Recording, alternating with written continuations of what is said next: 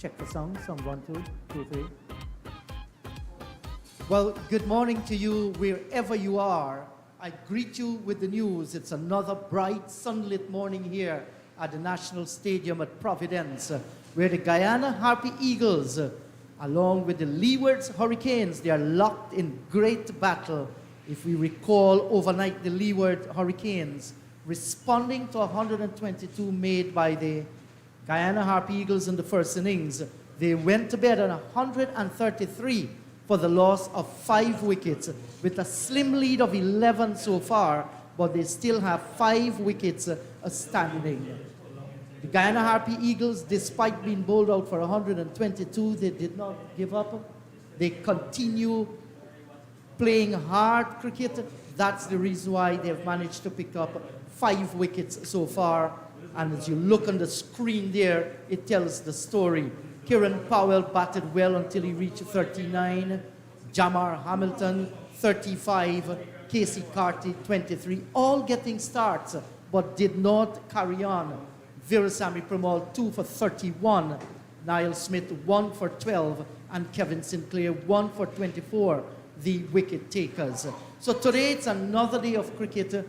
And if we can go by what happened in the previous matches, early in the morning, there's some swing for the fast bowlers.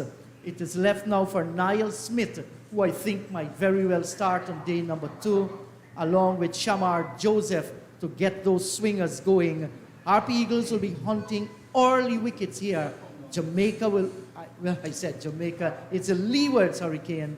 They will try to capitalize on a situation that they have managed to conquer so far. 5 wickets standing, 11 is the lead for them. They will want to get past that 100 lead. On the other hand, the Harpy Eagles will want to keep it down somewhere around that 50. If it passes, then it's more pressure for the Harpy Eagles. But it's a brand new day of cricket, and we are expecting out in the middle a keenly contested battle. With me in the commentary box, John Ramsey. Good morning to you, John. And it seems as though Guyana Harpy Eagles will be starting with the left arm spinner. That's Anthony Adams. What can we expect today? Good morning, Inderjeet, and good morning to everyone. Another gripping day of cricket for sure. The Leeward Islands went to bed with a slim lead of 11 runs. They want to come in this morning, battle the first hour. Very important that they survive the first hour. The threat, like you mentioned, we saw in the previous matches, very early in the match with the fast bowlers coming and getting good assistance. We had some drizzles this morning, clouds still hanging around. But it's important from a Hurricane standpoint that Jamar Hamilton and Kofi James start again. Little partnership developing, but they need to weather the early storm. You can see a little bit of assistance already for a left-arm spinner of Adams. And if the Harpy Eagles can land in good areas, dead ball signaled. If they can continue to land in good areas, create pressure, get this breakthrough, get into the low order, game on. Yes, so I'm a little bit taken aback here with the thought it can work for them.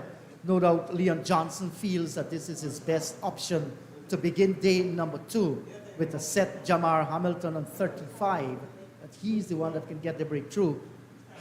I would have gone for my faster men, especially early in the morning based on what happened in the 2 previous matches. And it seems as though Hamilton has done something to his left thumb. That's the area he's favored. It looks like his right thumb actually in the Right, seat. yes, you're correct. Yeah, you are right. I like that. Yeah, I agree. I would love to start with the seamers. Niall Smith should be relatively fresh, 7 overs yesterday. Shamar Joseph, you would like to forget about yesterday. Both sending on lots of no balls, 7 for Smith, 5 to Joseph. But we'd like to give these seamers the early assistance. The ball is now in its 44th over. But with the energy that we expect these guys to have on the start of a new day, I would have given Smith and Joseph, at least one of them, the new ball, maybe they will come from the top end. Where we see seamers bowling mainly from in this series so far. This is the third match, but we'll see. The little bit of overhead conditions, not to worry. Clouds are high now, and I think that the seamers who tend to get a little bit of assistance in the air as well will not be so lucky today. Everything got to come from the pitch. Yes, and sometimes it works for you, sometimes it does not. Adams is here, he's looking for another wicket, 1 for 28 so far. On the other hand, with his slow left-arm spinners, if he doesn't get it right, what Hamilton and James can do is in the middle is to just reshape their innings, get back into the touches that they were yesterday afternoon, and build a partnership here. Because you do not want them to settle down. You want them to have these anxious moments, play at the ball more often than not. So we shall see how it progresses, but Hamilton, a good knock so far of 35. The question now, can he go on? You saw the likes of Kieran Powell, 39, never continued. 23, Casey Carty looked good while he was there. That's a good delivery, drawing him onto the front foot. Mindful too of the forward short leg that is there. So I think Harpy Eagles also will be keeping an eye what is transpiring in Trinidad and Tobago, where the Volcanoes are battling the Pride. A drive, didn't get it the way he wanted here. Hamilton got more inside of the bat than the blade. Volcanoes, you recall yesterday, 237 all out. Athenaeus getting 59, Walcott 55. The first over of day number 2 has been completed. It's 133 for the loss of 5. Akeem Jordan, the Barbadian speedster, 5 for 43. Pride in reply, 48 without loss. McCaskey is on 21. Mosley is on 26. And the Red Force are battling Jamaica. The Red Force yesterday, 302. Terence Hines, 94. A pity he did not go on to score 100. And Anderson Phillip, 63, not out. Jamaican reply, they were 5 for the loss of 1. So the Pride battling the Volcanoes. Guyana Harpy Eagles will not like to see a Volcano victory. Especially the way things are in their game. No batting bonus points in their first innings, and just 5 wickets so far in the Leeward Islands' first innings. So not the amount of points they wanted, even if they can get an outright win.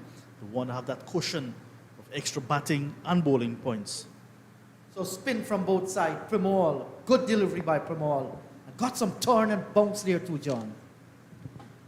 As we can expect from Veerasammy Permaul, very early, bounce and turn from him. He would like to nag away like we saw Raheem Cornwall did yesterday. Line and length, spot on, without trying to be too attacking. This one is swept away. Protection in the form of Chandapal, right back on the deep backward square boundary. So Leon Johnson, despite looking for the breakthrough, looking to pick up wickets, has persons in those critical run-saving positions. Not a lot of runs to play with. That lead can run away if they're not very careful. But the Hurricanes will just want to bat, like I said, that this first hour is very important, very critical in this game. The game is off to a very quick start.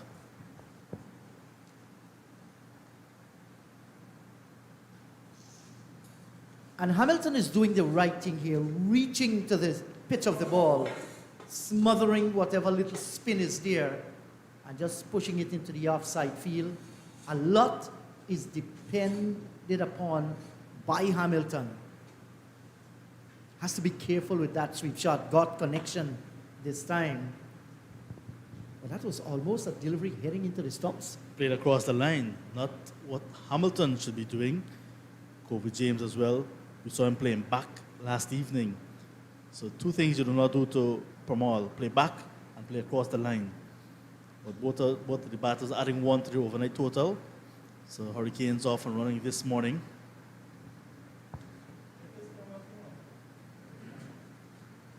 East Coast took a battering of rain this morning. Thank God it has spared the National Stadium, so no delay whatsoever. And the conditions are good. 45 overs gone, 135 for 5.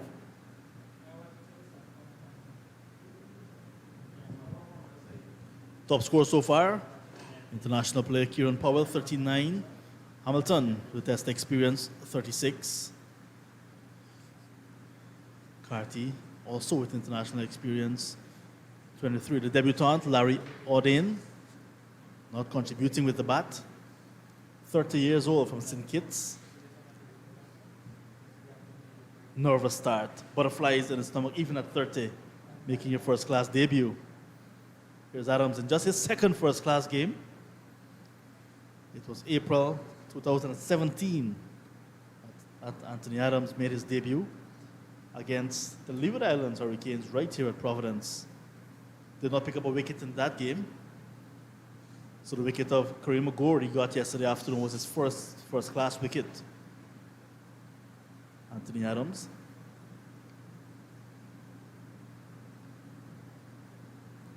Still a young man in cricket. He is, and you know, he has been very, very patient as far as career is concerned.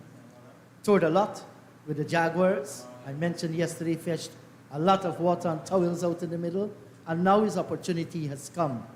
You know, and for his patience, sticking with what he wants, congratulations are in order. Has his opportunity here because Moti having that niggling back pain.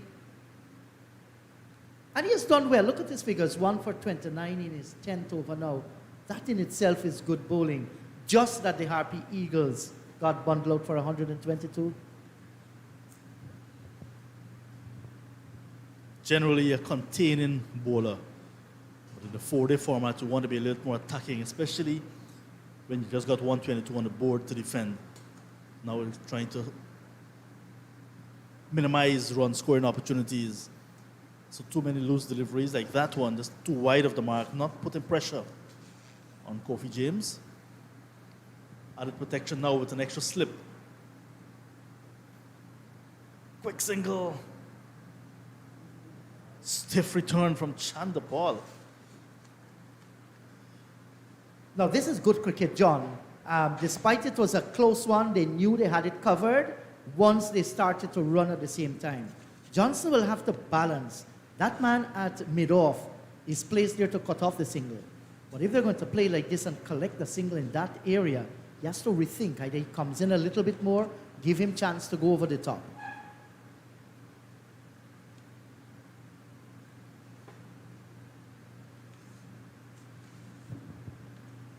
Another over from Adams coming to an end. He's completed 10 overs now, 1 for 30. And the lead by the Hurricanes now 15. You mentioned the rain this morning in the Jeet. There was a little bit of a scare at the National Stadium. A very light drizzle, nothing really threatening. But the east coast of Demerara took a hammering. And I saw the clouds, the dark clouds going for the south of the National Stadium towards the Cherijagan International Airport area. So I can just imagine what's happening in the hinterland of Guyana at the moment. Yes, there's some rain scheduled to visit those parts. And it's going to get clearer and better as the day progresses on the coast. So those are good signs. You know, nature can't please everybody at the same time. Rice farmers harvesting, their mouths are sour because of the weather. And those that need some water in the land, they are smiling. That's the way life goes. For more to continue.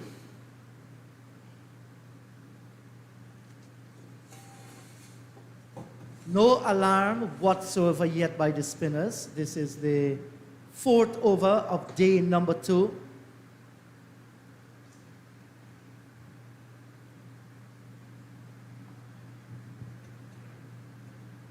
We can always say that Johnson, with his experience, knows exactly what he's doing. We saw it last week happening.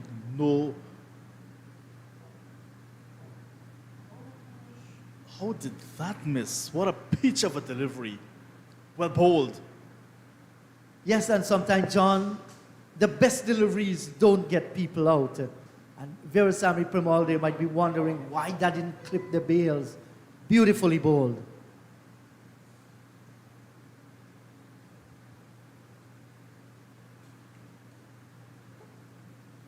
Maybe that is what Leon Johnson is asking his trusted warrior. Over the years, Virasamy Premal did say in an interview, whenever Jono wants something to happen, I am the person that he turns to. Yeah, but last week when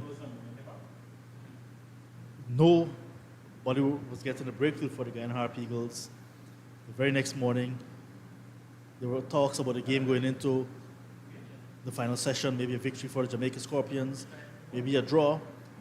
But the fast bowlers of that morning came and rocked back the Scorpions, and eventually the game finished very early. And we said Leon Johnson had it covered. Maybe he has it covered. Overcompleted, 137 for 5.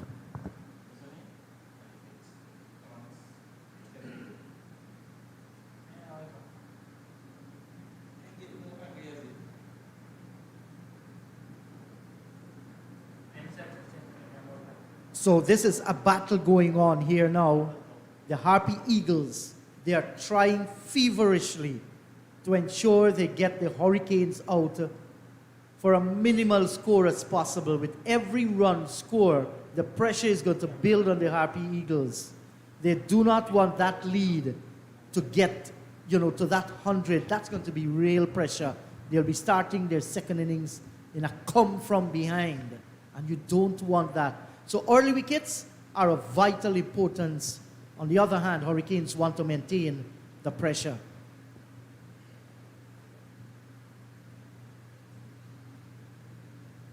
An easy single to Hamilton. If you look at the stats of Kofi James this season, just that 100 against the Volcanoes in the last game is a score of significance for him. This is now his 6th first-class game. Started against Guyana last year at the Queen's Park Oval. That was his debut.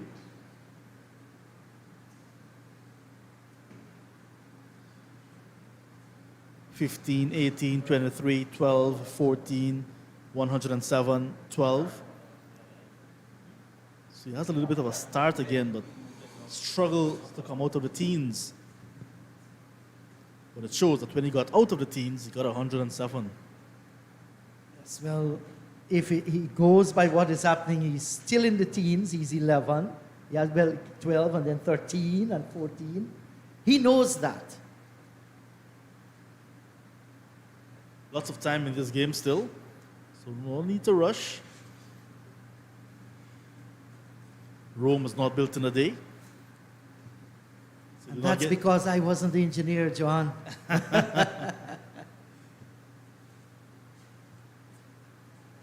Yes, I totally agree with you. No need for the Hurricanes to rush the bowling, play every ball on its merit. You already have a slender lead, but you still have 5 wickets in the bag. Nothing foolish whatsoever.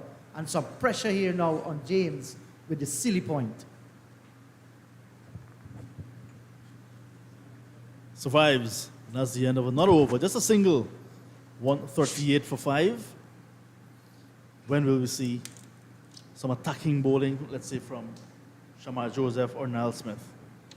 Well, but what Johnson might very well do here is to persist with Premal and Anthony Adams maybe for another 3 or 4 overs. If the breakthrough does not come, well, then he will have to call on his faster men to do the trick for him.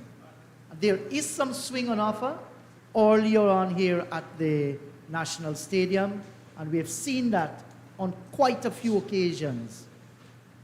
I thought outside of the no ball, both Smith and Joseph bowled well. That's something that they will have to look at. But yes, maybe in another 3, 4 overs, we'll have to rethink the strategy here, Leon Johnson.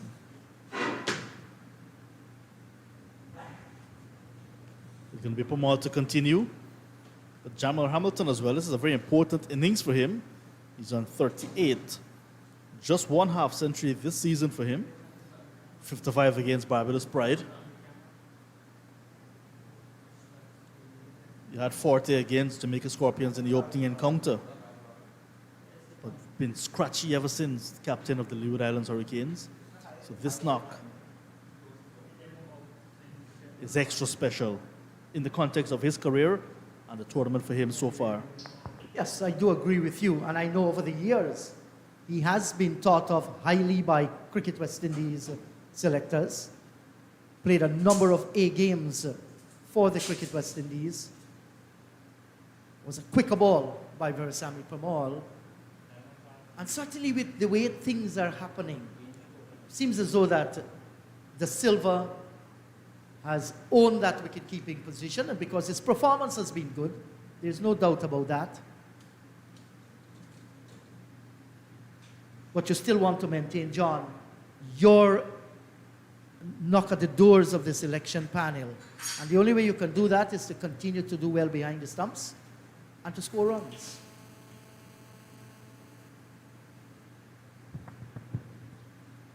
So more pressure now for Kofi James. Sitting it on, sitting it off, slip in play as well.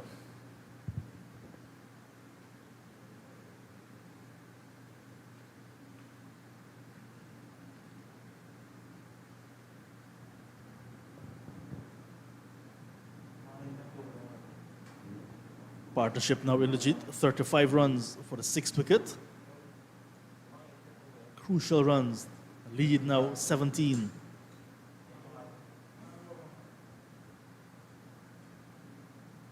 Very watchful. Another over with just a single. 139 for 5. So 139 for the loss of 5. They started the day on 133 for the loss of 5. So it means in 4 overs this morning, they haven't lost a wicket, so they have done well there, and they have scored 6 runs. So they have not gone through the gaps. They haven't scored freely. They have picked up their singles. Just ensure the first thing, preservation of wicket is of vital importance if they're going to continue to turn the screws on the Harpy Eagles. So John has left. He has gone to get some coffee. And Clydie has returned in the commentary box this morning. And this time they'll get the single. Good morning to you, Clydie. Good morning to you in the Jeet, and how are you this morning? I am good. Just watching this battle. Yeah, trust we've had nice weather. It's not really that hot. Nice little breeze blowing. Good day for cricket. Lovely day for cricket here. And somehow or the other, there's a feeling here that this match could end up one of the most exciting. You never know what could happen. Well, it's already exciting. It is. 140 for 5. You just got a lead of what, 18? 5 wickets in hand. The Eagles need to make the play because they're the ones who are in front and teams pressuring them from behind. So they need to make the play. The Leewards obviously has nothing really to lose at this time. They can tell themselves, look, we can just bat and bat and bat without looking to be positive. Still 2 days left in the 3 days, 2 days after this one. Just bat. Yes, and Kofi James almost played right into the hands of the plan by Leon Johnson and Anthony Adams. Looking to go against the spin. It was in the air for quite some time.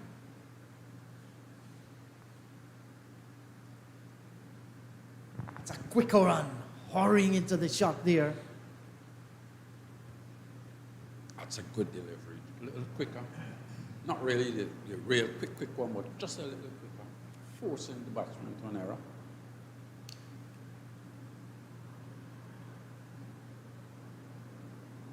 Question asked. Game, but I think that was an inside edge. Yes.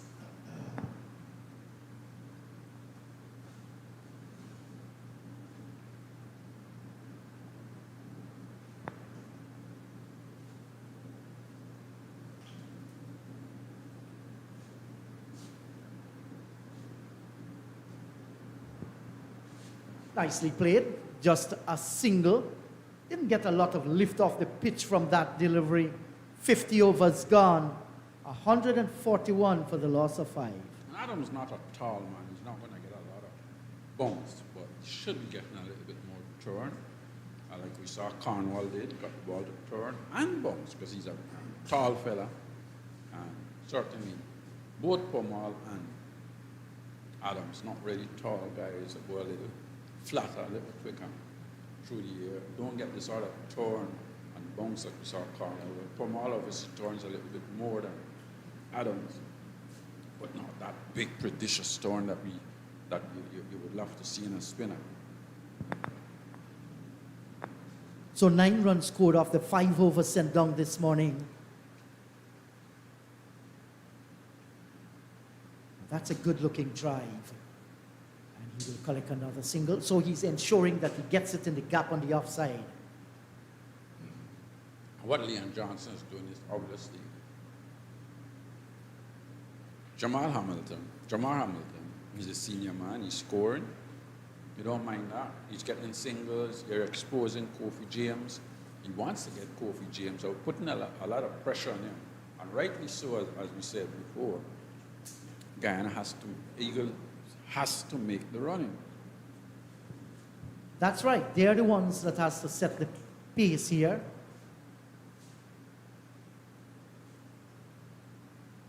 That's good judgment again outside the line of the off stump from Kofi James. We saw him left one yesterday that was so close to that off stump. So his judgment has to be real good.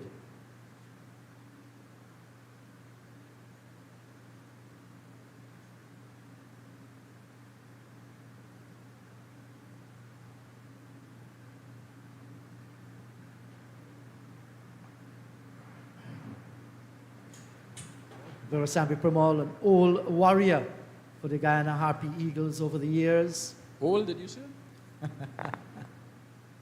In terms of the years that he has played, has nothing to do with his age.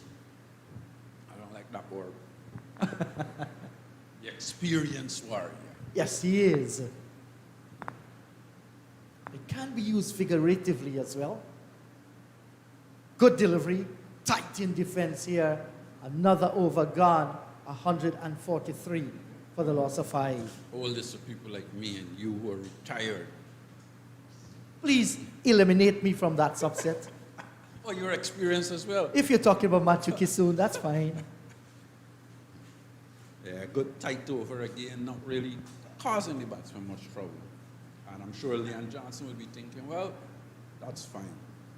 But we'll just got to keep things as tight as possible. When we do get a wicket, we'll probably get 2-3 in bunches as the low order comes in. But you don't want to be giving away too many runs at this time. As I said, the game has a lot of time in it.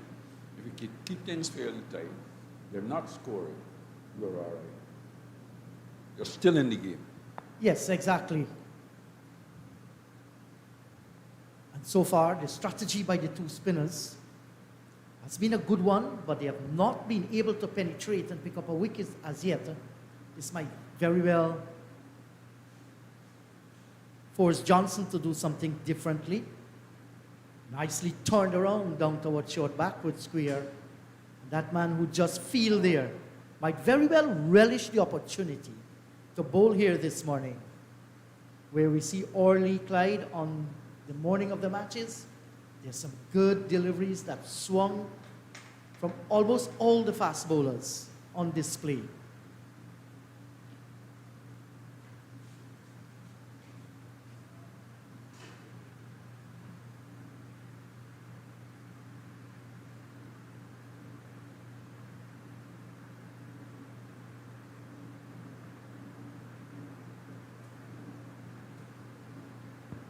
I would like to see Adam slow it up just a little more. The delivery before, he looked to drive. Slow it up, still slow it up some more rather than go pace.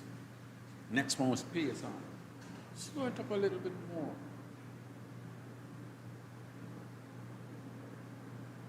Good run. That's an excellent run by both players, playing it out on the onside and straight away set off for that single. Yes, and Adams was down on the wrong line there because the forward short leg was taken out, placed the silly point, and he bowled the delivery maybe a leg stump line, just coming back a little.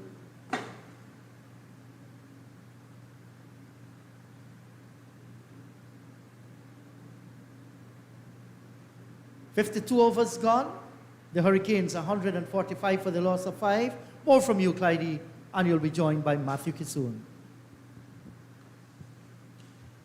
Certainly, I would love to see both spinners, especially to Kofi James, bowled us just that little quicker. Encourage him to look to drive through the offside. Maybe he'll take the chance and look to go over the top. And with the ball turning away from him, he can easily get a leading edge and get caught anywhere on the offside. But I would love them to just slow it up a little bit more to Kofi James. Early in the morning, here's where you want to take your chance to get a wicket and to put pressure on the opposition. You don't want to see after an hour both batsmen still there, starting to relax, starting to play their shots and score it freely. Morning to you, Matthew. Morning, Clyde. Morning to everyone right across the Caribbean region, especially in Guyana and the Leeward Islands. Great interest in this match. The Harpy Eagles will want to win and to ensure that they win the championship this year. Leewards, on the other hand, will want to put the brakes on them. Come out with another win against the Harpy Eagles at home, in the Harpy Eagles' backyard, as we would say.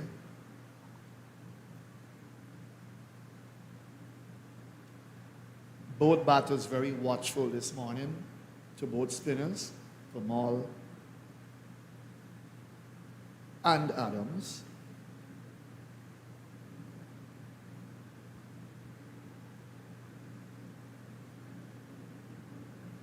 A little bit of bounce and turn.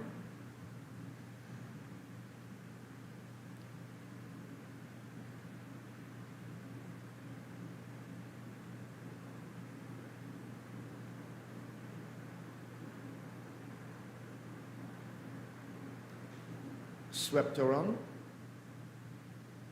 to where Chandrapal fields. Yes, another good day for cricket. And as you rightly said, within the Harpy Eagles have got to set the pace here. They have to pick up 5 remaining wickets in the first innings without a big lead. You don't want that deficit to be too much at all. It will put the Eagles under a lot of pressure.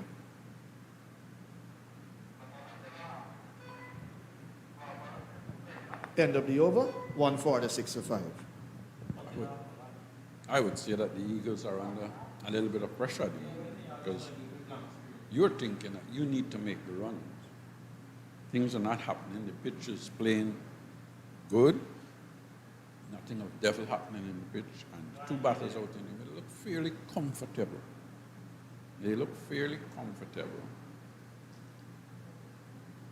So I think the Harpy Eagles are under a little bit of a pressure from the Hurricanes at the moment. Well, I would love to see them do it early in the game, especially when you're bowling to Kofi James. Give it somewhere, encourage him to look to hit you over the top.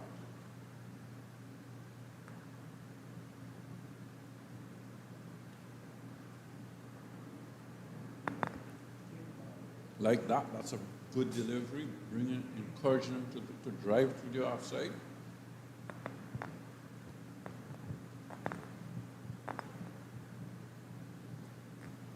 And I agree with you, Kofi. James is the one with least experience. He's in his 6th first-class match. He's got 100 on this belt already.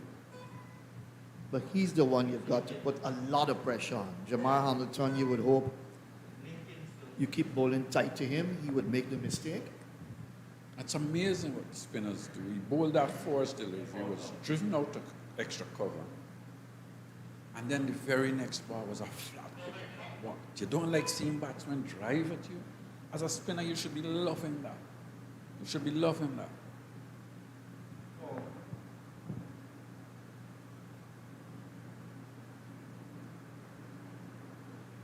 Your thoughts on Anthony Adams so far? This is his 2nd first-class game.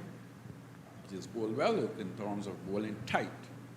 His variations, I think, at times, is just too flat. He's just a little too flat. As a spinner, he just needs to slow it down a little, invite the batsman. On a pitch like this, nothing is really happening that much. So you have to use your variations. You have to make the batsman come at you. If the plan is just to keep things tight, that's fine. 146 for 5, that's the end of the over.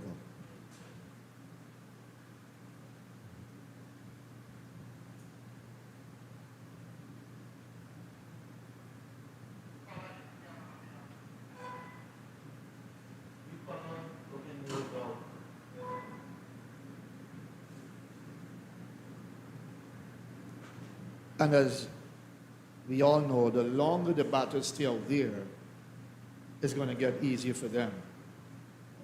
They're going to play more comfortable, more at ease, and the runs will flow. That lead is 24 now. In first innings.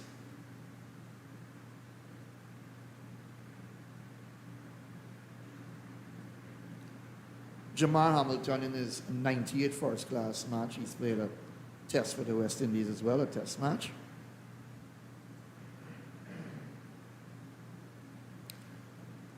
He's the captain and he's the man with a lot of experience. So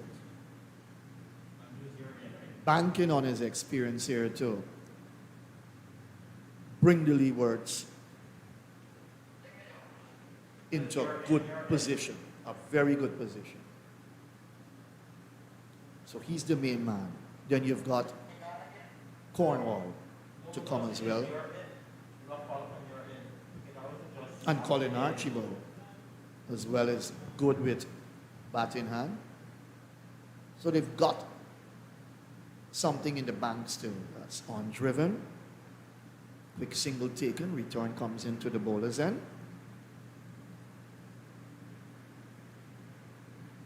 The other thing about Jamal Hamilton, he runs well between the wickets. But from the time he pushed that call straight away for the run, you don't see a lot of regional cricketers run when the ball is going to mid-on and mid-off. See, the Australians, they do that very well.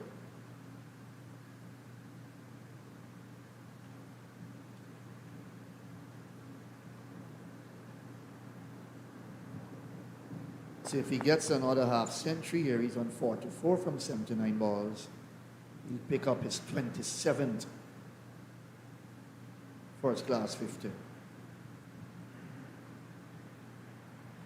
So good experience. All Kofi James need to do is to give his captain good support and also pick up the runs. Turn the strike over. Pick up the ones and twos as well. Don't need to do anything rash.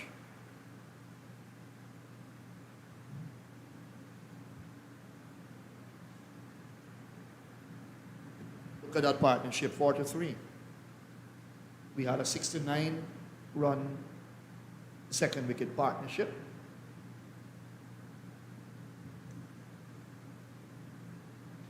That's the end of the over, 147 for 5.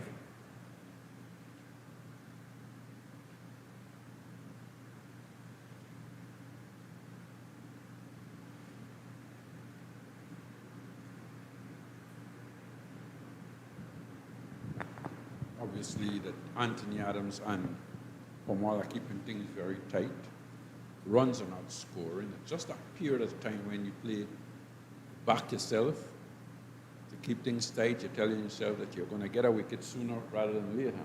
And then you try and attack again because the attacking fielders have now eased off a little. From when we started this morning,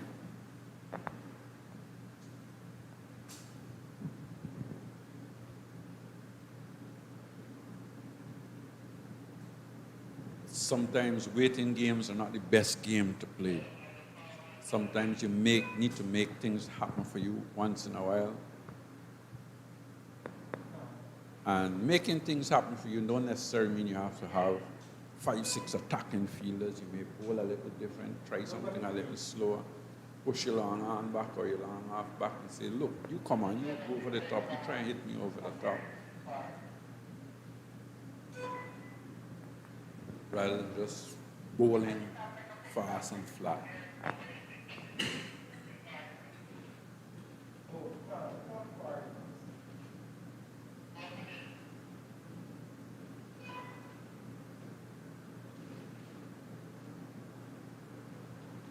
the temptation to play strokes must be there.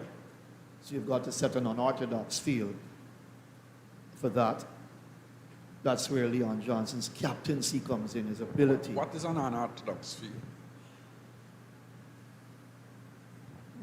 You have to answer me that, because I don't know the answer to that one. What is an unorthodox I field? would think not the basic field placements, but if you want to tempt these batters and you want a wicket or two, just set the traps. Look at that. Down the track and picks up a boundary, hitting that straight over the head of, and that's Adams, the bowler, to his right, and he gets a boundary.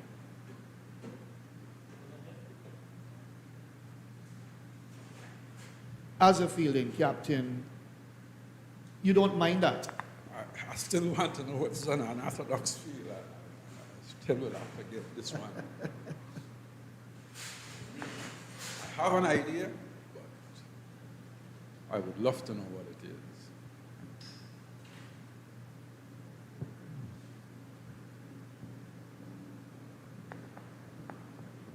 $152 for 5, that's the end of the over.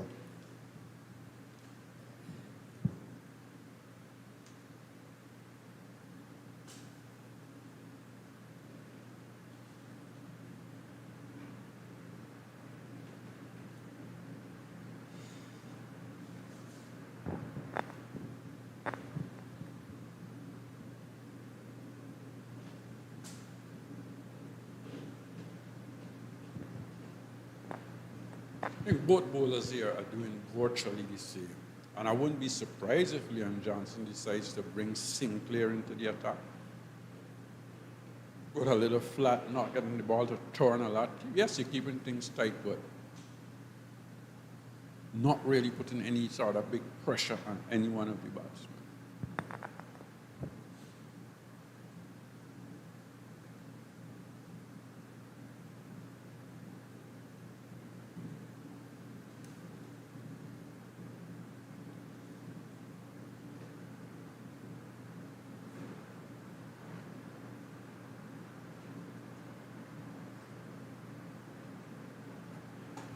$590 first-class wickets for Versamy Pamal now.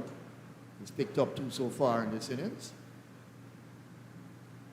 Heading up to that 600 mark.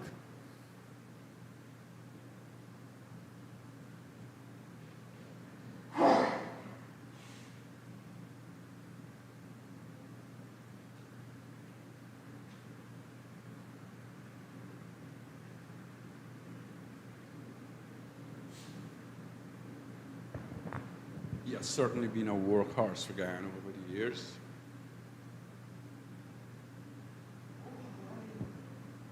That's an excellent delivery. That one actually bounced. Bounced a little bit more than previous, a lot more than previous deliveries, and pitched in a good area as well. So well bowled.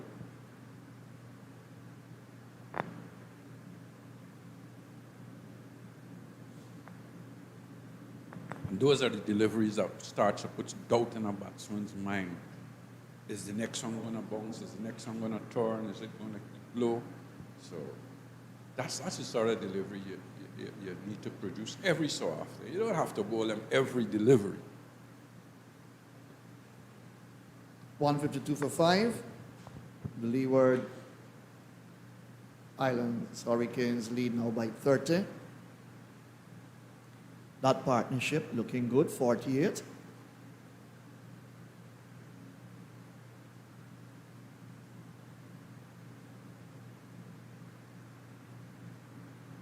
And even though the Harpy Eagles would have batted badly in the first innings, obviously you don't expect them to bat badly again in the second innings. And here's where that lead is very important. Because you've got some young batters at the top of the order. Nandu, Chandapal, Anderson, and Savory.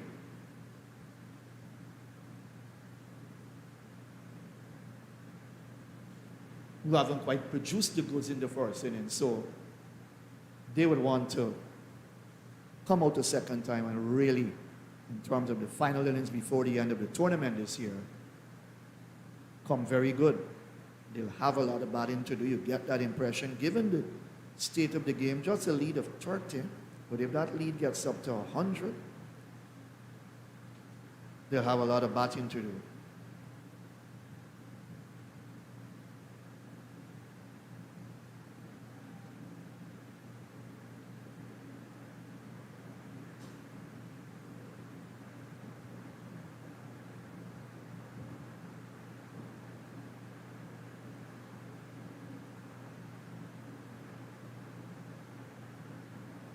Drove off the inner portion of the bat, not where he intended that ball to go. Kofi James and then Hamilton had to get back into his ground quickly, looking for a quick single.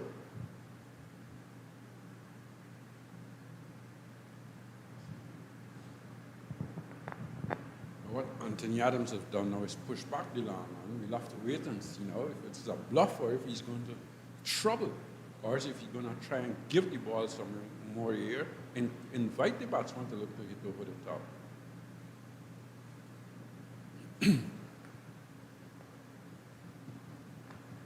That's the end of the over, 152 for 5.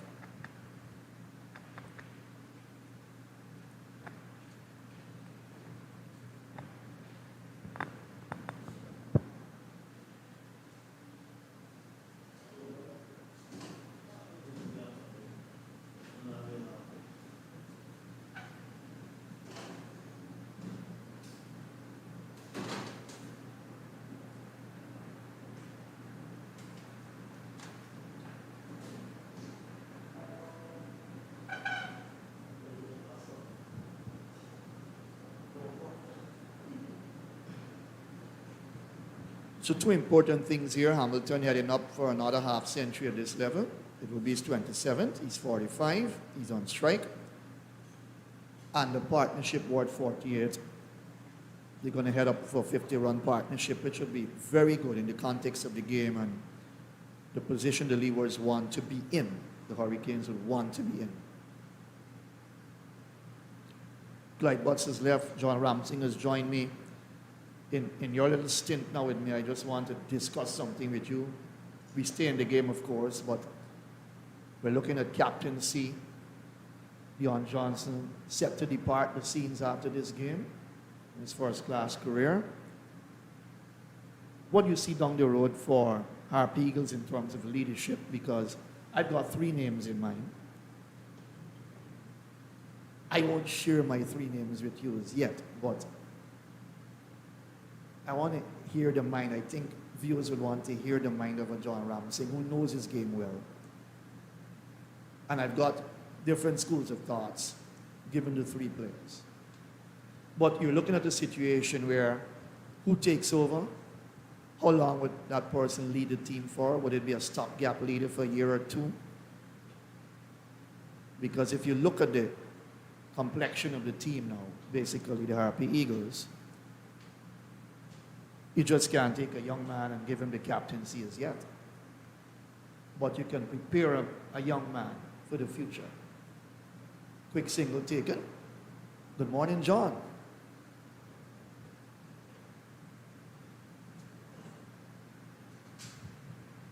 Over comes to an end, 153 for 5.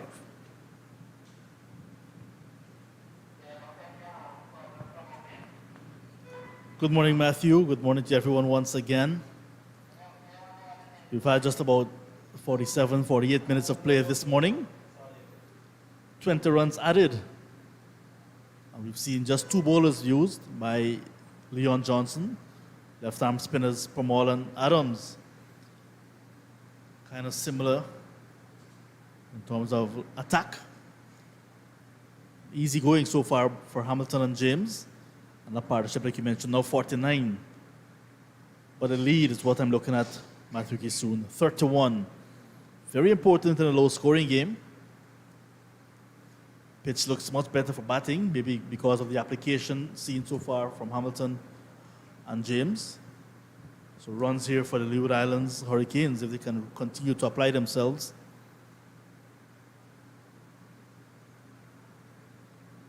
The Guyana Harpy Eagles will want to keep an eye on that lead. Raheem Cornwall, who had, I think, 1/2 century this season, still to come. Archibald capable with the bat, Louis as well. So some batting still available to the Hurricanes. And that single will take the partnership now on to 50. Very good partnership between Hamilton, the captain, who's approaching his second half century. You can see 155 ball. Took some time, but it needed to consolidate after some wickets fell, playing towards stumps, playing the first hour this morning. So they had their challenges, but they're still there. Congratulations, Hamilton and James. Fluent drive, will beat the field at mid-off. Nice shot, a boundary, 4 runs. Good looking shot.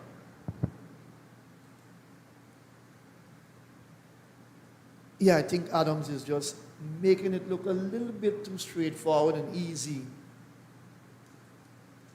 for these two batters now. As if they're celebrating that 50th partnership. Nice boundary to celebrate. You asked a very important question, Matthew Kisoon, about the leadership of the Guyana Harpy Eagles.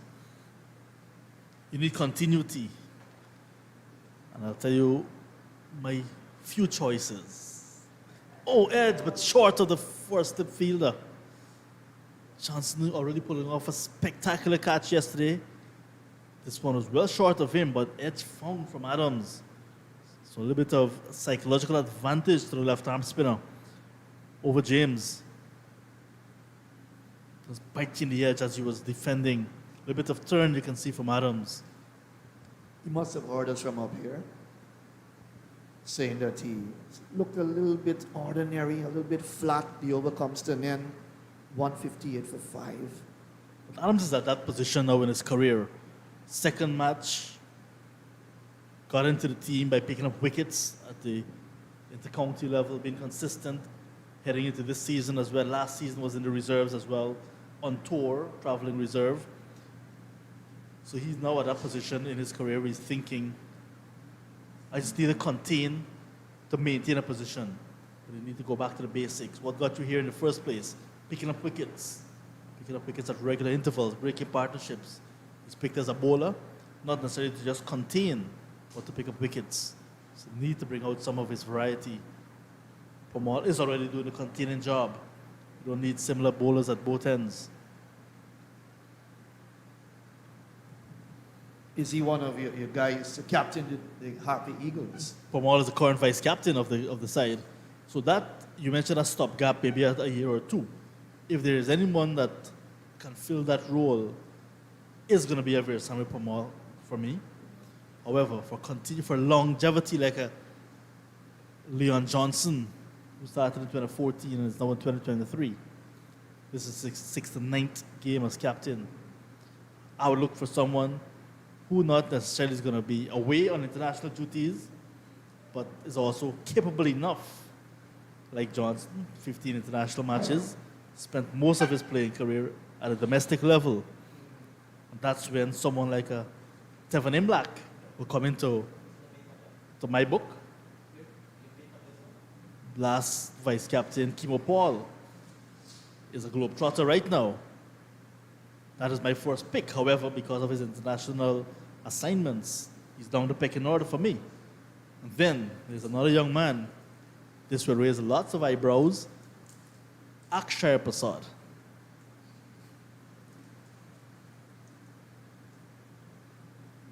Just short of Matthew Nandu.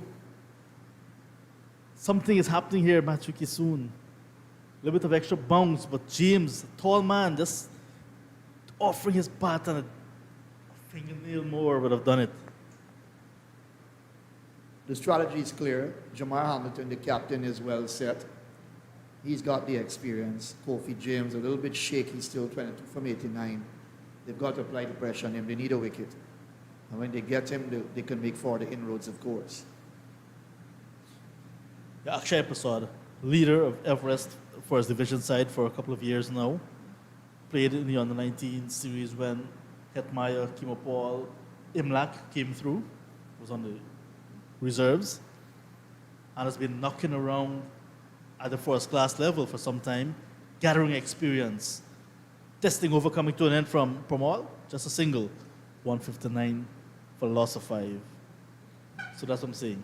If there's a stopgap, Pramal, longevity, Imlak, tactician, and one of the, well, like I said, my first choice, Keeper Paul. But second to Imlak for longevity is Akshaya Prasad. I give you 4 options there, Machuki soon. Let's hear your 3. You did well. There's still that old saying, great minds think alike, fools seldom differ. Yes, I thought about Pamal as a stopgap leader for maybe a year or 2. Kimo Paul has been in my mind, but the thing with Kimo is that he's more on international duties, so he won't be a captain that would be around maybe for every match, given the timetable of international cricket and the demand for him. And of course, Tevin Imlak. That's the young man I've been thinking about. I didn't give thought to Akshaya Prasad initially because for me, he needs to be a permanent fixture in the side for us. He's not quite there. But I think someone like a Tevin Imlak who would have played in the Under-19 World Cup alongside Hetmai and Son, and the wicketkeeper batter as well. As you witness a change in bowling, Sinclair comes into the attack and is immediately driven down to long on for a run by Hamilton, gets his 49th run now. He's bowling from the southern end of Providence.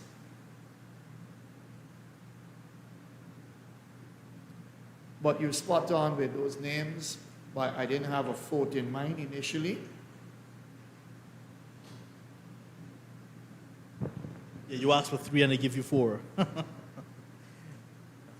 You give the bonus hoping that your 3 would be in the 4.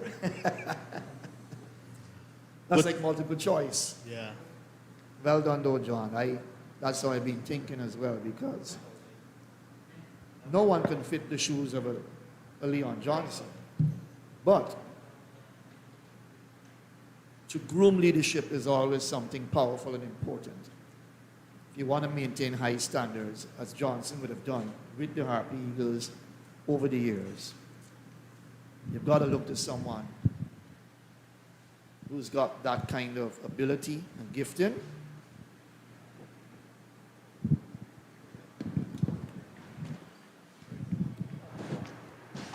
But I think the selection policy from a Guyana perspective would be to have Pamal probably lead that team for about 2 years. Oh, That's my school of thought. I In the meantime, Tevin Imlak cements himself in the Guyana side and performs well and gains experience at this level. And can become a good leader for the future.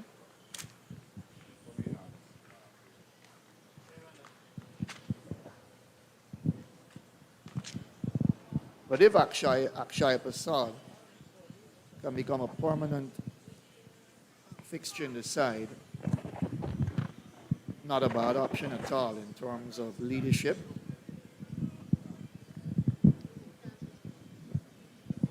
But I know that the Guyana camp would have to be thinking very, very deep here in terms of captaincy. It's a big hole and a big gap that will be left when Johnson departs. The over comes to an end, 160 for the loss of 5.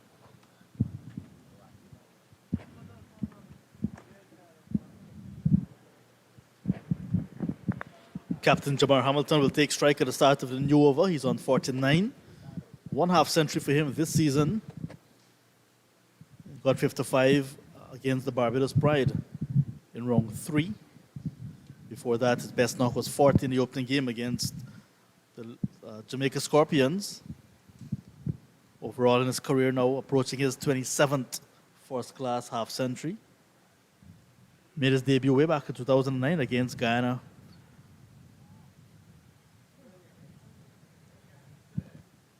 As his list A debut, but his first-class debut was against Barbados. Here he is. Look, he's a good cricketer. I think he's been consistent. Not a bad cricketer at all for the Leewards.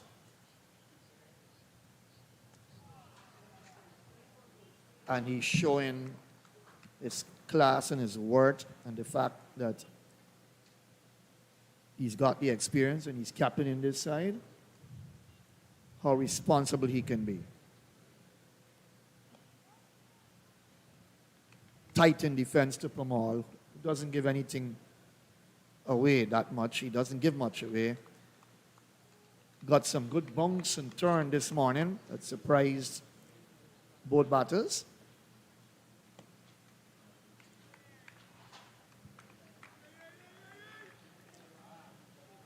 But it would be a well-deserved half-century should he get there. 102 balls already.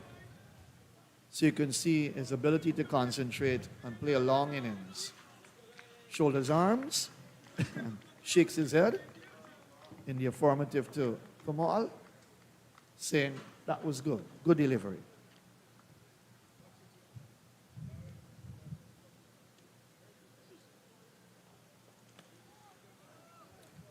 The Leewards captain would not be tempted by Pamal, who bowled very well in that over.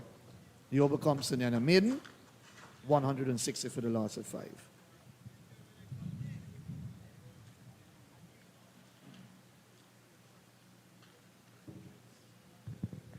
So the players will have some refreshments. It's been a very humid morning here at Providence. We will also take a break. The Leeward Islands resuming 133 for 5 overnight. After the first hour of play, 160 without further loss, extending their lead to 38. So we'll take a break. We'll be back in a short while.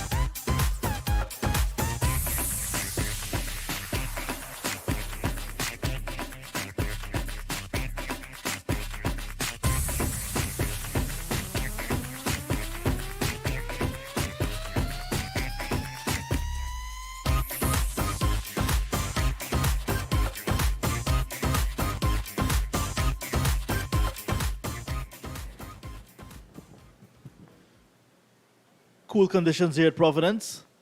Welcome back. The players are refreshed and rearing to go again. Leeward Islands resuming.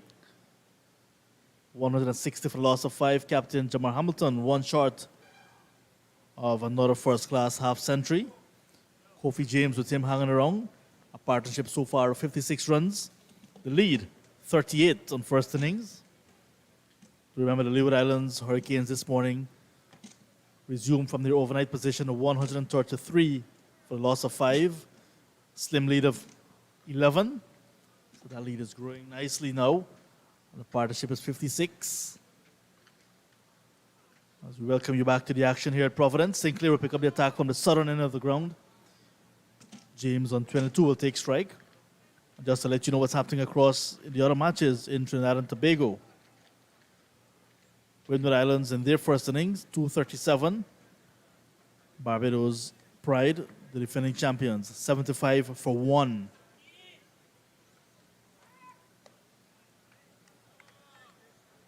And over at the Brian Lara Cricket Academy, host Trinidad and Tobago, Red Force, 302 in their first innings. Jamaica Scorpions in reply, 50 for the loss of 5. 50 for 5. Jamaica Scorpions, bottom of the table, and not helping themselves at all in this game. 50 for 5. Welcome back, Inderjeet. Good morning. Hello to you, John. Good morning. Hello, listeners. Yes, Jamaica's struggles continue. And that's sad. It's not good for West Indies cricket. Jamaica's always produced some outstanding cricketers. Trinidad and Tobago, all over them.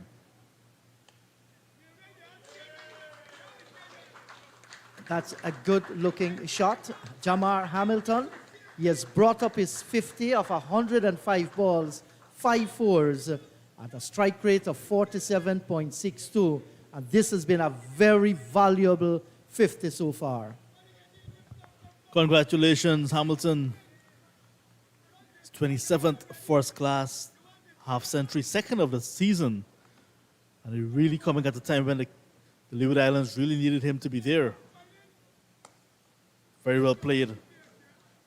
He's going to take a new guard and continue or start again because his team very much need him to bat a long time, get a good score.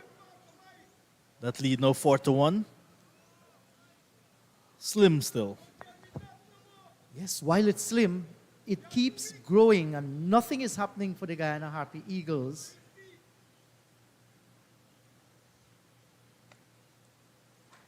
There's some spirit thought here, John, as we discuss the value of this half-century for Jamar Hamilton. When he came in yesterday, and if he had lost his wicket at that stage, you know, it would have been a great battle for the Leeward Hurricanes to come back in this game. But he ensured he's the skipper, sets a high standard, and continued to bat well this morning. 164 for the loss of 5. Johnson here now must rethink the strategies. His spinners have not been effective today. His only chance to stay alive in this game is to keep the Leeward Islands Hurricanes below that 100 lead. If he can do that, well, then he can consider himself, we can knock that off and set them something. He must turn to his faster men now. The time has come. The early morning perhaps would have been the ideal time, but he preferred to use the spinners. They haven't picked up the wicket. The lead has now gone on to 42, and he will continue with Premal from this end. Now, we know Premal experience, trusted warrior, has done real well. But sometimes you need to make these little changes that can actually work for you. Just saw an image of head coach Ryan Hercules and left arm spinner Gurukesh Moti on the boundary. No doubt cheering on their team, but they need to lift the side. A wicket will do that. Sweeping with missed. Also missing that helmet behind Imlak very closely. Buys a signal by umpire Nigel Duguid. So extras contributing as well to this total. Leeward Islands Hurricanes don't mind at all. Yes, and Imlach should have been a little bit more careful, got up too early, and that ball kept low. So they're leaking the runs now. 46 so far, close to 50 lead. You see there, John, it actually went between the legs of the keeper. So if you're getting up that early and you're coming across, you want to keep it tight, legs close together.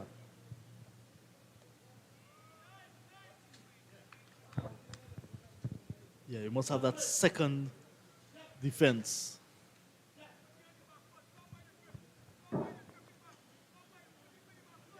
Pomal, 2 for 39. Got the wickets of Casey Carty, like before, and Devon Thomas. So those 2 wickets, but since then, nothing for him. Leading wicket taker for the Guyana Harpy Eagles this season, as he has been throughout his career pretty much. Just needs a breakthrough, I'm thinking. They had Kofi James in some trouble earlier, but he has weathered the storm nicely, James. He's still there on 24, battling away. Takish outside edge, but falling well short of any fielder. And over comes to an end. 168 for 5. That lead, like you mentioned, 46.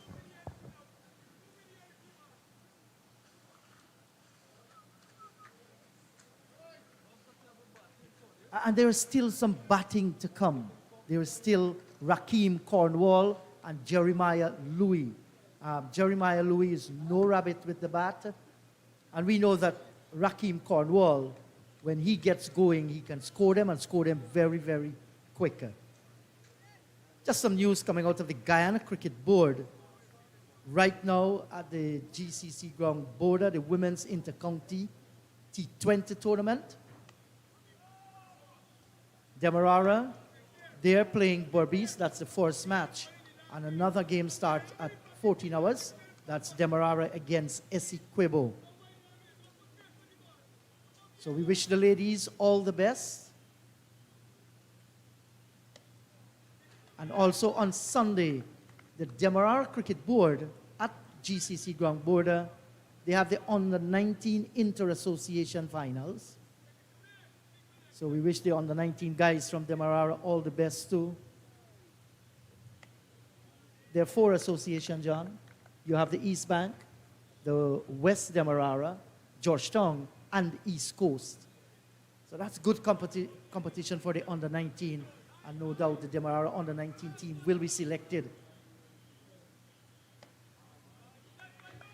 for an inter-county Under-19 tournament. And this year, they're playing 3 days cricket as well, along with Super 50.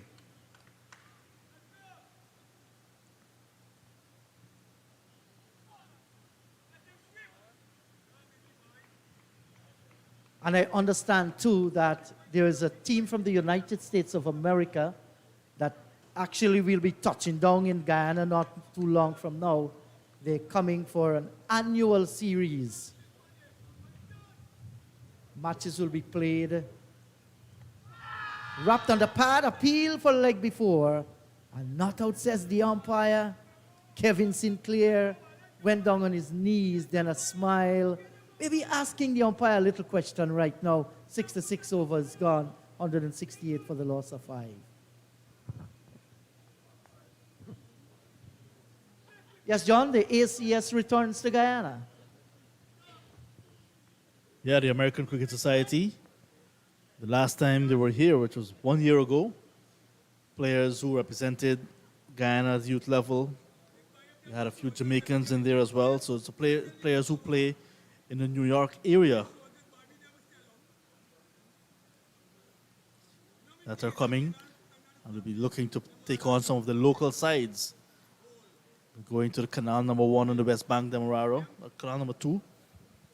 We're going to Albion, Chesney, those are venues on the Quarantine Coast, Bushlat, West Coast, Berbice, and in the city, Everest, GCC, Maltinos, and on the east coast of Demerara, and more.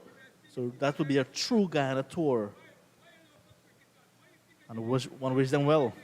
Yes, and those matches are normally attended by a turn-up of good spectatorship as well. So we wish ACS all the best. Now we're having a change in the bowling, and Niall Smith, 1 for 12 from 7 overs yesterday, has now come into the reckoning. So Johnson tried with his spinners. They haven't done the job he was looking for, and now he has called on Niall Smith for the breakthrough. Mind you, the spinners, they weren't knocked out of the bowling, but they scored the Leewards Hurricanes, their singles, their twos, and certainly their eyes well set out in the middle.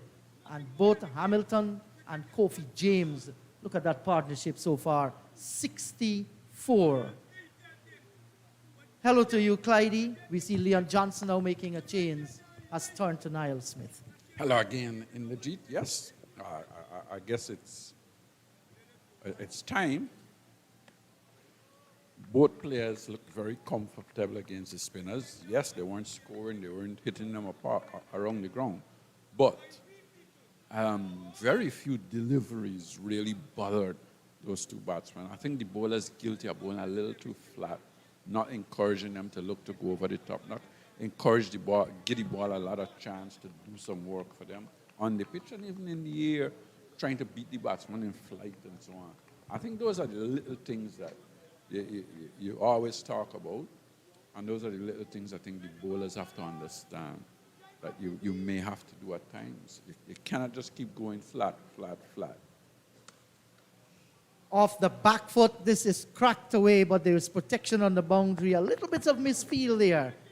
Anthony Adams. Hamilton, it came off the bat very, very hard. He's a muscular man. Eyes lit up. So Niall Smith back in the fold. Johnson might have been tempted this morning to start with one of his fast bowlers. There's fast bowling points as well, and a little bit, we saw some little swing earlier on in the day. Well, that was new ball, you know. Yes, so true. That was new ball, and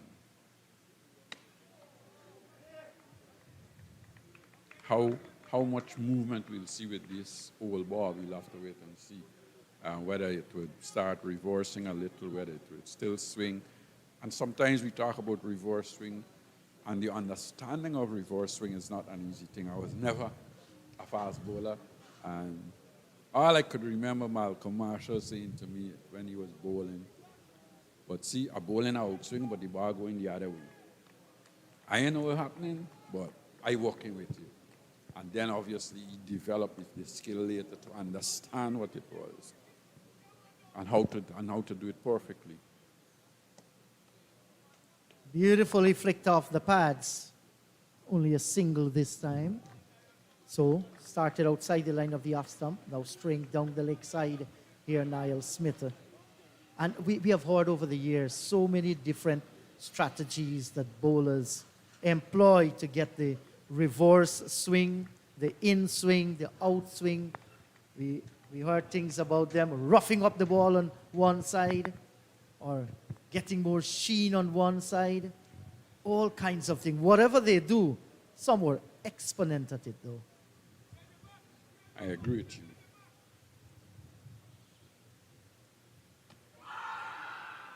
Wrapped on the pad, and there was Smith running away. But you guess the appeal did not go up vociferously. Your thoughts? Look at the wicketkeeper and look at the first slip. They weren't interested. They weren't interested. Look, the two men did not move. The rest of guys with the bowler did. But the wicketkeeper and the first slip, and that gives you an indication. And there again, we're talking about the ball doing something, and that one certainly in swing a little. So, yes, as you can see, that's certainly in swing. Yes, a good in swinger, but not good enough. Clearly going down the leg side. And that's the second time we see Niall Smith getting that in swing. And the ball seems to be wobbling a little in the air too, as it in swings towards the right-hander. 67 overs gone, 170 for the loss of 5. And like you said, there's so much theory about the reverse swing and what you did with the ball and what you didn't do. You've heard so much things over the years. People having Vaseline in their pocket, bottle tops, sandpaper, whatever you could think about. People apparently used to use them, but things have become a little different now. The camera is always following the ball, so you cannot get away with those stuff that you got away with in the older days. But do we think that things still happen? I don't know. I don't know. I'm not going to say.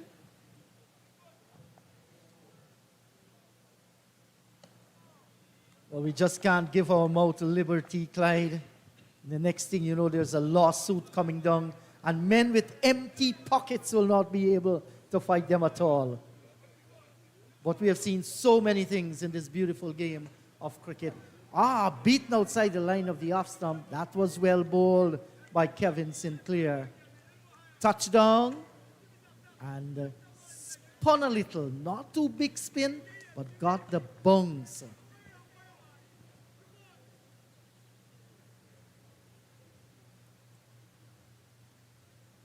I'll tell you a little story about a guy from Queen's College. Avin Gangadin, I think he's coming down with the ACS cricket team to Guyana.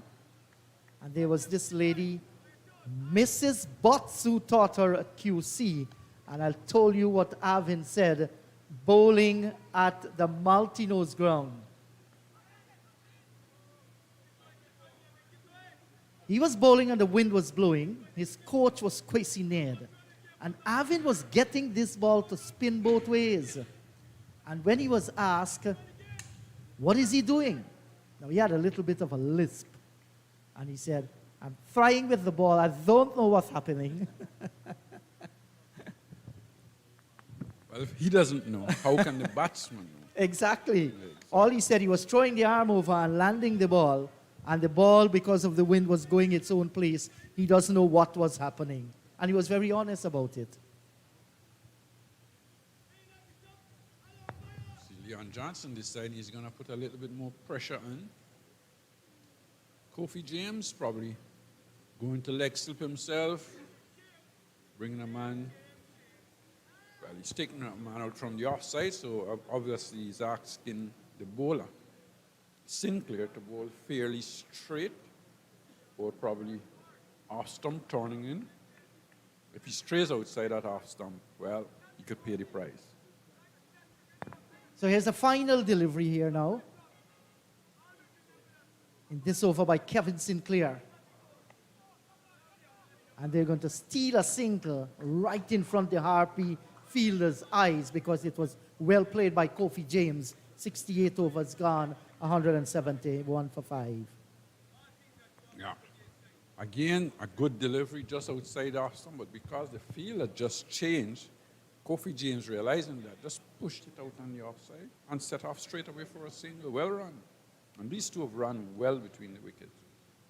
They have, and this is an excellent partnership. Kofi James has chipped away. He's now 26. Jamal Hamilton is 52, and there is our man.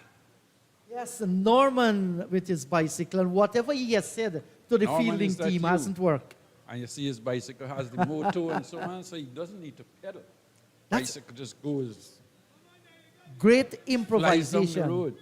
Yeah, So when you see Norman speeding down the road, don't think it's Norman. It's the motor. yes. And there you could see him there, no doubt trying to upset the batters out in the middle. He hasn't managed to do that for the entire morning. Yes, one of the characters. Really encouraging his boys to try and get a wicket. And that's flicked away out down towards long leg. But there's protection on the boundary area. But the singles are coming. And the lead is building.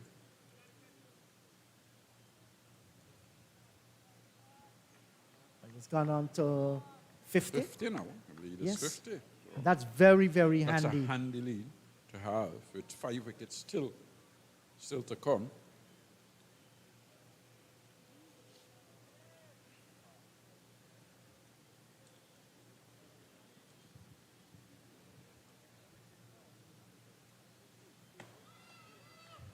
That's a big in swinger, but pitching short of a good length. So Niall Smith is showing us here, Clyde, that he can do the two things. He's not only getting it to go away, but he's bringing them back. Just see if he can get them on the right lines and length. Can cause some trouble.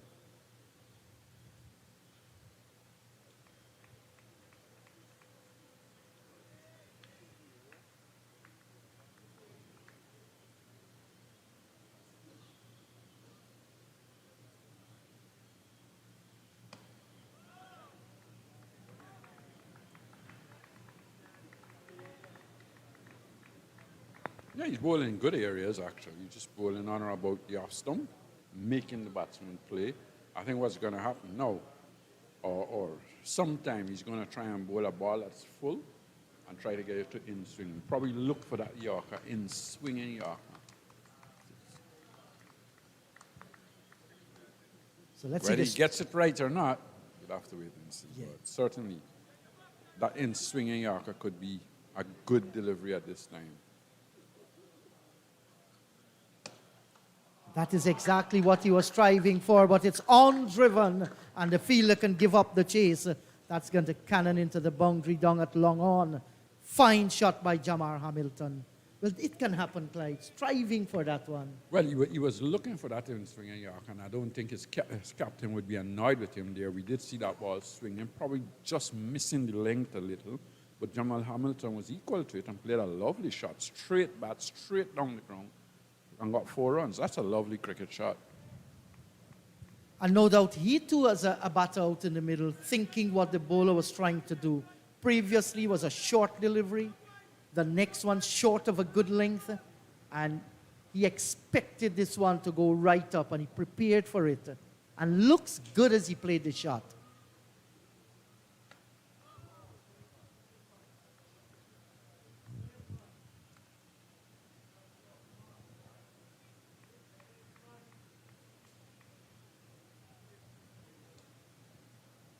Yes, and that's Azad footed in, touching the wrist there with Norman. Footed in, I understand, Clyde, he's living just around the stadium area, not too far away. Yeah, not too far away. Probably about a 5 minutes walk or so thereabouts, if you go straight, that is. Yes, and good to see a former cricketer. He's coming out, say hello to the guy, spend some time here. 69 overs gone, 176 for 5. That in swing again, this time not directing it, not getting it in the right direction. And lucky to get away with that, as Jamal Hamilton was looking to pick it up over mid-wicket or over square leg. So lucky to get away with that one. But this is a good partnership. This partnership is actually, I'm sure Leon Johnson and the rest of the Guyana team out in the middle are getting a little worried now, because they need to pick up that wicket. They need to try and contain as much as possible. But I think the important thing here is to try and get 2 quick wickets. So they have to, and definitely, they will realize this partnership so far, 72. No real alarms whatsoever. They haven't picked up a wicket. The Leewards Hurricanes continue to bat well, and we have seen some sensible cricket. Kofi James is playing the secondary role, while Jamar Hamilton, the skipper, he's out in the middle. He's on 56. He has battled some handsome shots.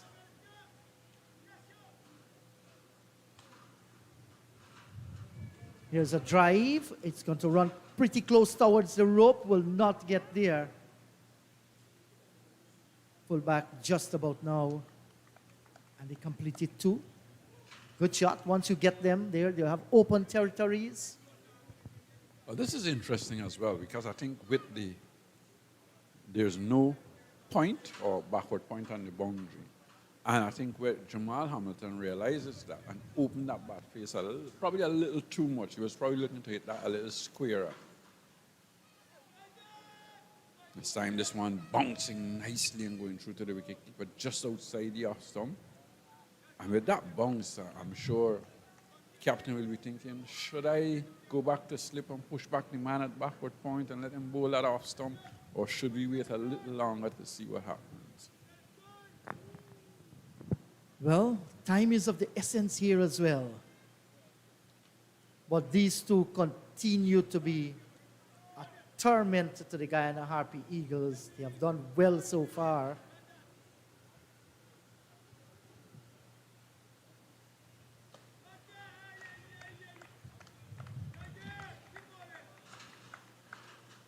Clydie with the leg slip and a forward short leg. You're asking your bowler to bowl a middle stump line, an off stump line. Basically, you ask him to bowl fairly straight. You give any sort of width there now, and you would be punished through the offside. There will be runs on offer, or there's still a slip in play. So if you bowl straight, and then give one outside the off stump, take a chance. You never know. The return fired in there from Tejnara Chandapal. But the communication between these two running their singles has been excellent. They understand each other. I see Ian Johnson's now changing back the field to Jamal Hamilton. He's gone back to slip, and he's pushed the man back at point on the boundary. He's going to bowl a different line to Jamal Hamilton. Jamar Hamilton. I get mixed up sometimes and say Jamal. Yes, they're very close names. So 70 overs gone, 179 for the loss of 5. Recapping what transpired: Matthew Nandu, day 1, 22, Anderson 16, Sinclair 12. That's the reason why. Their top score, 122 for the Harpy Eagles. Rakeem Cornwall, 4 for 27, was easily the best bowler on the show. 2 seamers, got 2 wickets each. But certainly, Cornwall is the one I think put the brake on and kept the pressure on. I'm not saying that the seamers didn't bowl well. I thought they bowled very well, kept things fairly tight, and they got their rewards. When he got Matthew Nandu there, so opening, and he capitalized on that. You're right. That was the guy who started this line. When you bowl that forced delivery and it bounce and turns like that, that is sending, I don't want to say it's sending fear into the batsman to come, but it's certainly sending a message. I'm here, this is my pitch, I'm going to get some turn and bounce, and I'm going to cause some problems. And he did.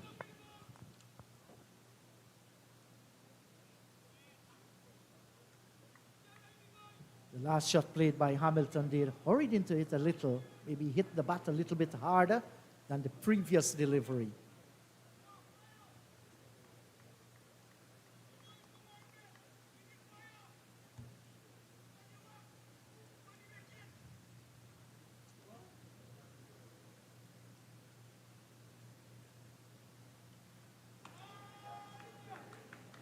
Not forcing the right-hander to play. Jamar Hamilton walks away. Good bounce from the pitch here by Niall Smith. And it's good to see. He's in his 3rd over of the day. Hasn't sent down a no ballers yet. I only hope it doesn't happen. So often, commentators are blamed for a few things that happen out in the middle. I was just going to say that. You've just put the curse on him.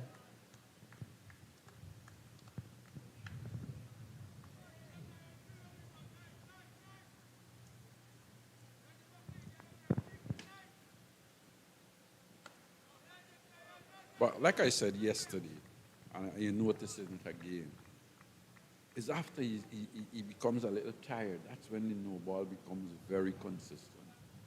When he goes probably 3, 4 overs, starts, I don't know if he starts to overstretch and what he does, but tends to bowl those no balls. That's the reason why when you're playing these competitive sports, you have to ensure that you're physically fit. You should be willing to go for the long haul. When your captain calls on you, you must be ready at all times. what was he trying to do there? Playing a caught shot. The ball flew over the top of the bat and into the gloves of the keeper. He was beaten with a length and probably a little quicker than the previous delivery. Looking to play a scoring shot through the offside. I think the length beat him. His delivery probably should have been on the front foot too. He was back and looking to punch through the offside.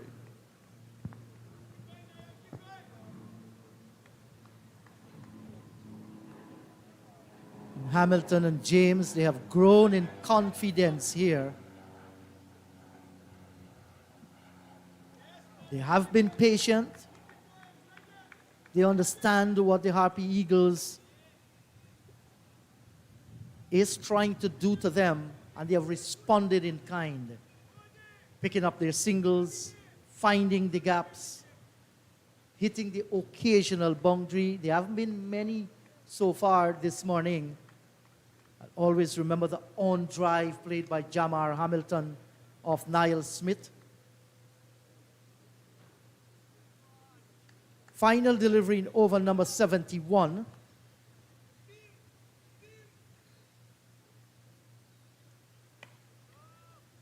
Good delivery to end the over. 180 for the loss of 5. More from you, Clyde, and you'll be joined by Matthew Kisoon. A fairly decent over from Niall Smith this time. Not looking to go for that Yorker, back pitching it for most of the deliveries, making him play on the offside. Certainly was a very good over, keeping things fairly tight. Not giving away much runs, but this partnership is certainly beginning to grow, and I'm sure the Guyana camp is worried at the moment. Machu, good day again. Good day, Clyde. Yes, worrying signs or worrying times for the Harpy Eagles. Sinclair continues. And at the same time, the two batters out there are growing in confidence. They're looking to score. They're scoring much freer now, picking up singles, looking to play a few more shots. And certainly, they're really putting the pressure on the Eagles.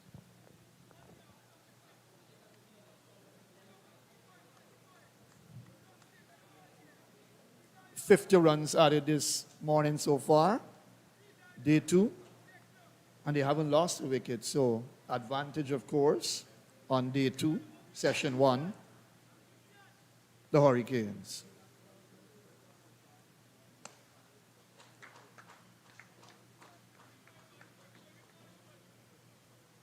Rotation in the strike, very important when you're developing a nice partnership.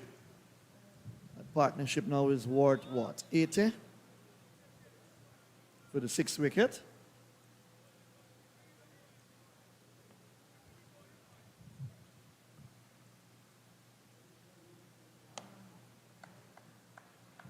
And you can see James buckling down nicely. 33 from 122 deliveries. That's not a problem. He's there. Hasn't given his wickets away.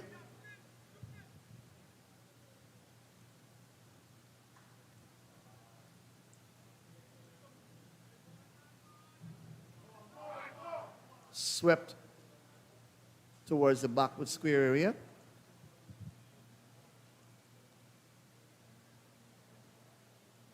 Tidied up after the ball went straight to the fielder. That's Niall Smith. That went very quickly, Tim. So that lead is building now, 6-2.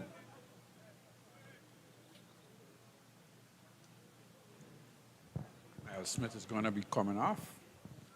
So I think he's been hit very hard, and whether his burst is webbing, it seems to be on his left hand.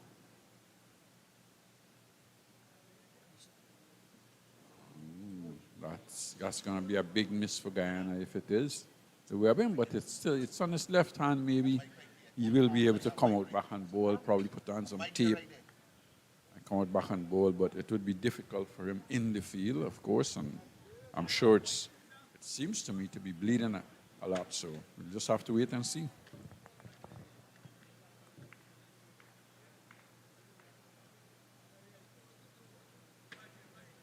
Dimitri Cameron comes out.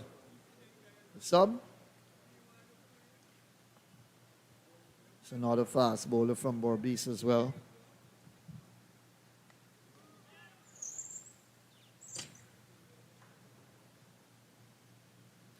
And this is exactly what the doctor ordered for the Hurricanes coming out in day 2. To just bat, don't give your wickets away. The captain is there, performing well, 27th half century at this level. Gone! What was he looking for there, Clyde Butts? And Sinclair has got his man. He's gone for 58. And that's the end of the captain. Well, he was looking to drive that through the offside. It torn a little bit. I think he hit it onto his foot, I'm not sure. But it turned a little, got it in the air, and Sinclair had to go across his left and take a good catch. And Jamal Hamilton is gone. Inside edge, back to the bowler. It's a very simple catch. And that's the wicket that the Eagles would have wanted. They probably wanted it a long time ago. But it's come now, and they would be thinking that they have the chance of bowling the Hurricanes out.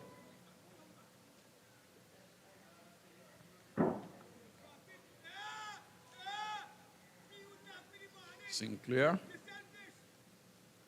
looking to drive through the offside, gets an inside edge and goes back up the pitch. Simple catch to Sinclair. So Sinclair has gotten his man. That ball actually turned, hit high on the bat. Sinclair got his man, caught on ball. And now Rakim Cornwall comes out. He can bat as well. He can play. He can play. Maybe he'll be a little bit more aggressive than the other guys, but he certainly can play.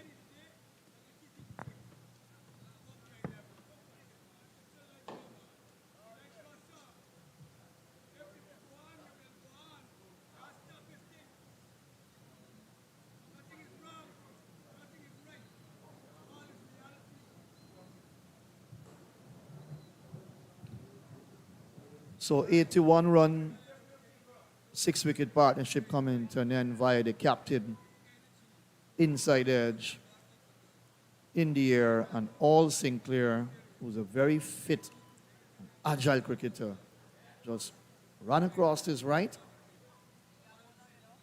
in line with the pop increase, and took that catch. Out comes the big man. And if he gets going, that lead will build. It's 63 now, so they've got the breakthrough. And as Clyde said, he would have wanted that earlier, but they've got it. Well, Niall Smith is running on back up on the field, so obviously when you've got a wicket, you've got a little bit of pain and so on, but your captain needs you out in the middle, and he's decided that he's going to go on back and he's going to bowl. You could say he got hit on his left hand, so the right arm, his bowling arm, is good. It's difficult to see actually what happened or which part of his finger is damaged. But it's not going to affect his bowling arm.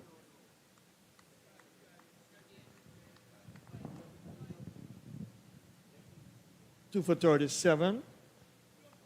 Kevin Sinclair. 2 for 39, beg your pardon.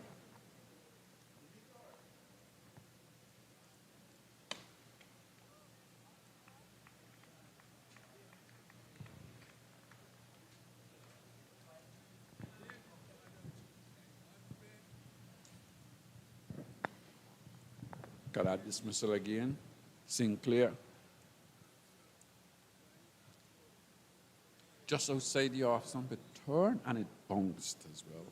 He's looking to drive through the cover, didn't get to the pitch of the delivery. Caught the inside edge, bounced, and was out caught on board.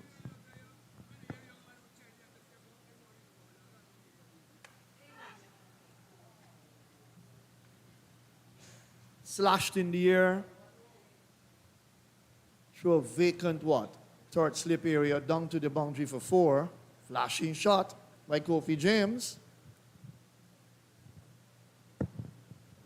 Pitched up outside the off stump, looking to drive through the extra covered region. Went hard at it.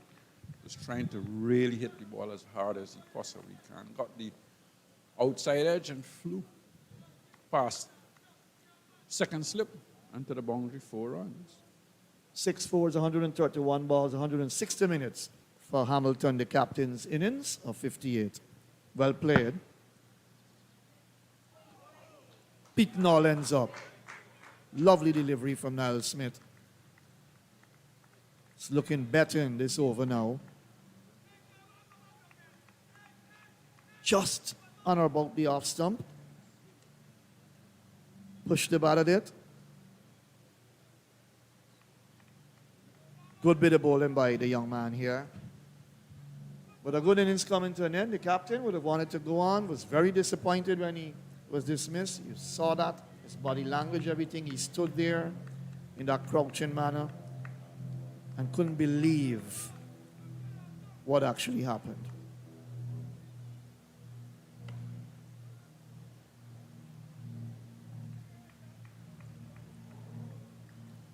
No ball. And again, it's coming in what is 4th over. So maybe it's when he starts striding and looking for that little bit of extra. You know, he's looking for that little bit of extra pace maybe. I'm warmed, I'm ready to go, I'm rearing.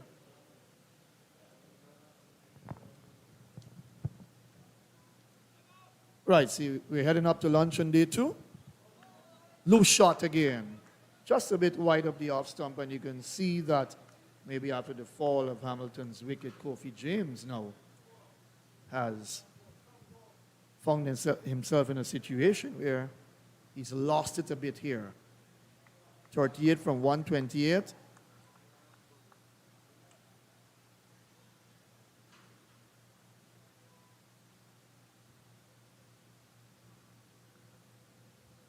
"15 minutes before the luncheon interval, I make it. The lead is 68. But it's been a good effort by the Leewards this morning.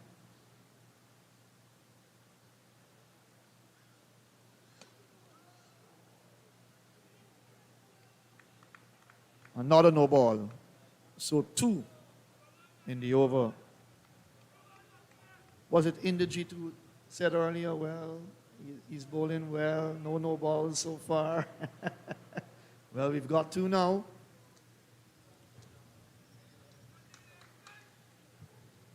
But the big man, Rakeem Cornwall, is out there. And his presence, sometimes you wonder if it intimidates fielding sides. Down the leg side. The line not right on that occasion. Being conscious of the fact that he's bowled 2 no balls in the over. Sometimes that can put you in a difficult situation mentally. And his line was just not right there.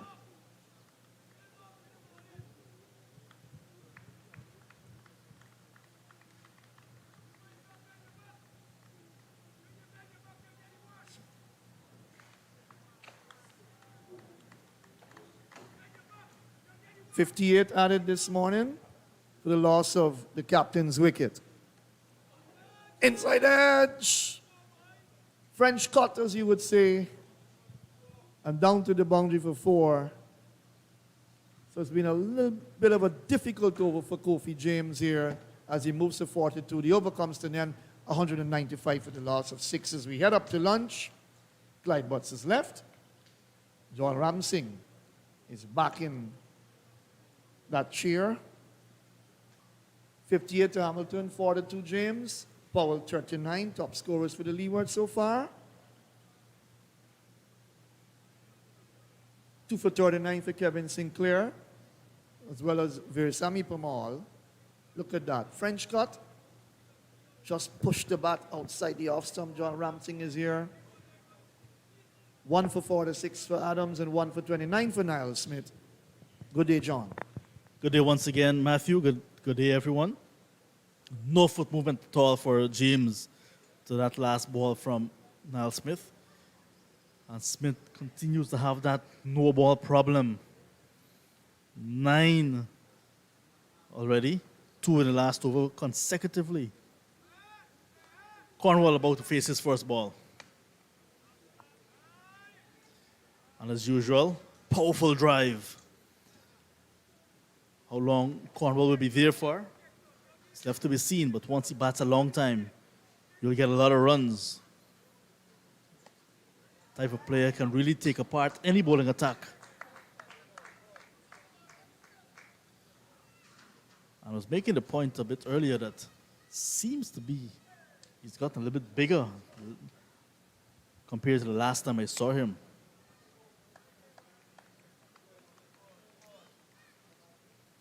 Bowled very well to pick up 4 wickets in the first innings when Harpy Eagles opted to bat first yesterday. Here he is with bat in hand now.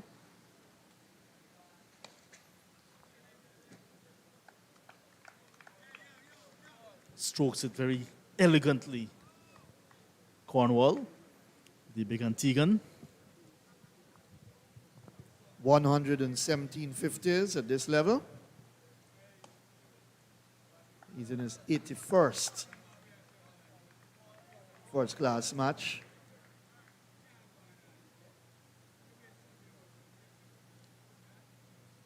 Not a bad cricketer at all. Almost thought he had his man, Kevin Sinclair. That was a straighter one. He got bat onto it. That's the end of the over, 195 for 6.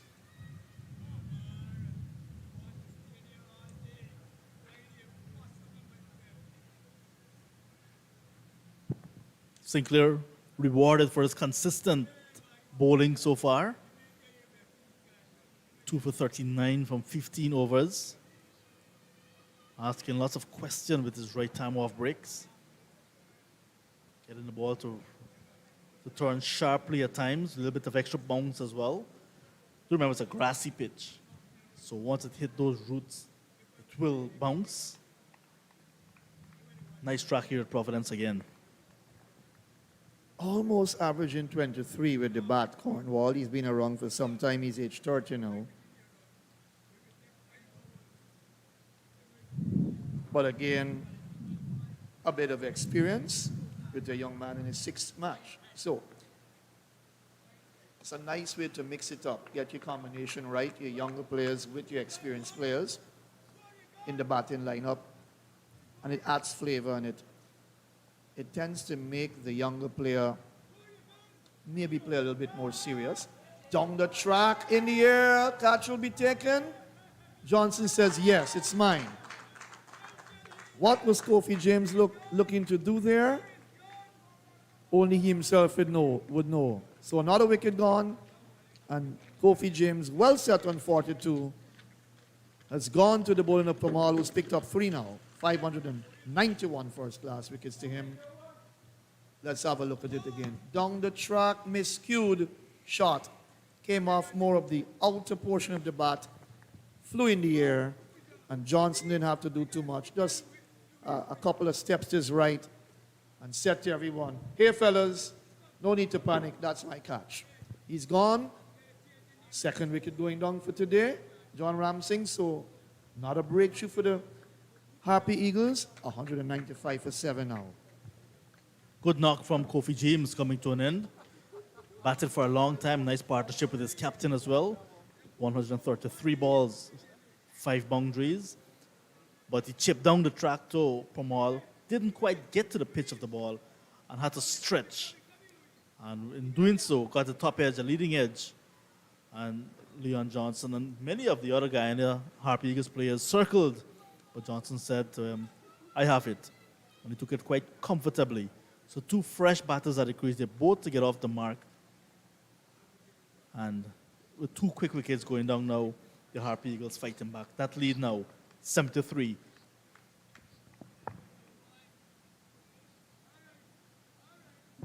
The new batsman is Jeremiah Louis. Also quite capable with the bat. Realizing this pitch is now good for batting. We want to bat a long time with Raheem Cornwall. Pamal will be looking to get his feet up early. We're looking for another wicket as we head closer to lunch.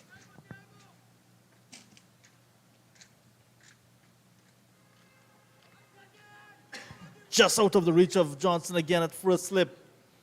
And he's off the mark immediately, but not in a convincing fashion. And the total now 199 for 7. The Eagles have bounced back nicely in this little period. Cut away just to the right of Johnson, a bit low, and went to his right, quickly down to the boundary for 4. Jeremiah Louis gets off the mark.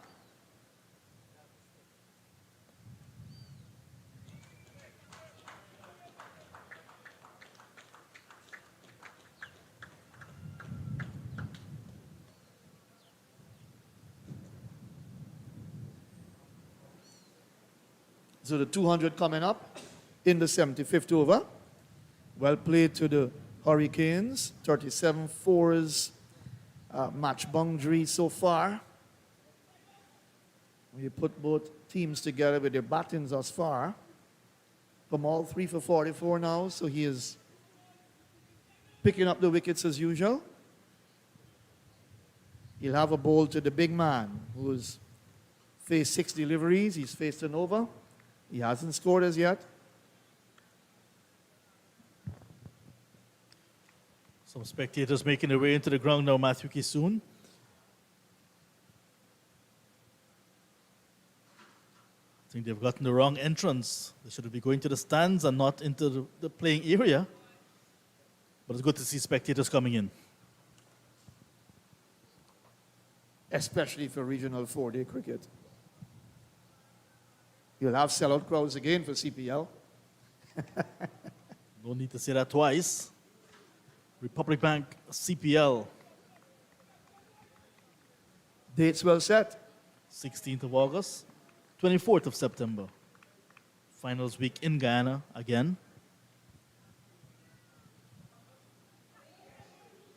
Very well bowled from Pamal.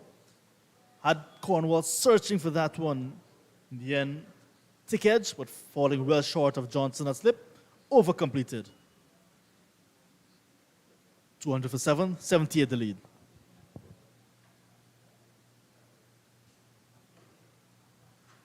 On the back foot, playing from inside his crease, pushed the bat a bit, angled the bat a bit, and that might have saved the day for him with that ball bouncing just in front of Leon Johnson. So just calling Archibald and Javier Spencer to come. 21 extras. I think the Harpy Eagles would have loved that to be maybe around 6, 7, 8, but quite a few no balls. 15 no balls, to be precise, and 6 byes. 75 overs completed, 200 for 7, so that's a good lead. 78 so far. It's getting up to that 100 mark, but they've got 3 wickets in the bag.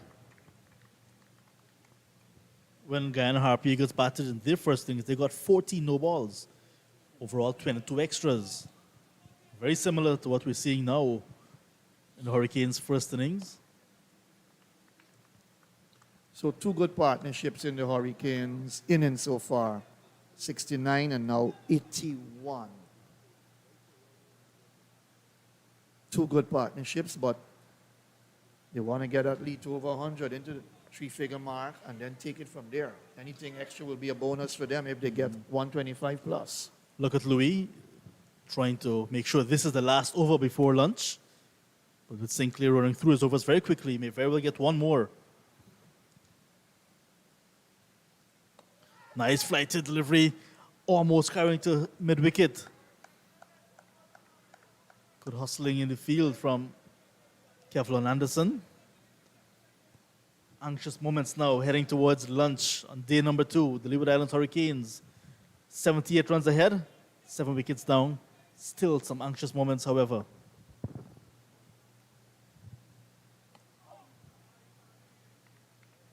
Very nice comeback since I think the 70th over.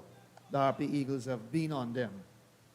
They've been on the batters, and that's how they've picked up Hamilton, the captain, and James.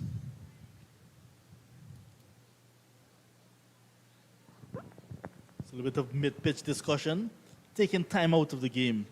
They want to bat to lunch without any further loss. They don't want Sinclair to be bowling this over and then getting another over in from the other end.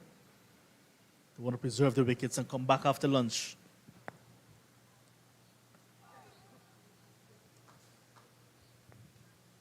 A good spell from Sinclair so far, though. Excellent. 2 for 39. One delivery left to complete his 16th over. Not a run from this over so far. You can tell that he's really putting a lot of effort into his deliveries, wringing his fingers. Another maiden completed. It's not quite 12 o'clock, so still have time for another over before lunch. 200 for 7, 76 overs bowled. So one more over. My watch says a minute to 12.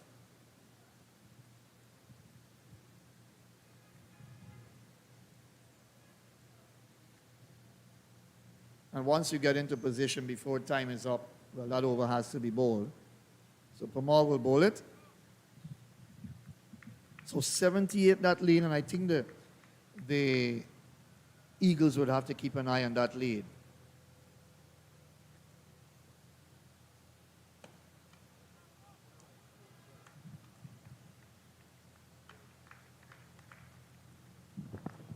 They're also keeping their eye on that game. Barbados Pride against the Windward Islands Volcanoes, as another aircraft makes its way overhead. We're in the fly zone here for the Eugene F. Correa International Airport. The Barbados Pride replying to 237 made by the Volcanoes, 109 for 1. A very good position, a good strong reply so far. Good delivery from left arm spinner Pamal, which will be the final over before lunch on day number 2. So Hamilton caught and bowled Sinclair 58. James caught Johnson. Bowled Pamal for 42. The 2 wickets have fallen today.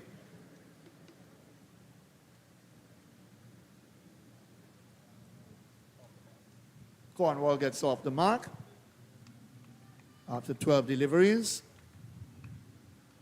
So his intentions are clear. He wants to stay there and bat long as well, because you want to put the Eagles under tremendous pressure coming out the second time with a big deficit. They will owe the Hurricanes bank a lot. And that's how the Hurricanes are thinking. You'll owe us a lot. You've got to pay off some debts here.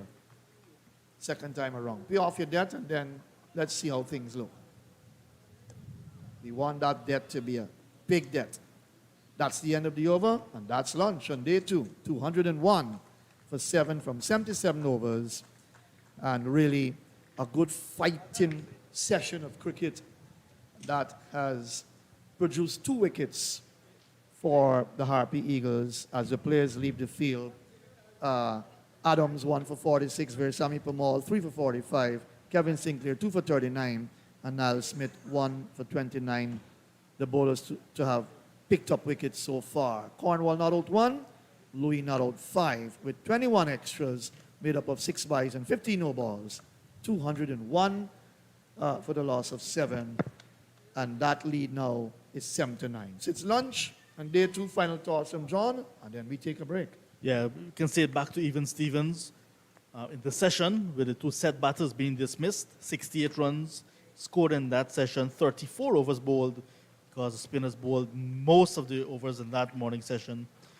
But with that lead of 7-9, like you mentioned, Matthew, the Leeward Islands ahead of the game, but the session, 68 runs, 2 wickets, even Stevens. That's going to be the position here at lunch. Leeward Islands Hurricanes replying to 122 all out made by the Harpy Eagles, 201 for 7. We'll take a break for lunch as well. We'll be back in about 35 minutes to continue play from Providence. Do join us then.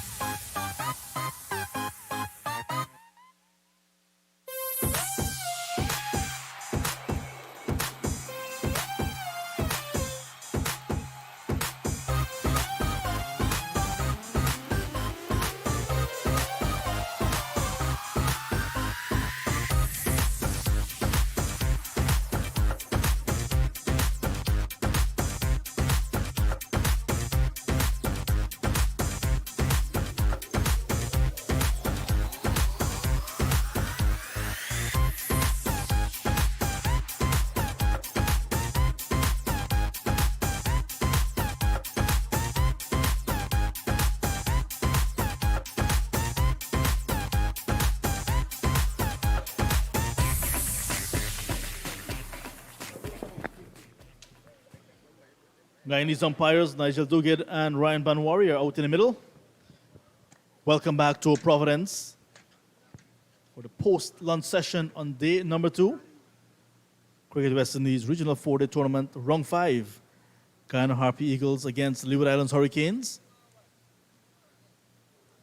This morning, the Leeward Islands Hurricanes resuming from their overnight position of 133 for 5. With Captain Jamar Hamilton on 35. With him, Kofi James on 9. With a lead of 11. They extended to lunch at 201 for 7. Both overnight batsmen being dismissed. Kofi James, 42, and Jamar Hamilton, his 27th first-class half-century, 58. Wicket, a piece for Veerasammy Permaul and Kevin Sinclair this morning. And at lunch, 201 for 7, an overall lead of 79. Raheem Cornwall just got a single before lunch. And Jeremiah Louis on 5, the not-out batsman, who will resume battle now. Sinclair is going to continue. John Ramsing here alongside Inderjeet Prasad. And Inderjeet, it's a position now for the Leeward Islands to control the game, enjoying a lead of 7-9 with still 3 first innings wickets in hand. Good afternoon, Inderjeet. Good afternoon to you, John. Hello to listeners and viewers once again. Yes, they're in a place of comfort, and they will want to ensure that lead keep mounting with shots like these from Raheem Cornwall, blasted through extra cover. Good start for him. Overpitched from Kevin Sinclair, and already Cornwall just reaching nicely and stroking it all along the ground. We saw him hitting some balls, was finding the fielders just before lunch. This time it was in the gap. When he hit them, they stay hit. That lead now into the 80s, 83. Yes, and Sinclair will learn that he cannot spray it wide to Raheem Cornwall. This man is not going to run a lot of singles. He sure will be looking for the boundaries.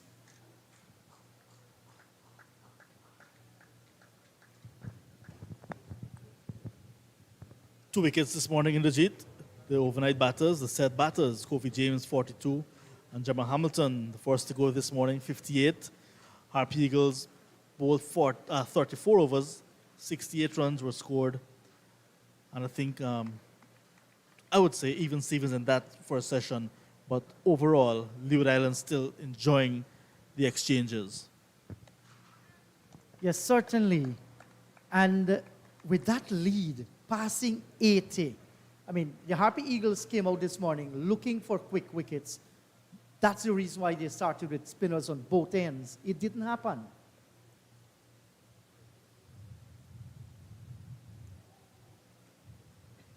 This one is missing the keeper. And will run close towards the rope. Will it touch the rope? It does. So, the run's beginning to leak here for the Harpy Eagles by signal by the umpire. And getting back to that session, John, 68 runs you said scored, 2 wickets fell. I think Jamaica would have actually taken that session because they didn't lose too many wickets and they happened to increase the lead. The Leewards Hurricane. I'm wondering why Jamaica is on my mind.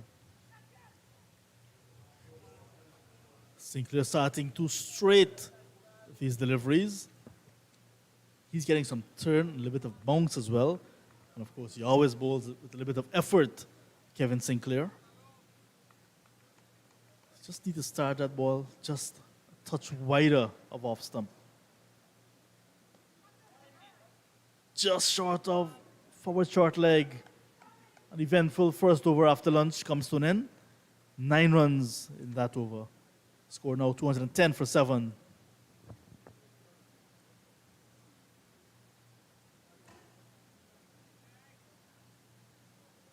$210 for the loss of 7 of 78 overs. Not a bad strike rate at all.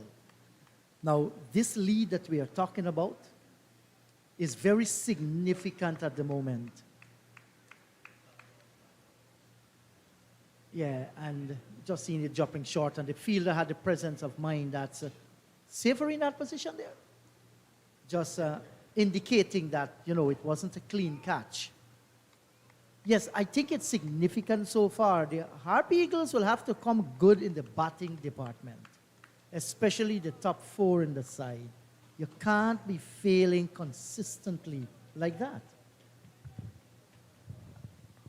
Question to be answered very soon as well for Leon Johnson. Good delivery. Bounce again from Pramal. You can see this pitch consistently getting bounce. The spinner is getting bounce. Short of a good length and popped on the big man. That was a fine delivery by the left arm spinner, tight on the line of the off stump. So the question Leon Johnson will have to answer in a short while, Inderjeet, because we're now into the 79th over. Will he take that second new ball that will become available after the 80th over? That's an important question. Look at the work of the fast bowlers so far. Yes, it is an important question because two things can happen. They can either get all 3 wickets remaining, and we know too that the newer ball will run faster to the boundary. With Cornwall out in the middle there, that can be something on the mind of Leon Johnson, whether he wants to give his team an opportunity with the new ball and see it spanked by Cornwall all over the place, is something that he has to think about.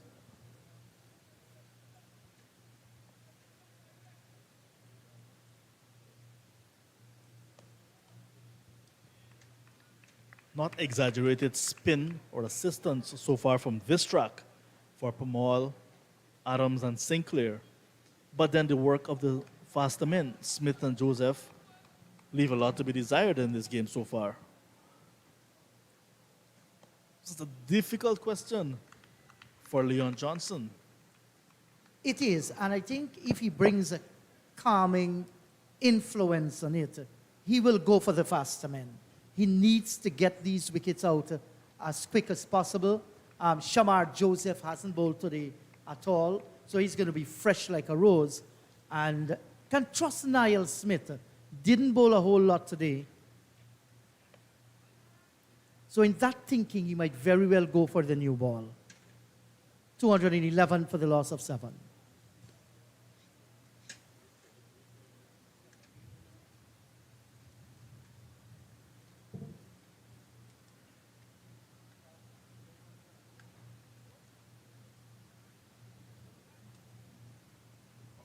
So the Hurricanes are putting up a real fight against the Guyana Harpy Eagles. And over the years, they have given lots of trouble to the Guyana Harpy Eagle team. Last year, a sweet victory for them in Trinidad and Tobago. And this year, too, they're with their head right in front.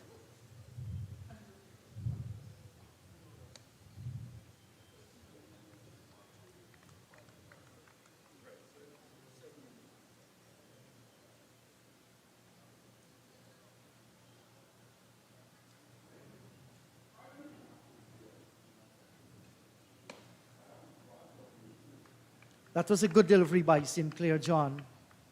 Pitched in that corridor where Cornwall is going to be in two minds. Whether he's going to go for the full-blooded drive, he didn't. Now he's going for it over the top. And once this man hits them, they're going to run towards the boundary. Great shot. Lovely, lofted extra cover drive from Cornwall. Type of shot that we can expect from him. And if you're going to bowl to him like that, you can expect that it will fly.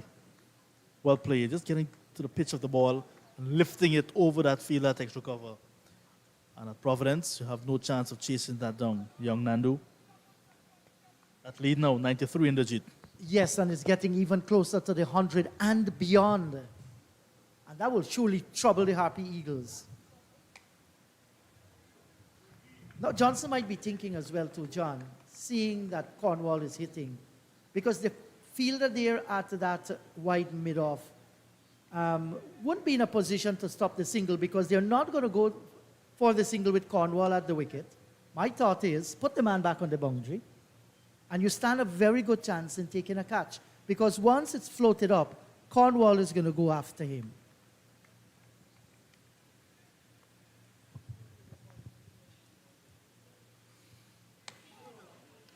quick, straight, kept a bit low. A dot ball to end the over. Cornwall survives. 215 for 7. Not a bad comeback from Sinclair. No, well bowled by him. So it seems as though Johnson is not going to take the new ball at this stage.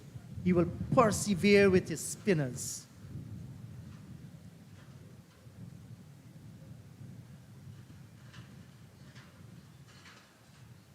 We're having some dark gray clouds hovering. That's above the stadium and down towards the northeastern part of the ground as well. Can be a little bit threatening from that position. No immediate threat, however.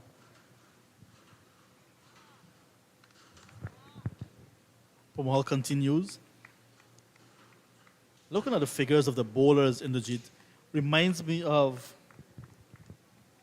Guyana teams over the years when you ask the new ball bowlers just get some of the sheen off and then hand it over to the spinners. Then the fast bowlers will go down to fine leg and third man and spend the rest of the day there. Allow Neil, Christopher McGarrell, Mahendra, Nagamutu, and those guys to toil away over after over. And I'll tell you a match I listened on radio as well, even before the era of McGarrell and Mahendra Nagamutu, in the era of Clyde Butts and Roger Harper. I remember Lyndon Joseph bowled 4 overs, picked up a few wickets, and then was sent down towards the fine leg boundary. And it was all spin after that. Our match referee, Rion King, had his fair share of that as well, alongside Kevin Darlington, Colin Stewart. And I'll tell you what Joseph did late in the afternoon. The ball was rolled to him down on the long leg boundary, maybe a half an hour to go. And he took the ball and rolled it back. Yeah, but things have changed. We have produced some nice medium fast bowlers, and it's getting a little bit different. So maiden from Pomahal coming to an end. Cornwall still there on 11. Archibald and Spencer still to come. So with Cornwall prepared to play a couple of shots, Louis can give support and play some shots. That lead, they can push that to 150. Can be a worrying sign for the Guyana Harpy Eagles. Leeward Islands always give the Guyana Harpy Eagles a whole lot of trouble. I'm seeing it once again. And John, if they get to that 150 lead, it's going to take a miracle to get the Harpy Eagles back into this match. That's a lot of lead on first innings. Sinclair, 10 overs, 1 maiden, 1 for 24 is out of the attack. That's his spell this morning. Overall, he has 2 for 48. Anthony Adams comes back in for a second bowl this morning. 1 for 46 from the left-arm spinner. So no sign of the fast bowlers coming back. No sign of the second new ball. But you mentioned the name Shamar Joseph, very fresh. Maybe might have been tempted to give him a go with the older ball and see if he can get some lateral movement.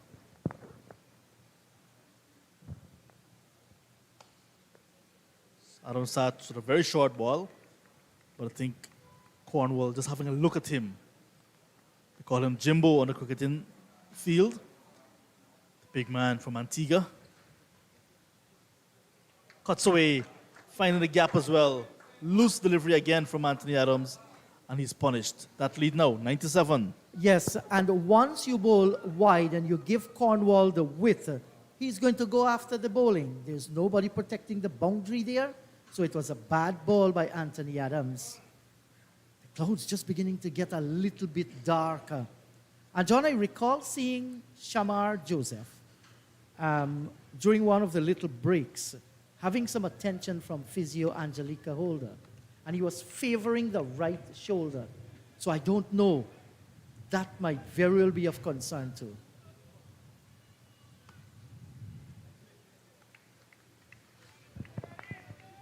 He has been on the field all day. Third first-class match. Maybe just a sore shoulder, you never know.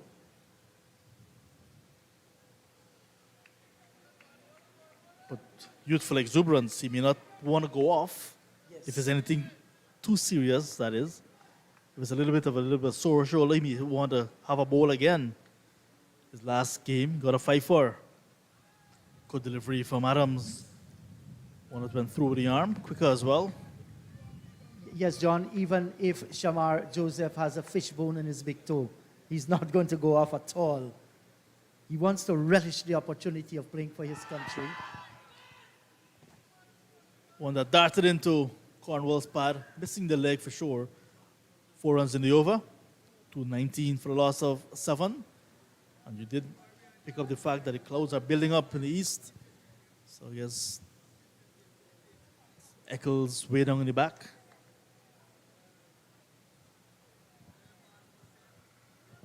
Lead now 97. I'll leave you in the capable hands of off-spinner Clyde Butts.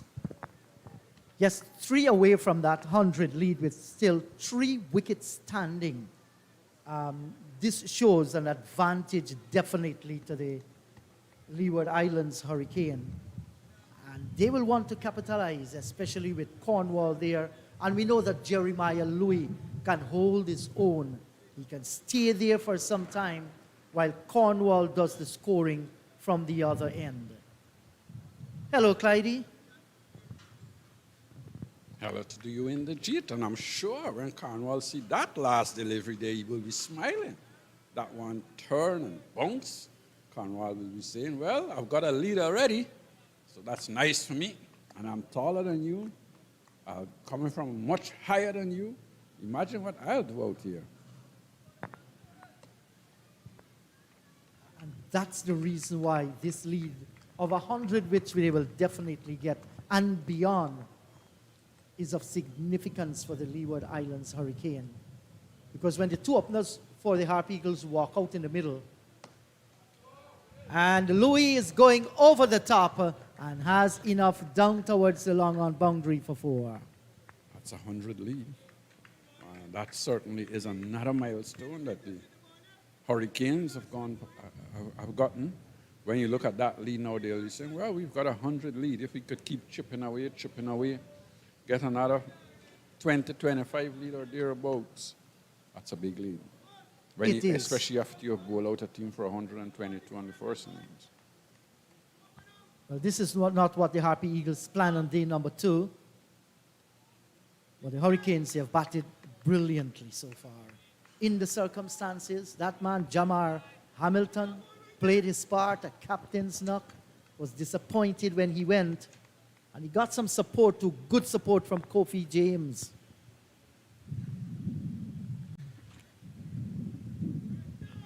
The thing with Kofi James is that you could see that Jamar Hamilton kept him in check, because once Jamar Hamilton got out, he just lost it. Just lost it. Not only when he got out, but even before then he was looking to do things. Yes, he was looking to drive and cut it once too often, once Hamilton went.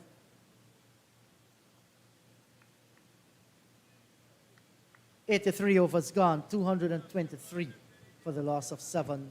The lead, 101. I'm not sure if you discussed this with John, but 83 overs gone. New ball is due. Should it be taken? Well, yes, we did discuss it, and I told John I feel that it should be taken. I mean, Niall Smith hadn't a lengthy bowl. Shamar Joseph did not bowl at all in that session leading up to lunch. But I did see Angelica Holder, the physio, giving some attention to Shamar Joseph's right arm, somewhere around the shoulder. I don't know if that's a problem, whatever, and if that's the reason why he didn't take the new ball. But I feel he should. Of course, Clyde can go for runs, but the old ball is going for runs as well. But there's nothing wrong with one of your spinners bowling the new ball either. Absolutely it's harder, so. It's probably going to turn more. It's probably going to get a little bounce, a little drift. And with Smith, and we have seen what new balls have done at this stadium in the past couple of games. Cornwall giving himself some room, looking to back cut. Played it well, but got it straight to the man backward point. Now that's a dangerous shot for a guy that is so tall. Bowl it right there again. But this time, the big man looks good. Walking into the shot and playing it through the onside field. And he doesn't look to be in any bother whatsoever, Raheem Cornwall. What they might be saying to each other there, Clyde? Cornwall is saying, probably be saying to him, come on, let's cool it. Let's continue to bat. We've got a lot of time in this game. If we can just bat for as long as possible, we get to tea time, it means that we are totally in the driver's seat.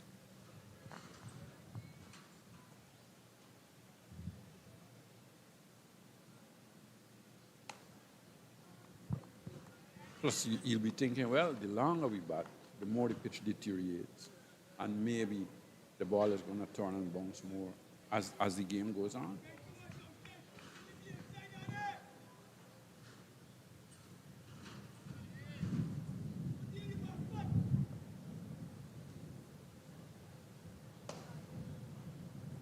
And you know, Clyde, sometimes in this game of cricket, you need to think a little bit different.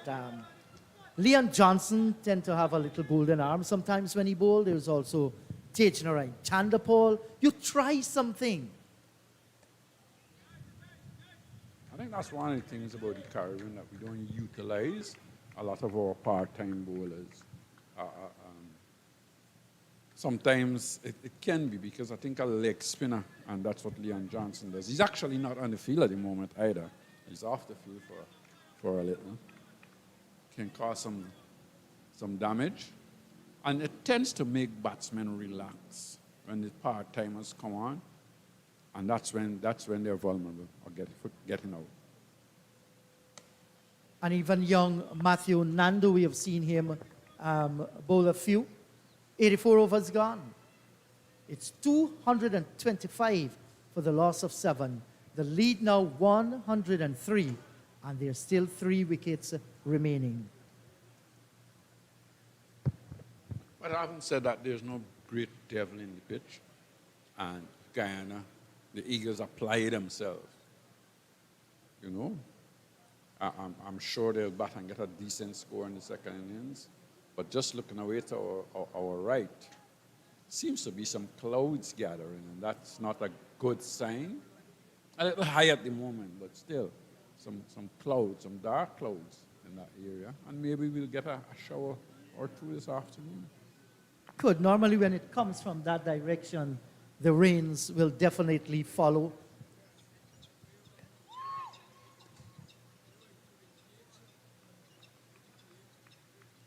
Well, it didn't go flush into the hands, it was into the soil, then pops up, and you could see the wind picking up too, and it's getting even closer because the rain is actually falling away towards the east, the northeast position. A couple of miles away. And if you look at the ground staff, though, they haven't moved, and they know their weather conditions. So Good condition to take the new ball.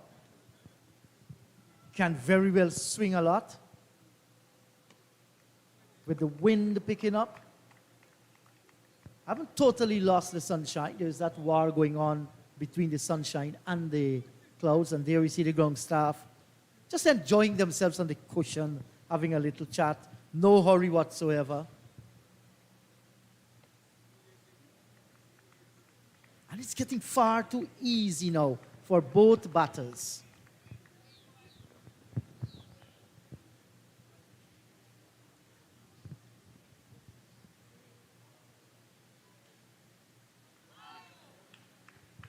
bounce and turn again. I'm sure Cornwall is smiling.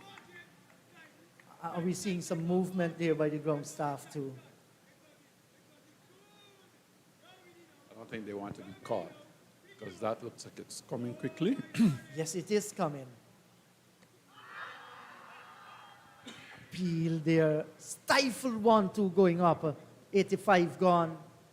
It's 225 for the loss of 7 with the rains threatening here at the National Stadium.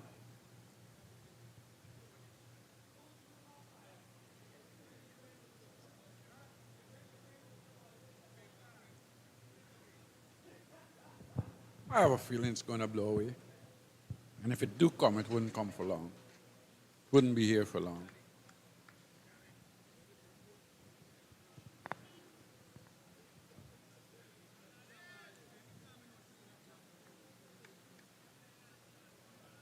So Anthony Adams will continue.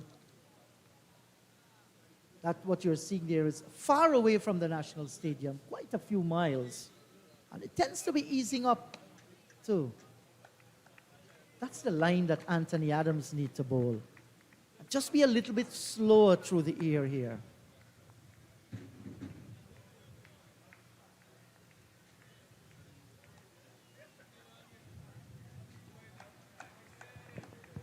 Good shot, good stop Yeah. at backward point. Again, Anthony Adams, every time he looks like if he's going to make sure the batsman comes or he bowls quicker. Come on, you've got to be a little bit more patient. He seems to be wanting things to happen with every delivery. You have to be a little bit more patient. Yes, as a spinner, you must exhibit patience.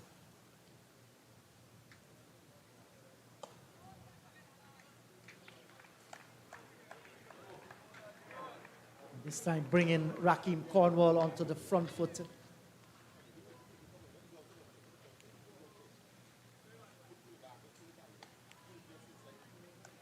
No width, no room, but this time flatter. Look at the ground staff. They're very alert, just waiting for that call. There might very well be tiny drops there. Easy pickings here for a single by Rakeem Cornwall. 86 overs gone. And the Leewards, Hurricane Scorpions, they have moved on nicely to 226 for the loss of 7. Again, it's looked as though that is getting a little bit closer. Traveling not with tremendous speed, maybe with the speed limit at this time.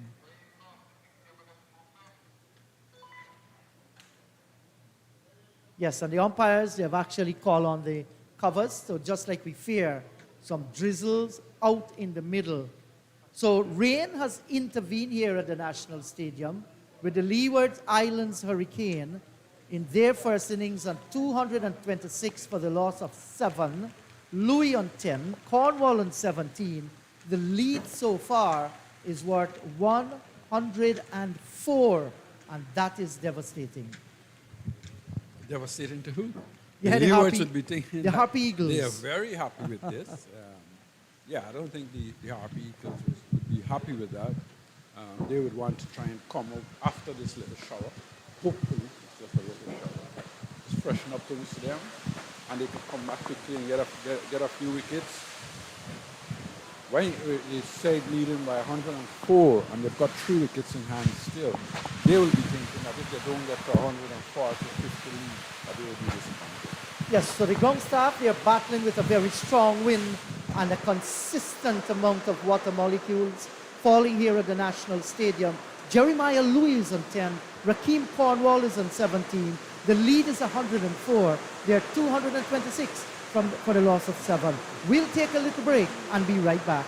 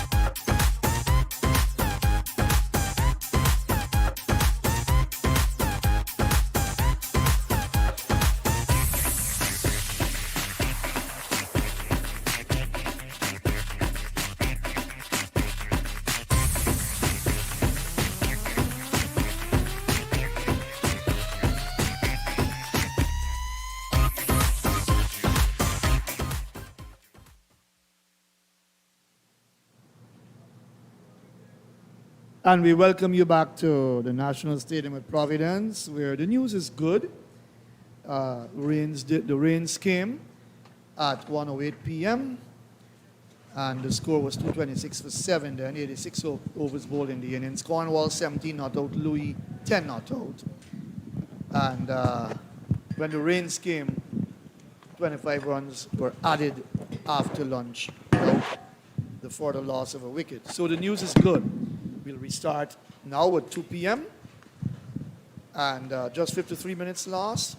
Tea will now be taken at 10 minutes after 3 o'clock, and the close of play is scheduled to be at 5:53 p.m. So good news, as Clyde Bus is alongside me. Clyde, we're ready to restart, and with that lead of 104, the Leewards know they will want to build a good, strong lead here as Pamal starts. Good afternoon, Clyde. Good afternoon to you. Pastor, certainly very interesting, those minutes lost.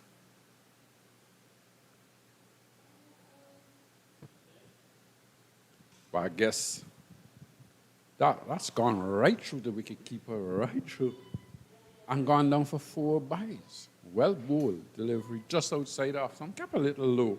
Of course, the Cornwall went down 4 byes. Wicketkeeper not going down, went through his legs.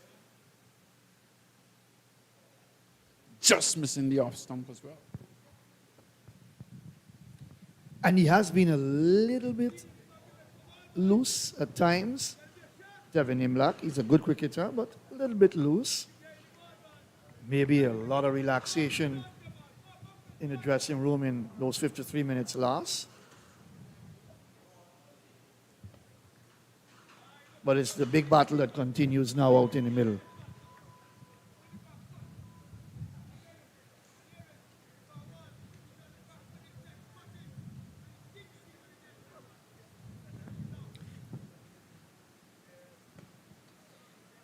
We talked about what would be a lead, a good lead for the Leewards. I think anything over 150 is excellent.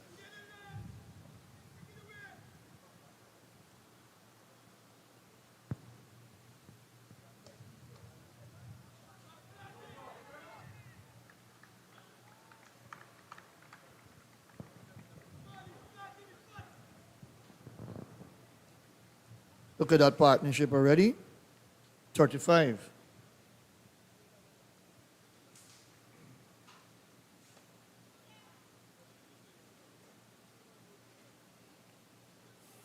I think Len Johnson would have to make a decision here. Is this ball getting old and soft? Is it spinning as much as one expected?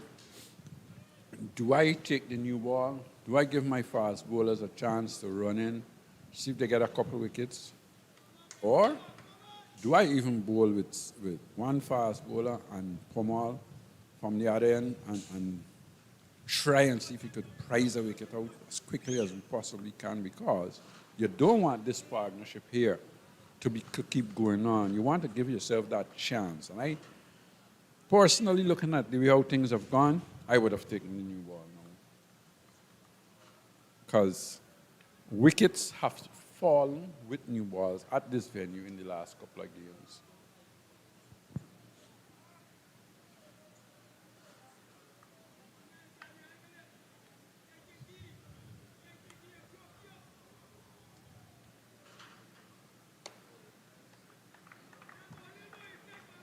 Anthony Adams continuing, 1 for 53.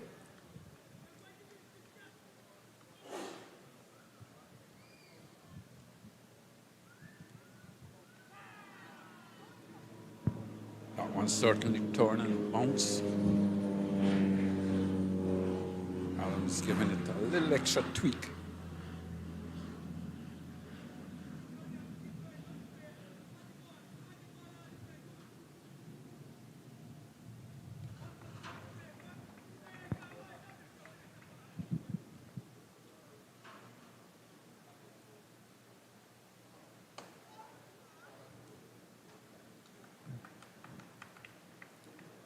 Well, it's a pitch, again, that you can say that if you apply yourself, It's going to take some good, hard bowling, hard work to get you out.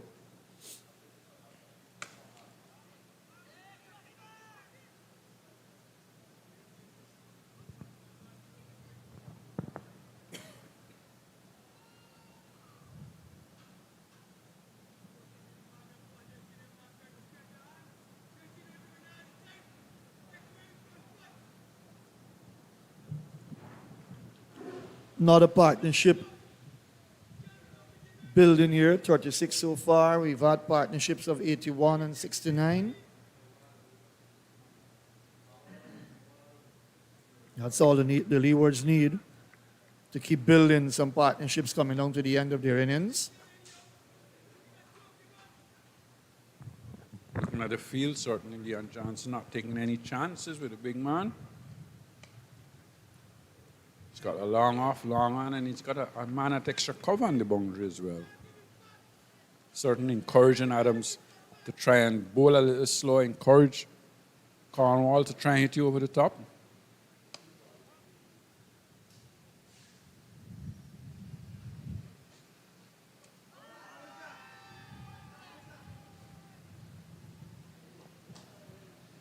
Return at the bowler's end, hits the stumps, Cornwall.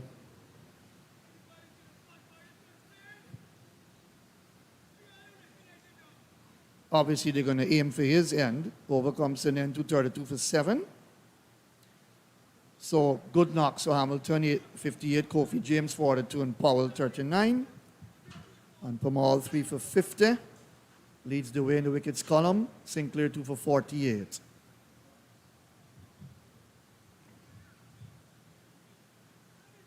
One for Niall Smith and one for Anthony Adams. Look at that return. Safe in the end, but if he's going to go through for a run, you're going to aim for his end, obvious, the end that he's running towards. Strikes him on the pad, going down leg side.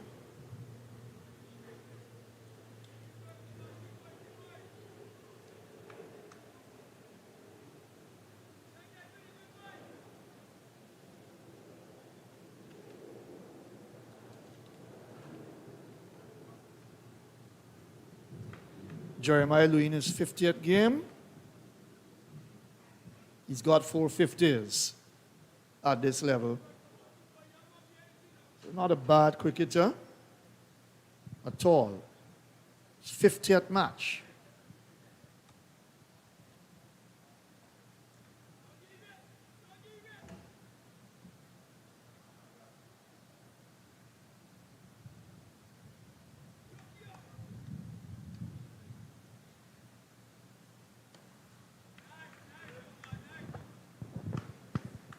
Cornwall very comfortable at this time against the slow bowlers.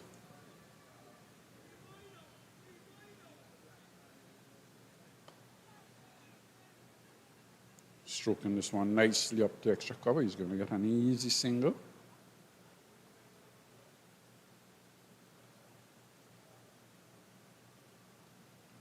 I think the Eagles has to make things happen for them.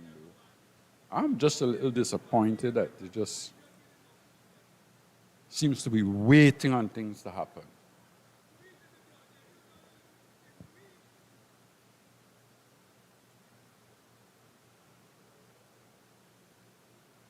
Maybe they're following the rest of the games as well and deciding, well, nobody's going to catch us.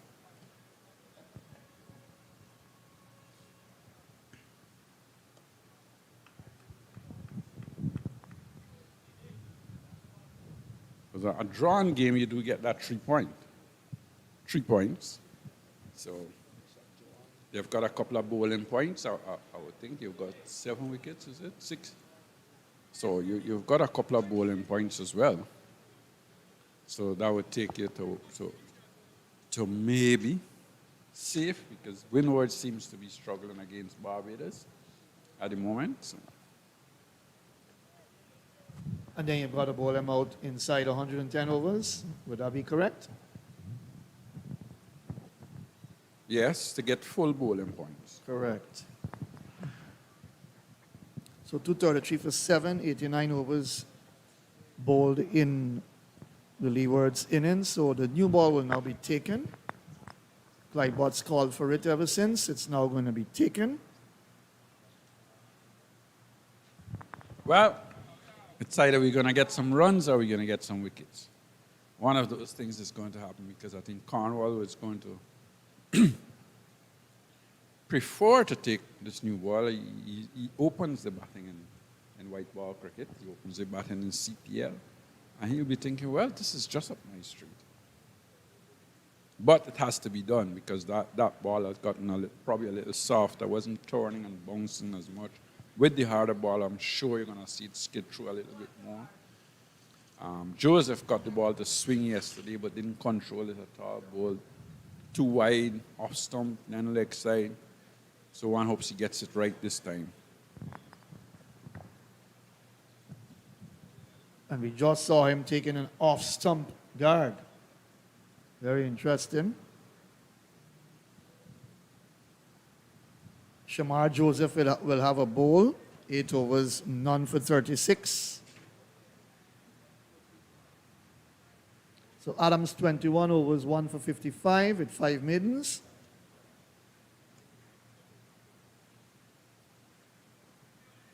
Replaced by Shamar Joseph. He has bowled 5 no balls.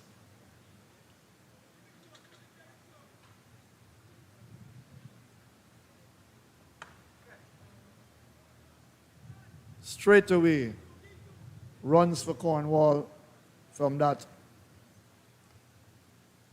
hard cherry. So he gets 1 down the leg side.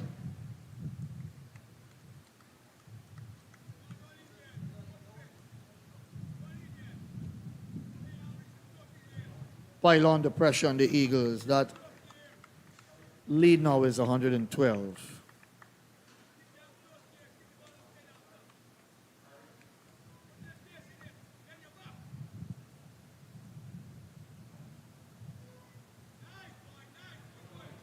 What you don't want to do, Clyde, is to waste this no ball. Sorry, the new ball, I beg your pardon. You don't want to waste it by bowling too wide of the off stump, not forcing the batters to play. So you've got to be very disciplined with the new ball. You want to pick up wickets. You've got 3 to take to complete the Leewards innings and then have a second go. Attempt to erase the deficit without losing much wickets.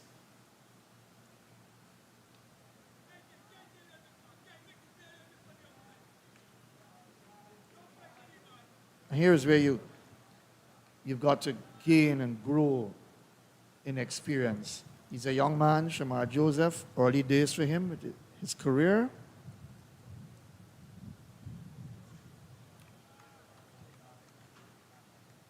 Just needs to get that line right.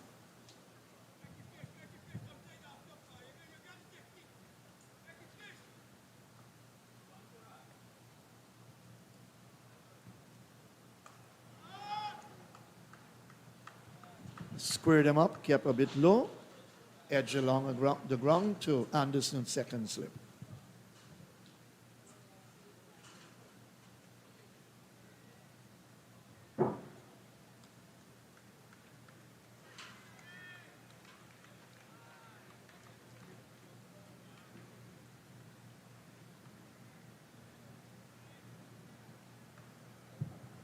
Two slips in the gully, point, cover, mid-off.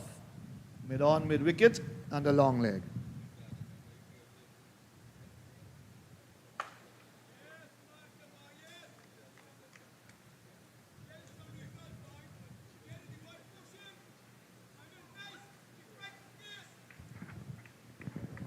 Just get the impression that he missed his run with that last delivery. Last couple of strides. Looked like if he was just a little off. He is getting a little outward movement. What he has to do is get that length and that line right. Just about off stump. Looking for, let the batsman look to drive. This one is going down leg side.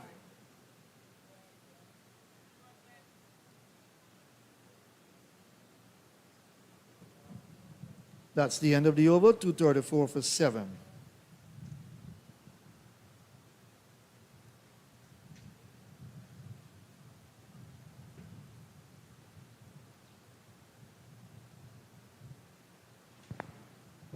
Nothing in the wickets column for Joseph as yet, but he has a chance with the new ball. I saw him just shifting his bowler's marker up slightly, and you talked about the previous delivery, the delivery before his last delivery, so you spotted that, and he just shifted his bowler's mark up slightly.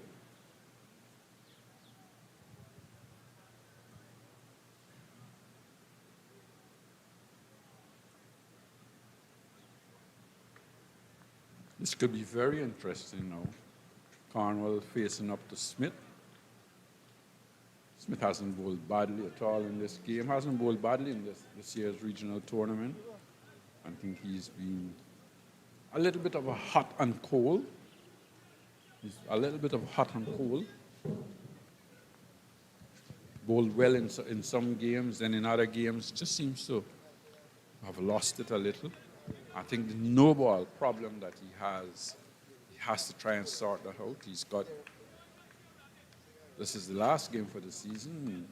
Who knows, maybe he will be playing in Antigua in a couple of weeks' time, and he has some time to just go back and work on that. It's not easy.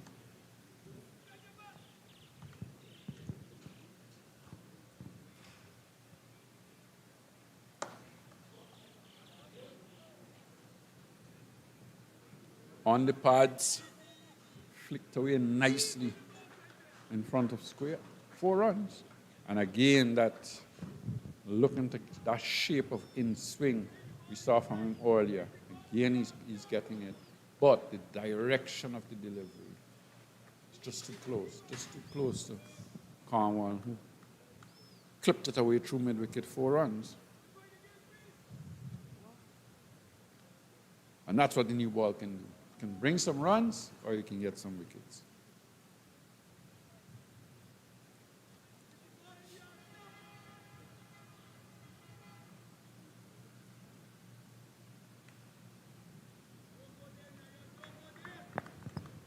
And he has this way of intimidating fielding sides, Rakeem Cornwall, with his style of cricket.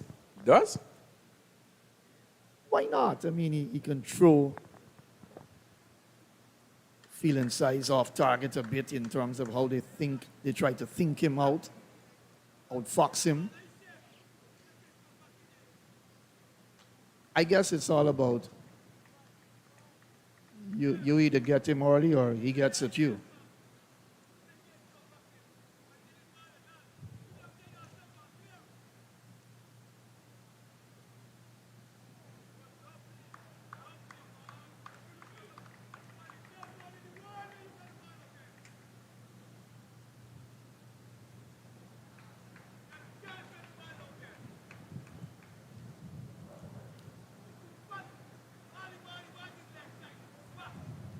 Third or fourth test wickets under his belt from 9 test matches that he would have played for the West Indies. So not a bad effort initially from him in the test side. He's picked up wickets with ball in hand. Gone. Catch taken by Kevlin Anderson. So he's gone. Looking to drive at a delivery that was just outside off stumps, just slightly short of a leg. I don't think it was there for the drive. He was looking to drive it on the up, got the edge, flew to second slip. Kevin Anderson, getting both hands to it, knocked it up, and was able to take the rebound. So, good wicket. And the new ball has certainly paid dividend. Straight away, Smith has got the wicket. Cornwall caught at second slip. Bowled Smith. Good little knock from Cornwall, though. Certainly giving his side that little bit of extra lead. And I'm sure he'll be happy He's got some runs to play with. 116 is the lead so far.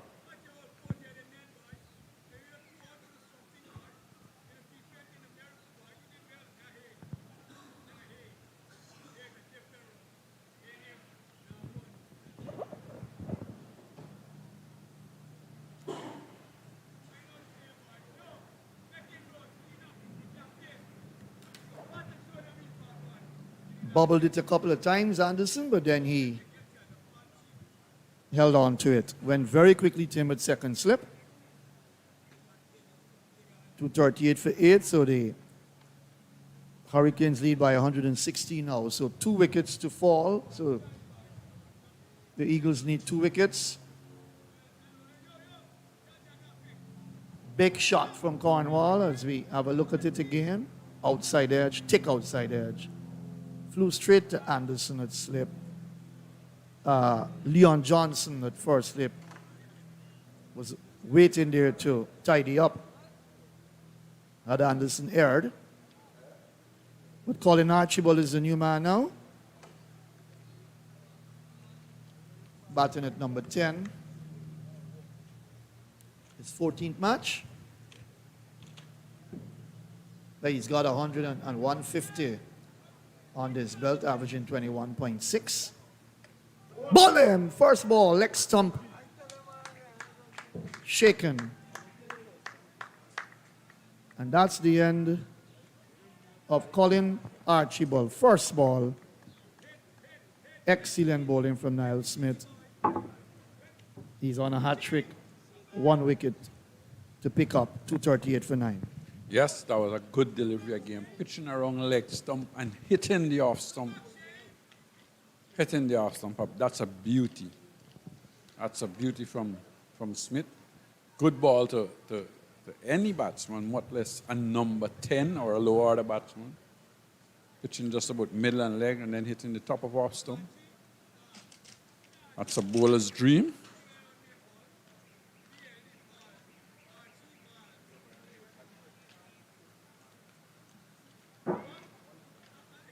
.238 for 9.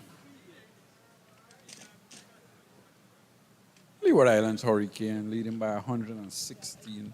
And the Eagles would be thinking, well, the Hurricanes blew us away in the first innings. But we've got to let them know that the Eagles can soar. So they've got to fight back and they've got to bat and bat long in this game. A lot of time left in the game. And they don't want to be blown away a second time, because they'll have to erase that deficit, which is a healthy 116.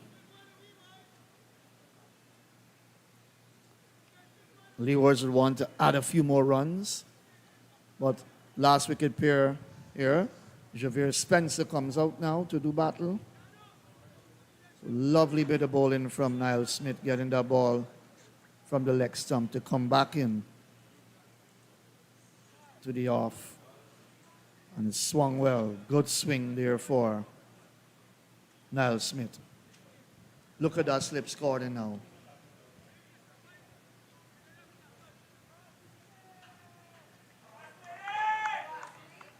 Pressure on Spencer, 5 slips.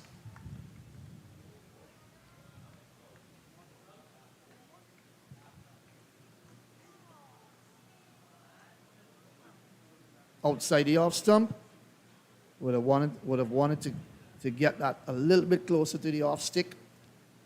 Hat trick avoided, overcomes an end, 238 for 9. Very successful over for Niall Smith. He's picked up 3 for 33 after 12 overs.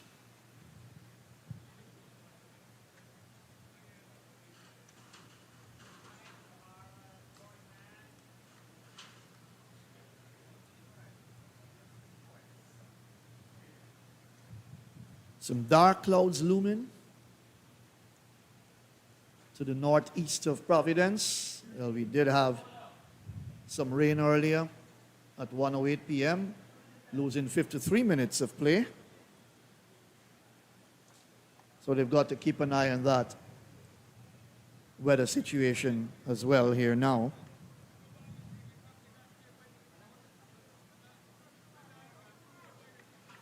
Can Joseph pick up the last wicket to get a wicket in his column? Louis on strike.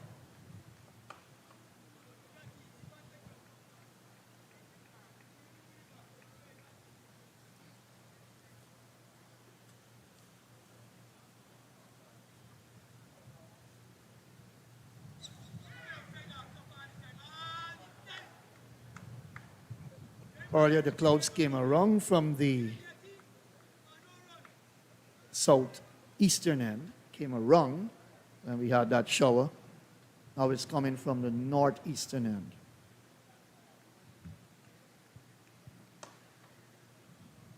Big shot by Louis that will head out towards the boundary. He'll have to go for it now. They want to build a little lead here. And he gets 4 for it. That was a short delivery, and Louis pounced on it. He didn't go back or forward. He just stayed there and pulled it way in front of square. On the onside through mid-wicket, actually. And got 4 runs. Good-looking shot from Louis. When you look at that field, there's only 2 men actually fielding on the onside. So there's lots of acres on that onside. He's pulling this straight back past the bowler. This would be another boundary. That's another boundary. That was not a bad delivery, actually. It was a good length delivery, but Louis was equal to the task and pulled it straight back past the bowler. And got 4 runs. 4 glorious runs. And the lead is mounting.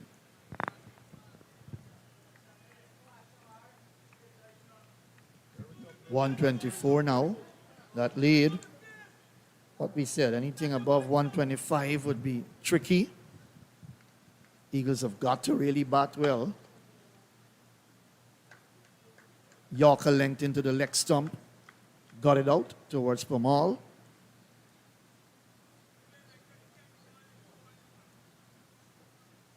Took the single, brings Spencer into strike with 2 deliveries left.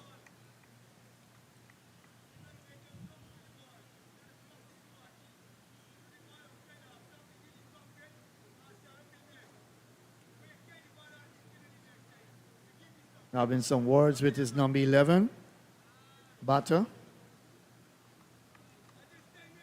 Telling him to play sensible. You want to build this lead. It's 125 now.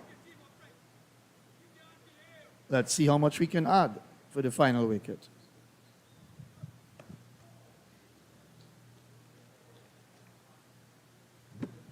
Almost through the gate. Came down on that. Spencer kept it out. Bounce into the leg side.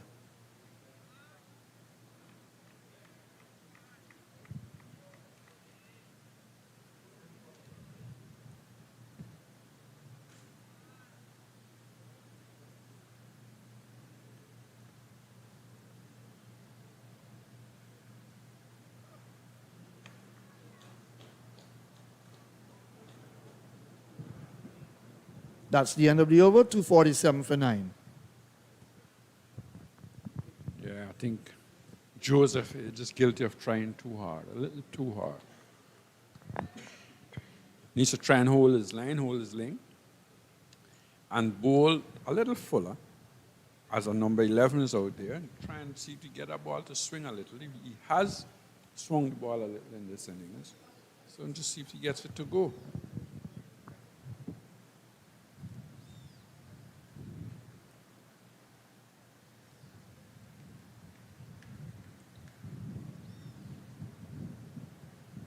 Clouds coming across Providence now.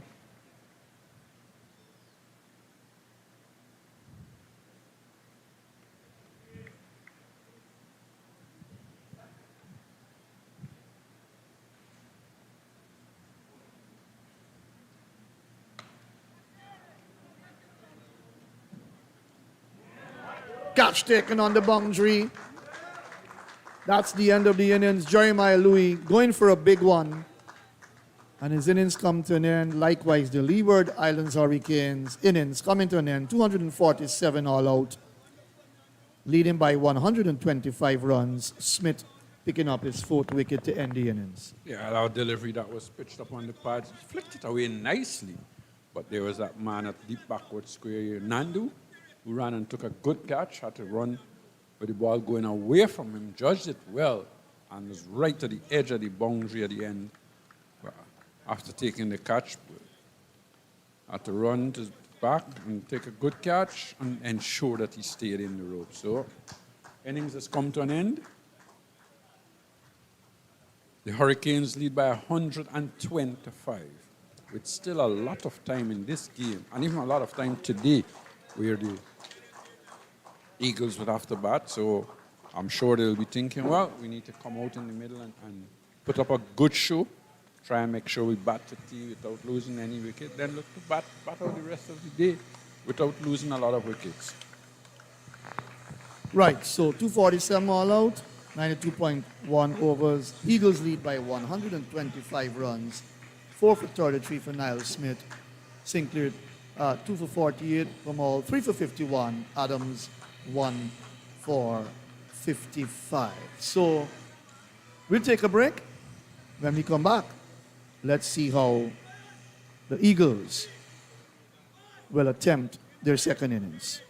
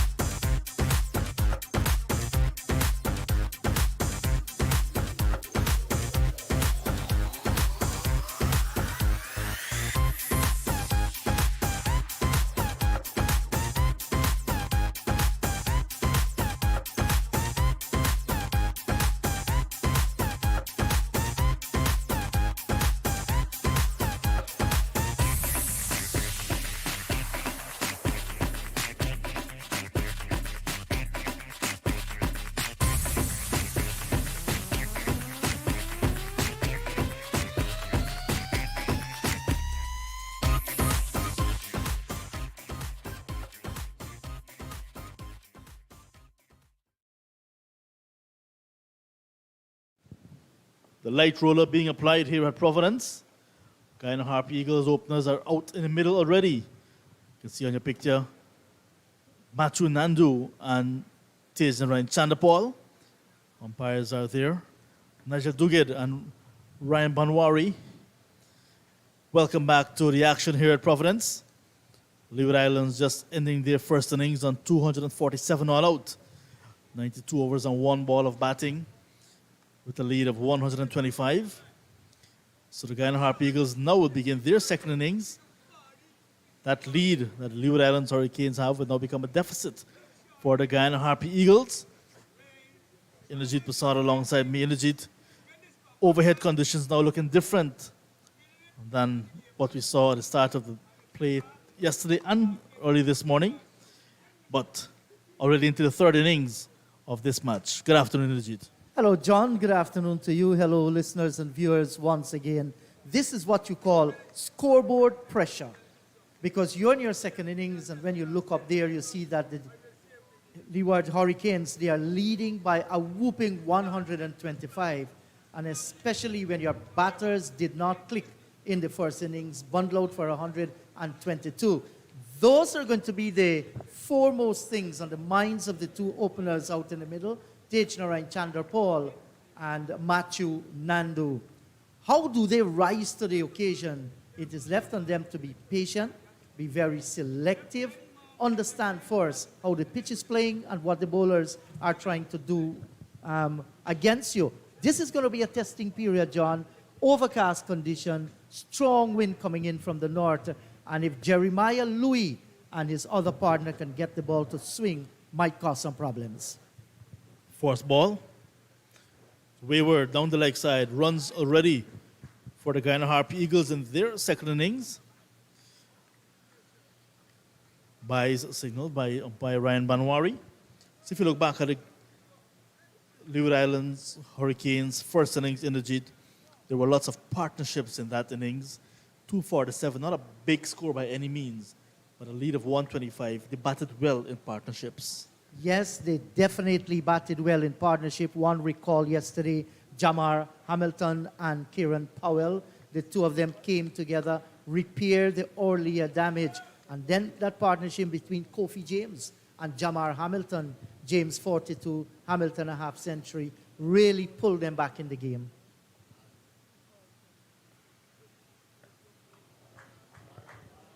Jeremiah Louis himself down the order.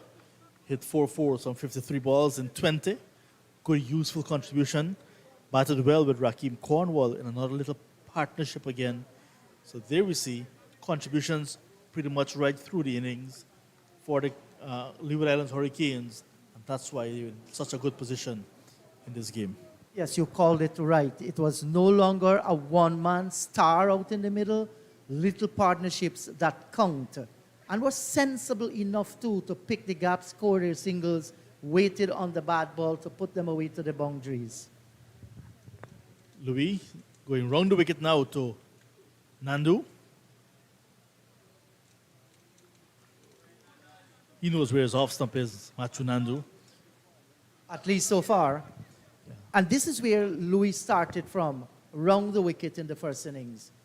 In this innings, he started to come over the wicket, sprayed it down the leg side. So coming here, he's looking maybe to get it as close as possible for a leg before decision or one leaving the left-hander.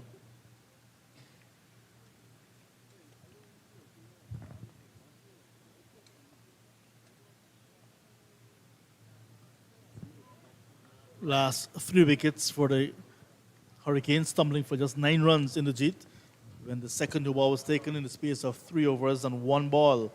Are you surprised that Leon Johnson took so long to take the second new ball? Yes, I am. I'm totally surprised too, because I did make the point when he continued with the spinners and the 80 overs completed, that's the time he should have brought them on. But he had different ideas. They went for a few, but then Niall Smith wrapped up those final 3 wickets. Should have been taken earlier.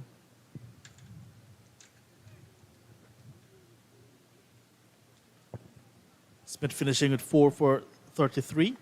Nothing in the fourth column for Shamar Joseph. From all 3, Sinclair 2, and Anthony Adams 1. So among the three spinners, they shared 6 wickets. So 4 fast bowling wickets. It means 0.8 of a decimal. No ball from Louis. So his troubles continue in the second innings. 1 more to extra. And for bowling out the Hurricanes below 110 overs, the Guyana Harpy Eagles collected 3 points. So 3.8 they managed in terms of bowling bonus points. Did not get any with the bat because it failed to get to 200 in their first innings.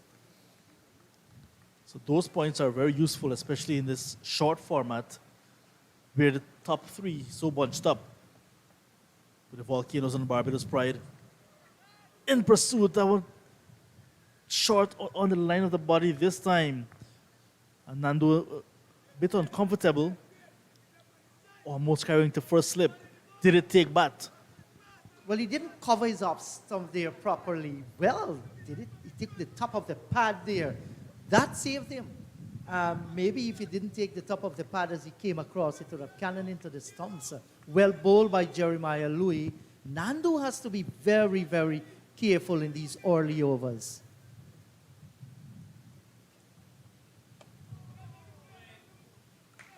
This time gets bat on ball. Remember, he was bowled by Marquino Minley in the last game, very early in his innings. 2 without loss, the Harpy Eagles in their second innings.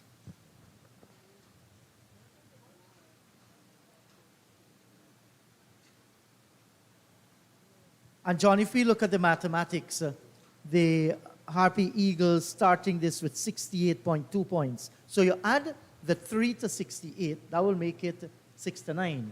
The 3 points that they got, the 3 to the 68 will make it 71 points. And then you add that 8 to the 0.2, so they're on 72 at the moment. So they're inching ahead, but this depends heavily on what transpired between Barbados and the Volcanoes. So far, the Bajans, they have managed to put together a good performance when we last heard against the Volcanoes. Javier Spencer, 2 for 35 in the first innings, will share the new ball again with Jeremiah Louis. 3 slips in play. Overcast conditions here at Providence now. And Chandapal will take a strike.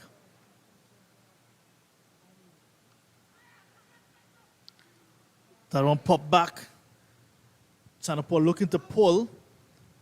Took the QN of the bat. When Chandapal begin to play shots very early, you have to really be worried as a Guyana Harpy Eagle supporter. Yes, what was he undone there by? Did it got up a little bit slower from the pitch? It could have very well been, because he moved around the delivery nicely. The bounce of the pitch was a good one. I think the pull shot was on. Could have been their lack of pace that caused him not to time the delivery.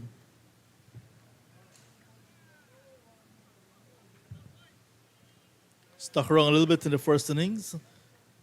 12 from 31. We're looking for a much better knock this time around. Chandapal. Nando got 22 in the first innings. So they're both short of runs. It's an opportune time for both left-handers to get some runs and time at the crease. What a peach of a delivery there in the Jeet. Spencer landing in good areas already. Yes, and well played too by Tejinarayan Chandapal. Judged it well, pulled the bat inside the line. Good start for Spencer. He's a tall boy, he looks a fast bowler. And once he can do a thing or two with the ball. Now, the Hurricanes have nothing to lose here. They can't win the championship, but they want to go out on a high. A win in their final game is going to help them to prepare for the next season. So you expect them to come out here and be aggressive. They have runs to play with. That 125 lead is a good number. On the other hand, the Guyana Harpy Eagles, they need to settle in. If they lose early wickets here, they're not only going to be on the back foot, they will not be standing. So they do not want to be complacent whatsoever. Do they have what it takes? Yes, they do. You look at that batting lineup, it's a good one. 4 century makers. No excuses.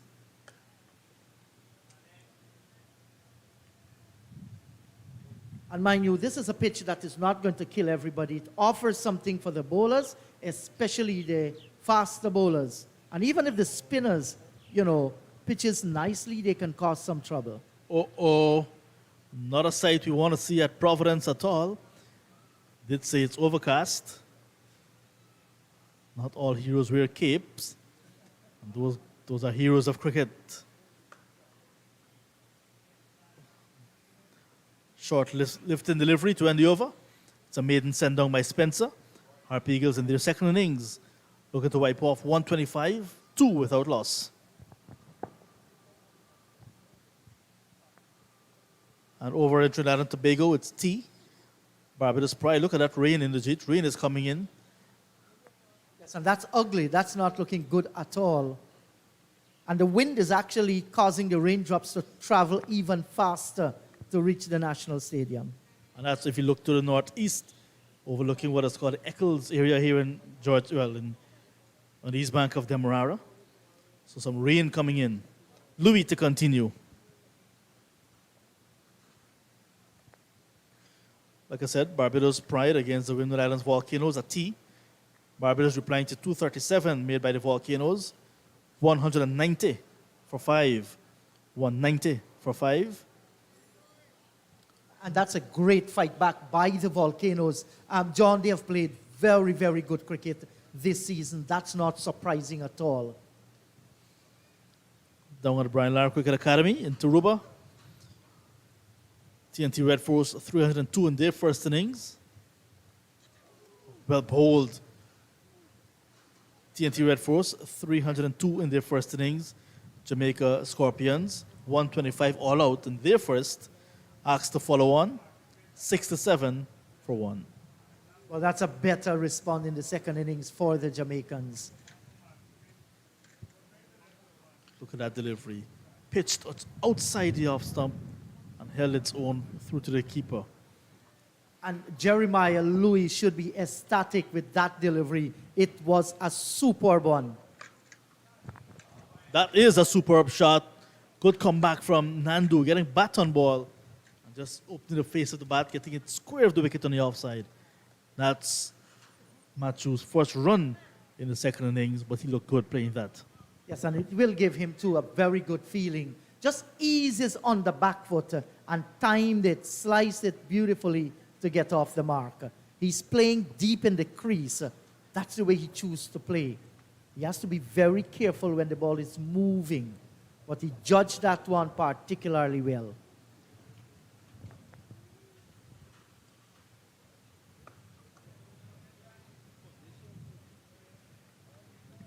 Interesting passage of play now in the Jeet. Not only that they're playing against each other, they're playing against the weather. Because it seems as if we can have an interruption. And both sides will be looking to get a little bit of an advantage going into that interruption. T is around the corner as well. Wasim Habib, head groundsman here at Providence. Quite busy as usual. Again, Harpy Eagles will not want to lose a wicket going to the break. And the Hurricanes will want to get a breakthrough, but will not want to leak runs to give them momentum to the Harpy Eagles going into that break, whichever comes first, whether it's rain or tea. Yes, and the Hurricanes, they know that the Harpy Eagles will definitely be hunting a victory here, irregardless of that 125. Look at that in the distance. Just maybe clearing up slightly, but still threatening. I like your optimism in the Jeet.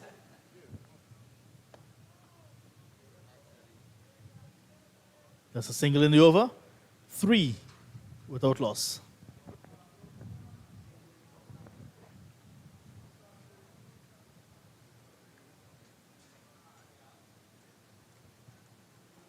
Well, there is a level of drizzle out in the middle there.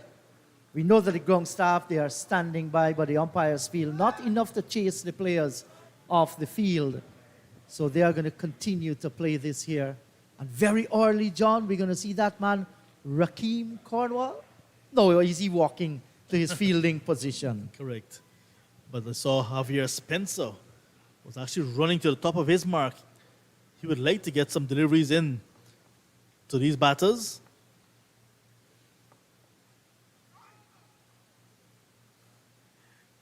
It's that time of the game where you really do not really want to be playing as a batter. Let's go inside and just relax. Come back when it's easier on the mind. And there you see umpire Duguid calling on the covers now. It's beginning to get a bit heavy here at Providence. And also the rain is coming a bit heavy from the northeast, the area it comes from generally. And with a high wind as well, we can expect another stoppage. We had one earlier, 53 minutes. Maybe looking overhead, we can very well be in for a similar type of interruption. So it's now 5 minutes to 3 o'clock local time, and we have a stoppage again for rain. Yes, John, and we can say like in nursery school, rain, rain, go to Spain. The Eagles and the Hurricanes, they want to play. That's not the situation. 3 without loss. We too will take a break, and as soon as the players return, do join us.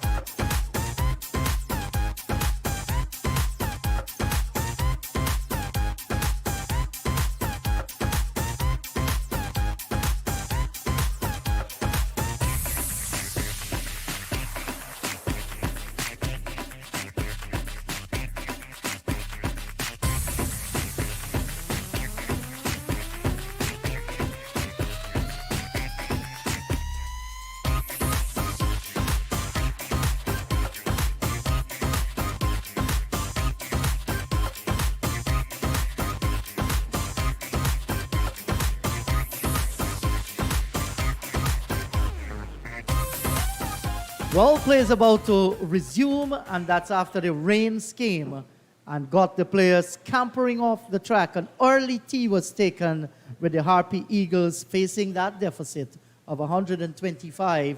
They were 3 without loss. Technora and Chandapal yet to score after facing 10 balls, while Matthew Nandu is on 1. He too faced the same amount of ball like Technora and Chandapal.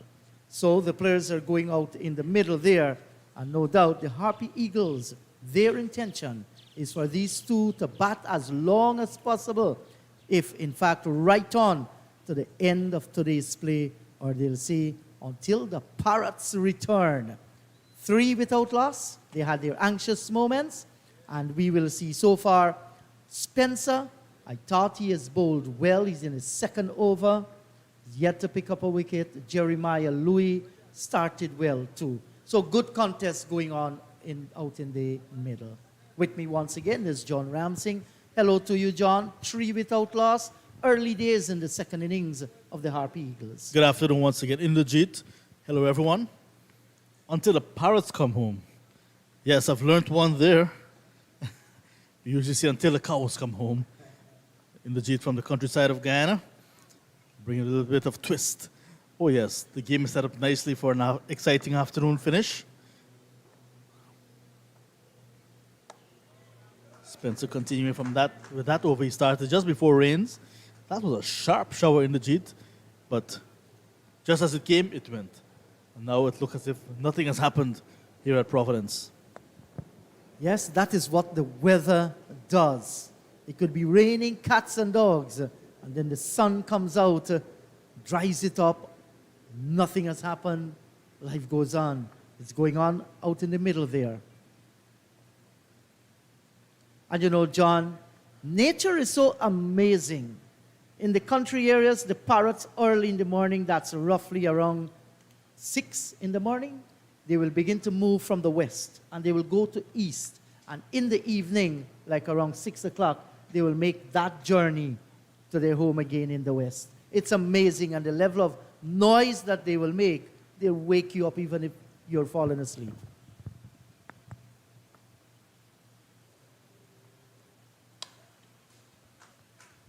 Runs after T. Single to Nandu. He doubles his score. But the only movement similar to what you just spoke about that I am aware of as a city boy is the traffic in the morning heading to the city, and in the afternoon headed back from the city. I hear you, tongue boy. So that was a good-looking shot by Matthew Nandu. Waited at the last moment, so if there was any little swing, he ensured that he conquered that. What shot Tejner and Chandapal was looking to play there? Could it be a one in which the wrist came in? He looked back anxiously.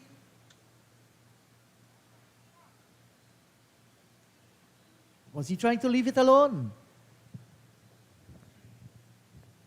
Good bowling from Spencer, rushing the batter. And before Tej actually raised the bat to shoulder's arm, it actually got the toe end of the bat and almost dragged it onto his stumps. This time playing inside the line. The over that started before T is completed. 4 overs gone. The Harpy Eagles 4 without loss. And John, I can't recall when the last, I have seen Tejnarain Chandrapal struggle opening the batting. He seems to be very scratchy. He's not picking up the length. Sometimes players go through these. Despite he made that 80 odd in the previous game, did not look his fluent self. But there is where he is out in the middle, and he must battle these bad patches through.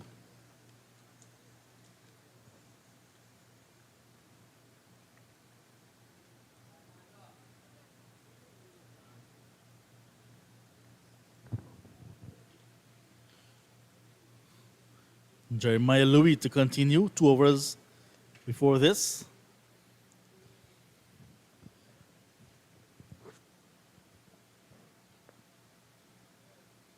But he's a fighter, Chandapal. Do remember last season after 2 matches, hardly got a run.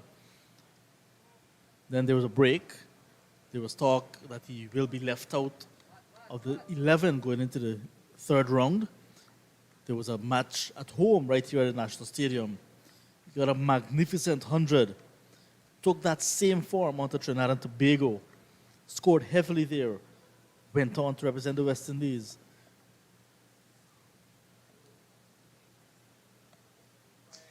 So when his back was against the wall, he answered with the bat. And this time, like you said, I agree with you. Looking just a bit scratchy. But you see that he is quite a different player since then. Started to score, not looking its fluent best, but managed to get some runs. If he could get back to his best, I think runs will come easily off the bat of Chandapal. Yes, he is indeed a fighter. No question about that. And he surely will be fighting it out in the middle there. And I recall last year you called it so correctly. There was an injury to one of the Harpy Eagles batter. Was it Bramble? Imla kept the wicket. Bramble didn't play in the match. Schiff got his chance. Tage got his chance. Who knows if a fit Bramble was there, if he would have gotten any games. He made use of all the opportunity. Today is a West Indian Test opener.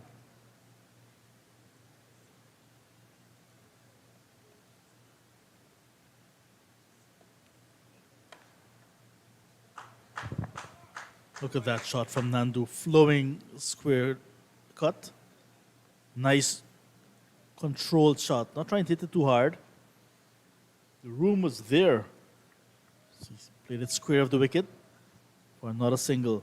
Arjun Nandu is at the National Stadium watching his son Matthew. Arjun represented Guyana as well at a first-class level as a leg spinner. Yes.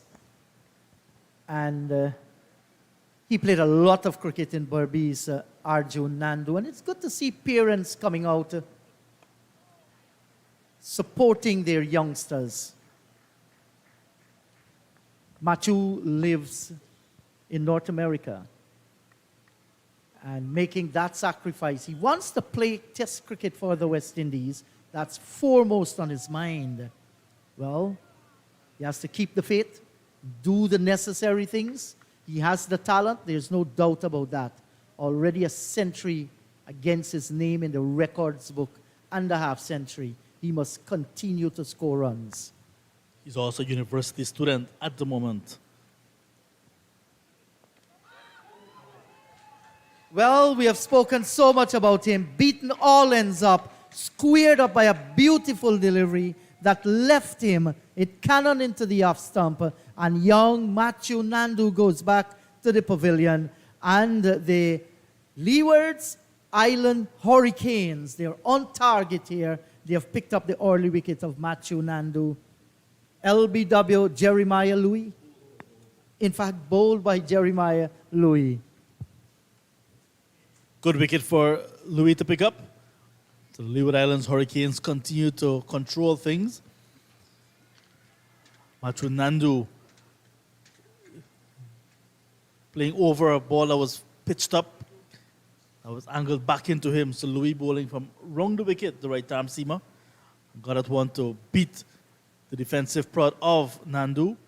Bat came down just a bit late and lost his middle stump. Good wicket for the Hurricanes, and Anderson, in his first season as well for the Guyana Harpy Eagles, makes his way into the middle, batting on that important number 3 position. Captain Anderson, former West Indies under-19 player, played with the West Indies Academy as well. Early trouble for the Harpy Eagles. Yes, John, early trouble for the Eagles here. Can they get out of this? The signs aren't looking good. Tage is struggling for form. Matthew Nandu failed in another innings. He has gone. Anderson has come out in the middle. He too has not set the cricket field ablaze. Got a century in that inter-county tournament. Played his first match in Trinidad and Tobago against Trinidad and Tobago. Failed there. Came back here. Had a reasonable start to his game against the Jamaicans. coming back here in the first innings, not anything to shout about. So he's called now to play for his life. Will this team come together and play for Leon Johnson to give him a good send-off? That's the question that is being asked. And a lot is being asked by the Hurricanes here as far as the character of these players are concerned. Do they have the determination? The skills, yes, I think they have the skills. Are they going to be selective with the shots they play? That is yet to be seen.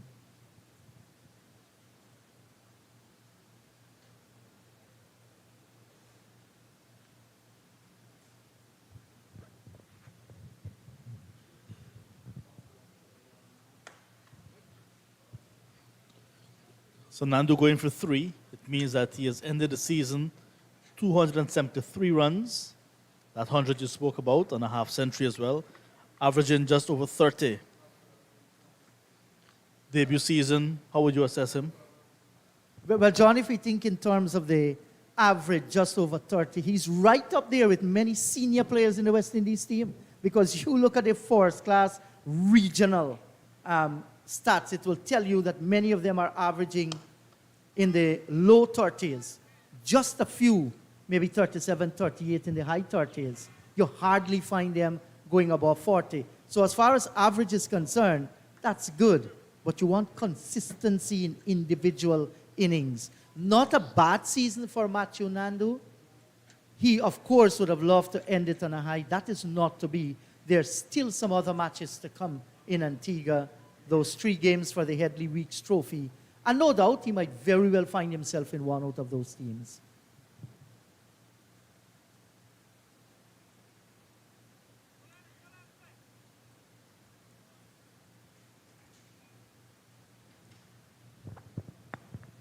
Just a low full toss from Javier Spencer. And a single taken as well from Chandapal.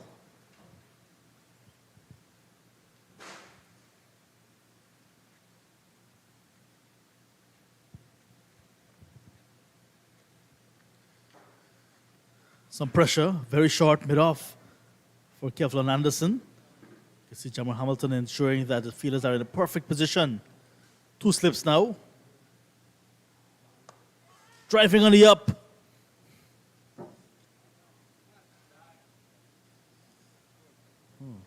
They've John, seen something. Yeah, that has been his problem, and they recognize that very early, Spencer. He's driving, getting back in the crease. Let's look back at this replay that saw the demise of Nandu. Did that ball went between the legs after passing the bat? It didn't went outside, and it cannoned into the stumps. We were talking about Anderson. Has to be stopped hitting these balls in the air through backward point. And the slip caught and beaten and dropped. Well, it went into the gloves of Jamar Hamilton, and he put it down. Once again, beautifully bowled by Spencer. And Tejnarain Chandapal had no answer. Peach of a delivery from the left-arm seamer, drawing Chandapal into the shot. He was forced to get bat on the ball. Got a faint outside edge.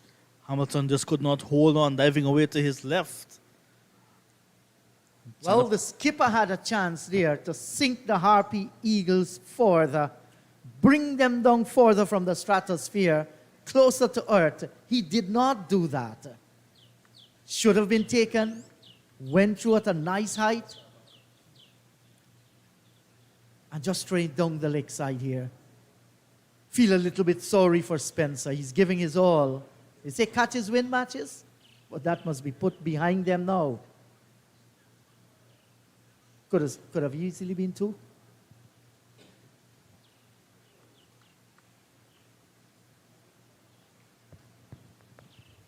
Very similar to what we saw last year in Trinidad and Tobago. They were rocked back very early by the Pacers. Successful overcoming, no, it was the previous over. 6 overs gone, 9 for 1.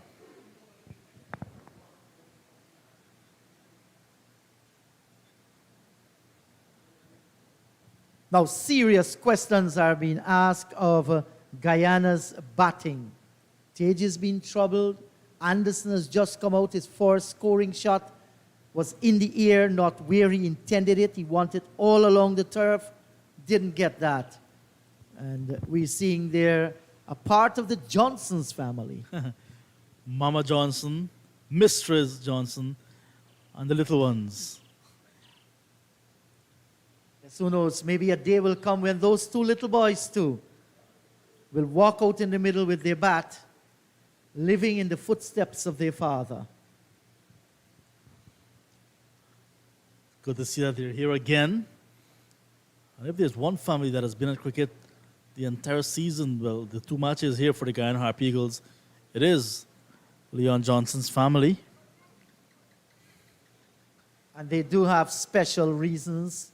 Leon Johnson's last match at this level for his country.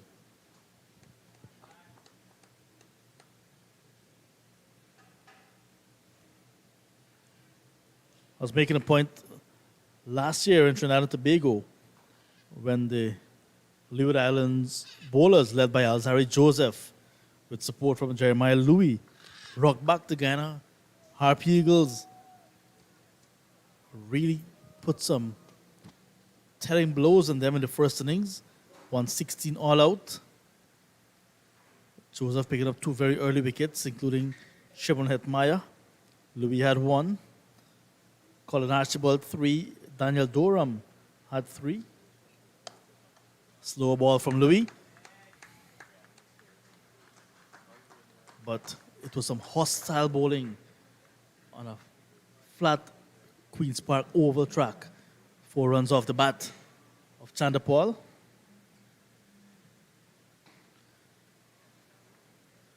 In the second innings, Chandapal Hemraj, who is not playing today, he got a half century, took the attack to Alzari Joseph, but Louis came and got him.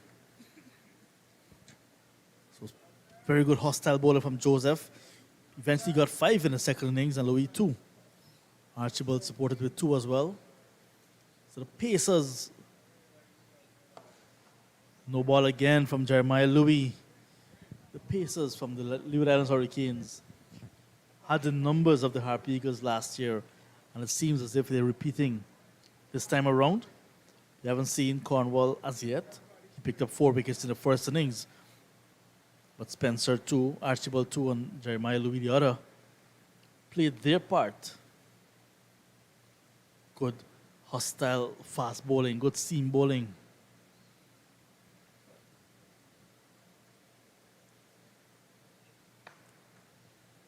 John, looking at the fast bowling of the Leeward Islands Hurricane team, you take into account of Alzari Joseph. Let's say he's back playing for them in a 4-day tournament. Alzari Joseph, Jeremiah Louis, you're having Spencer, you're having Archibald. That's a very good pace bowling attack. You're having men who could bowl fast. Spencer has some pace and he's moving it. Alzari Joseph, he has improved by leaps and bounds. That's a very potent attack. And put together the off spin of Cornwall, that's excellent.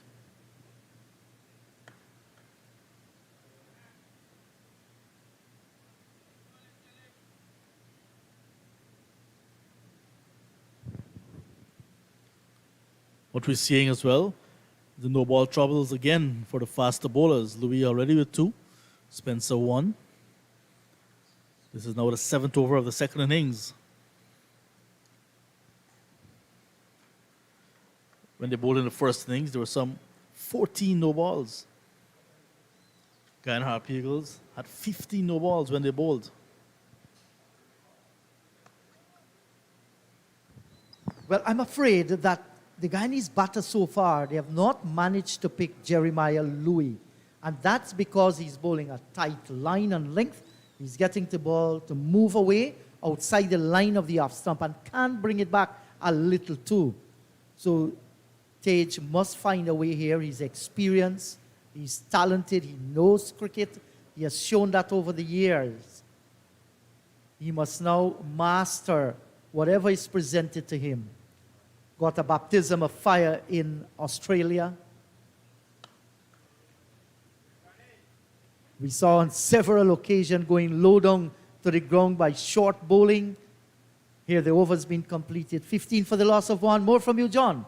And you'll be joined by Matthew.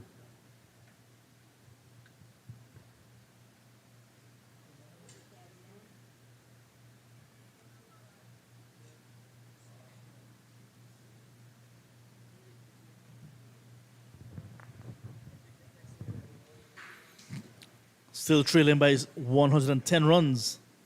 The Guyana Harpy Eagles, remember, they have a deficit of 125 to wipe off before they can make the Leeward Islands Hurricanes bat again. Hurricanes, in their first innings, 247, which was in reply to 122. A paltry 122 all out by the Harpy Eagles in their first innings. So now the Guyana Harpy Eagles in their second innings, 15 for 1. Nandu clean bowl by Jeremiah Louis, playing down the wrong line for 3. So 6 for 1 is now 15 without 4 the loss. Matthew Kisoon back with me. Sunshine trying to come out between those dark clouds. Overcast conditions, 2 slips on a man at a very short extra cover in Raheem Cornwall in play as well. That is an attacking position. Hello, Matthew. Hello, John. Hello to everyone across the length and breadth of Guyana and the Leeward Islands, especially in Antigua, St. Kitts and Nevis, Anguilla, where a number of your players are involved here in this good battle. A lot of pressure for the Eagles now.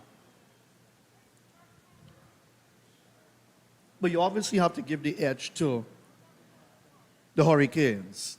Number 1 for bowling out the Eagles in the first innings of 122. Number 2 for batting good enough to give a lead of 155 or creating that deficit that the Eagles have got to erase in order to make them bat again.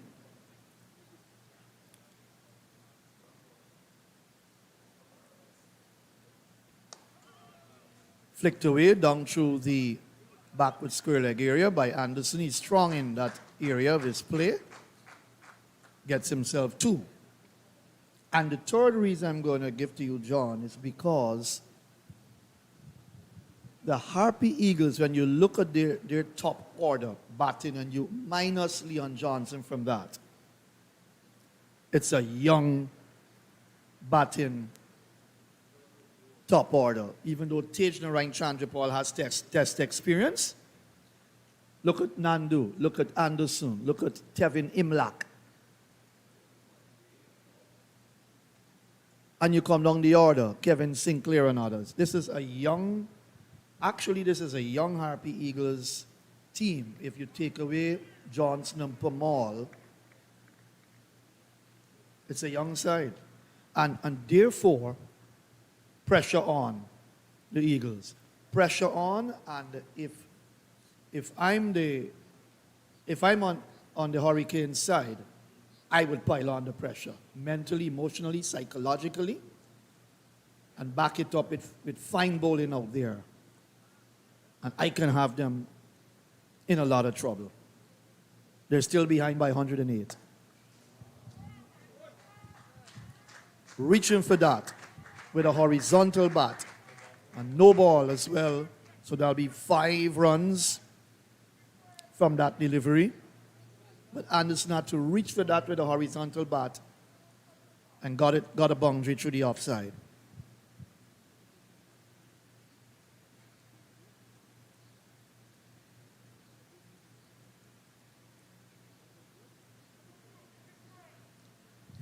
In the end, he played it well. Good shot, but a no ball. A nothing ball there from Spencer. And Jamar Hamilton will be ruining that drop chance, of course, of Chandrapal. That's the test player in the side that you have to get his wicket.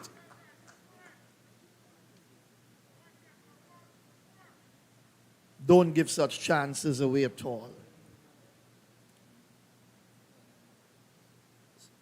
So they themselves would be under a bit of pressure to pick up early wickets as well. Nandu, not a good game, not a good enough game. A nicely played 22 in the first innings. But he's under a little bit of pressure, but he's still a young man. Nice forcing shot through the offside. Devon Thomas giving chase. They get 2. That's the end of the over. 25 for 1.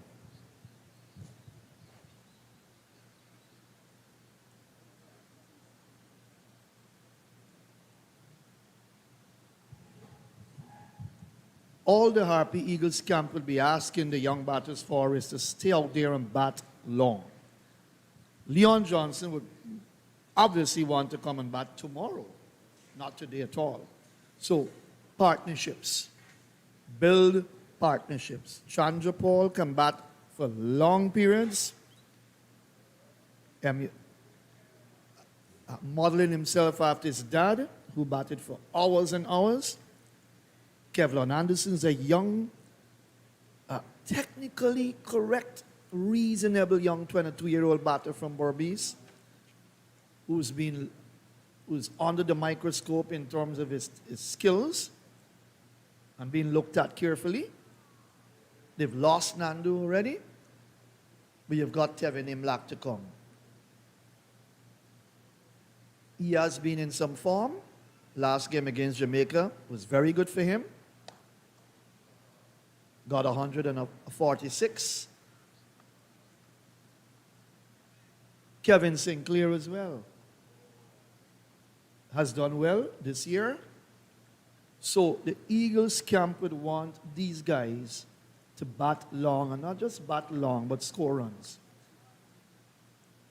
They've still got 100 runs to wipe off.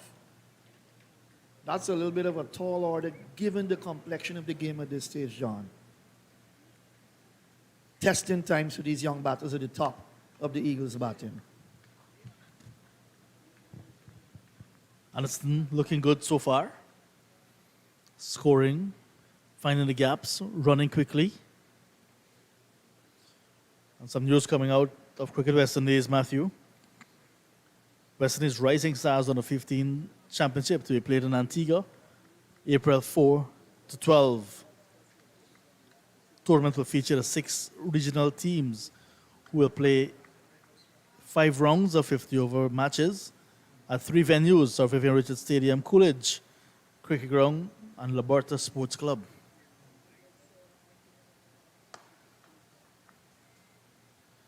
The opening round will see the Leeward Islands taking on the Windward Islands at the Sir Vivian Richards Stadium. TNT will take on Guyana at Coolidge, and Jamaica will face defending champions Barbados at Laberta. All matches begin at 9:30 local time. So it's good to see the youngsters on the 15 getting their opportunity again. Now, recently, Guyana concluded their inter-county on the 15 tournament. So we've had an opportunity to select the national side.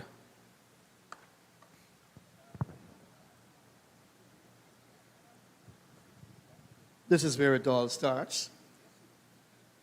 Well, you have to start at around under 13, if there's anything like under 13 cricket in respective territories. I think the clubs have to create that sort of structure. Even if it was there and it's not there now, they've got to work hard with the youngsters from age 10, 11, 12 to get them going.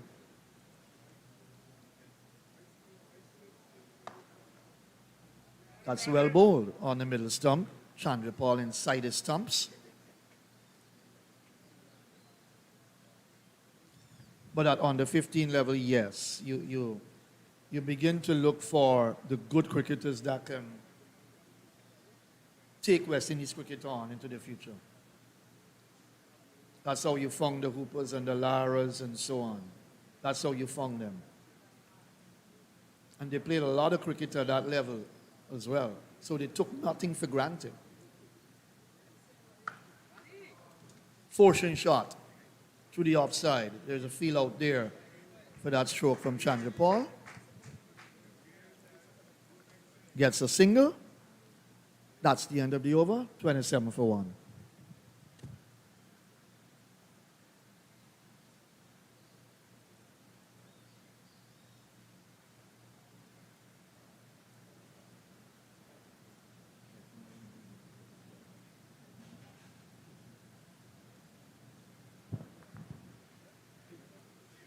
Archibald's first over coming to an end, just 2 singles in it.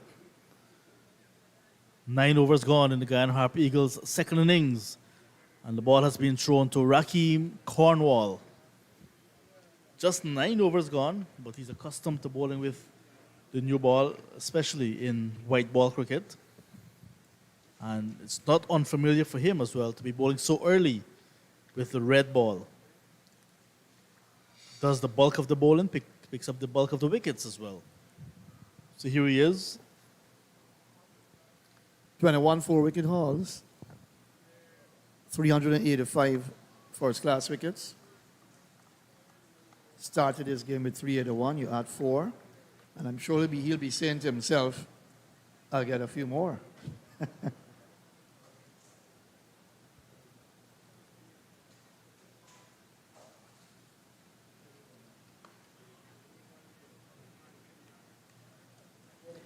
And this is the player, Cornwall, that the Guyana batters have got to negotiate well right through this second innings now. They have to negotiate him well. They have to play him well. Inside the stumps, works it away into the leg side for a single.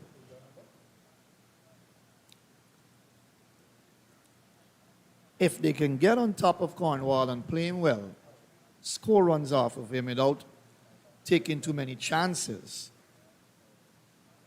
well, then the Harpy Eagles can say to themselves, that's the plan working. Get on top of Cornwall, work the ball around, pick up the singles. Don't take too many chances to his bowling. This is the man that is the big key factor in this match right now. We saw it in the first innings. He's always been a thorn in the Harpy Eagles' side. And they've just got to learn to play him well. You've got to use your feet to the spinners. You can't think that you should go on the back foot too often. Play each ball on its merit. Shuffles back and works it around the corner, but straight to Carty. His first over comes to an end. 28 for the loss of 1 after 10.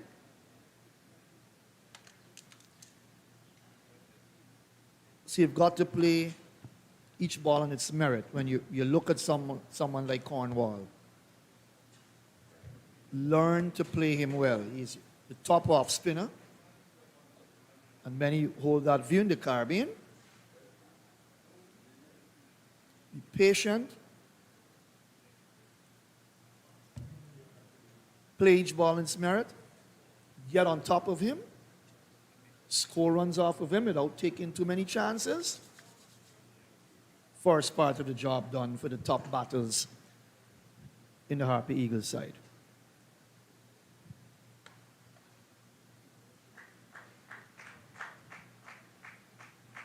Square driven by Chandra Paul for a single. John Ramsing has left. Clyde Butts has come in. 1 wicket gone already. They've still got to raise 96 to make the Leewards bat again. Good afternoon, Clyde. Yes, good afternoon to you. Good afternoon to viewers wherever you are. Certainly it is. And I'm sure the Eagles batters will be thinking they need to try and bat out the day, keep rotation, keep nice rotation going, don't put yourself under too much pressure, and just play normal cricket. Just play normal cricket. Whereas the Hurricanes will be thinking, well, You're 29 for 1. If we can get a couple more wickets this afternoon, still a lot of time in the game this afternoon, that would be putting pressure back on you again. So both teams has a lot to play for out there. 28 overs plus still to be bowled. Says our big scoreboard to the right. So a lot of batting from these youngsters here now.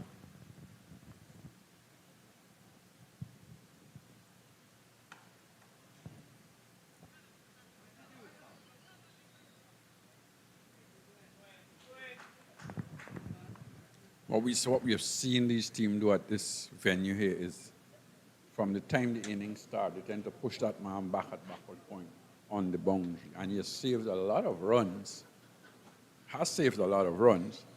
Maybe as a batter, you'll be thinking, well, if he is back, that's taking some pressure off of me. But the bowler sometimes need that little cover of the man being back there, saving a few runs. Jamal Hamilton has gone all the way up to his bowler to have a word. Maybe say to him, well, come on, give me 2 short balls. Let's see what happens.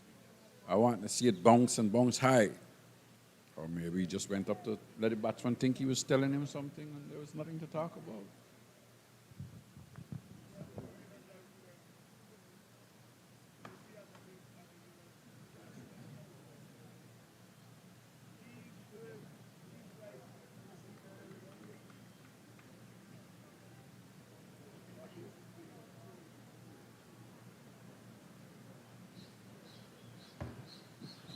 Just take your time and bat. You've got, after today, 2 full days. Take your time and bat. Yes, you've got 93 runs to raise, but take your time. Work away at it without losing wickets. That should be the simple plan. Simple for us to say. We are in the pavilion. We are in the pavilion. That's the force wide, I think, of the game. That was very, very wide indeed. Pitchton was going further away. But there is that swing again that we talk about in the first inning, that the left hand quickies are getting the ball to swing back into the right-handers and to leave the left-handers.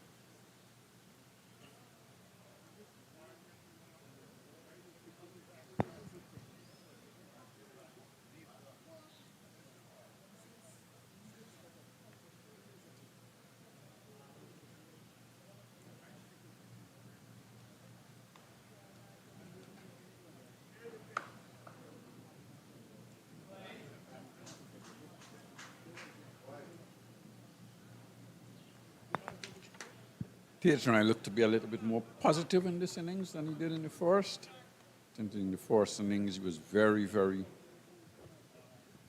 intent on just staying out there and batted for quite some time as well. But then, after the new ball, he got out.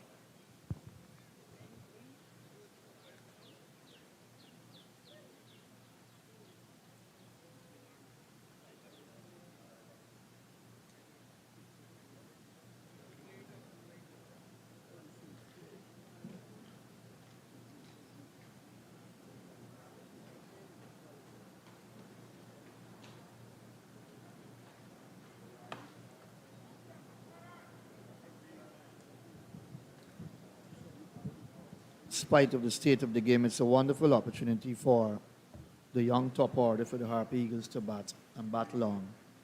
Overcomes to end 34 for 1. I thought the state of the game would have made them want to bat long. You said despite. So I'm wondering what you meant. I think this is the time when you need them to buckle down and bat and score some runs. Not only bat long, but to score runs as well. This is your last innings for the year, and I'm sure Tage, who's just come back from a test tour, South Africa, would be saying, well, the selectors need to keep my name in there. So I'm going to get runs. Young Anderson, now coming to the fore, he will be thinking that he needs to continue to impress Ramnaresh Sarwan and his team, and to ensure that his name is there and thereabouts when the team is being selected next time around. think that's what you would like to do. You don't want it to be that you're thinking, oh, if I get selected. You've got the chance, you select yourself.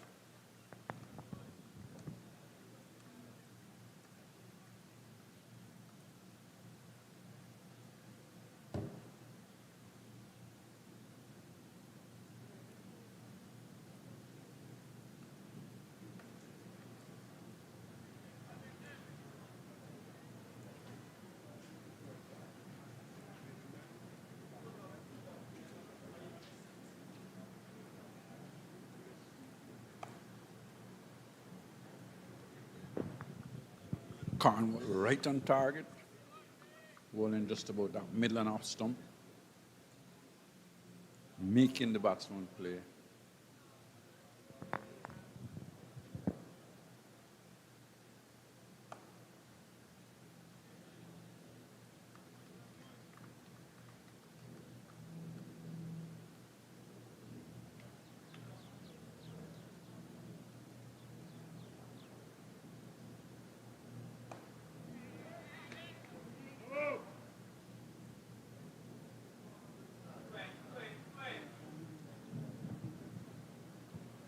Over completed.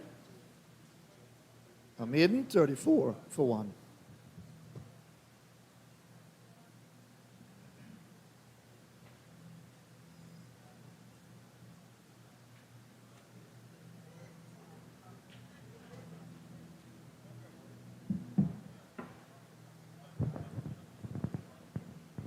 We've got some 26 overs left in the day's play. Looking at the how things have gone, nice cool afternoon. I'm sure Hamilton will be thinking, well, I'm going to attack with my fast bowlers from one end and use Cornwall from the other end. See if he can really get a few wickets this afternoon. And I'm sure the batters will be thinking, well, we cannot get out.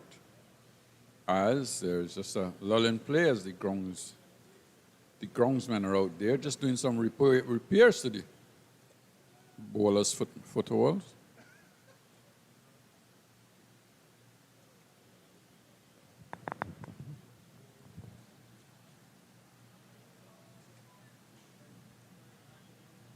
Look at the dark clouds hovering over Providence.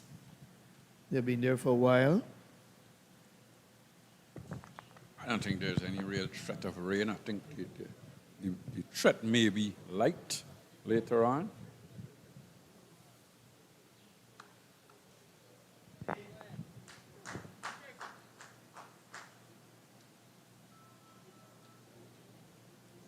wonder how long the light would be good enough to play, especially if the fast bowlers are bowling.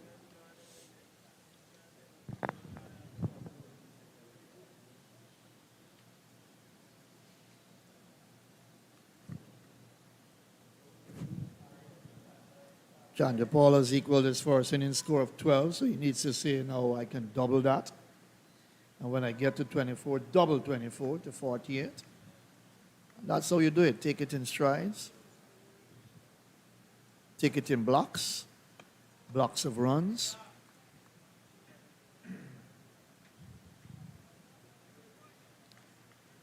What I wanted to say about Cornwall is that he's a type of bowler, Clyde, that makes you play more often. You know, very often you have to play Cornwall.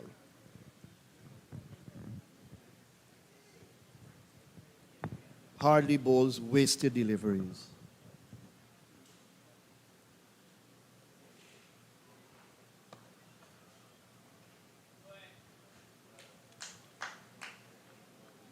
Yes, he does. He makes you play, and when the pitch has a little bit of bounce and spin, does consistently bowl in good areas. He's a tall man, gets the ball. The bounce comes from a very high arm, and does get more bounce than the normal spinners or smaller spinners.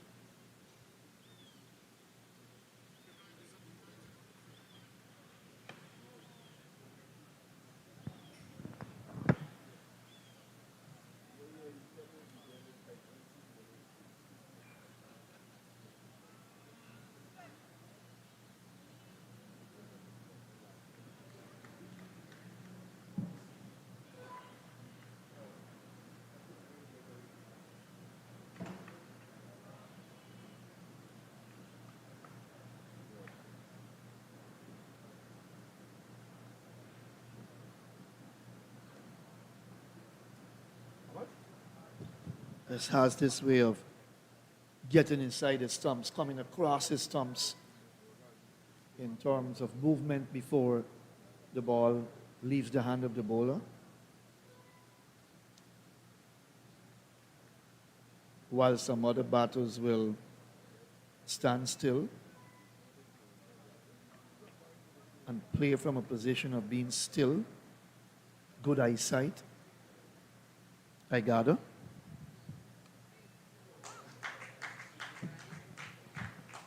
Outside the leg stump, and all Chandra Paul had to do was help it around the corner for 4 to fine leg. That's the end of the over. 39 for 1. Well, you get a bad delivery, you put it away. But I think the bowler is really getting some problems with the foot marks. Running into ball, he seems to be some loose stuff in that area. And it is giving him some problems.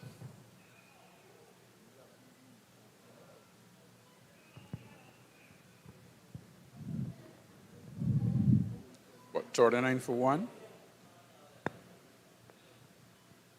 Eagles.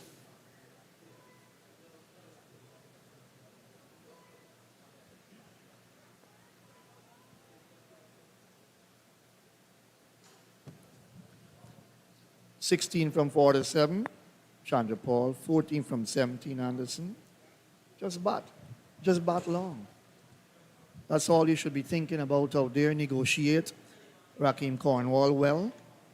Play him with positivity and confidence. And you'll remain there for a while. And the runs will come, like that single now, turned into the onside.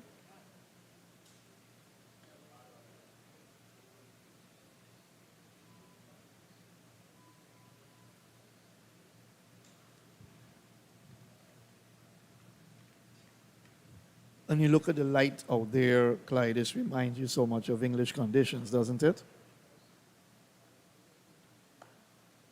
At times.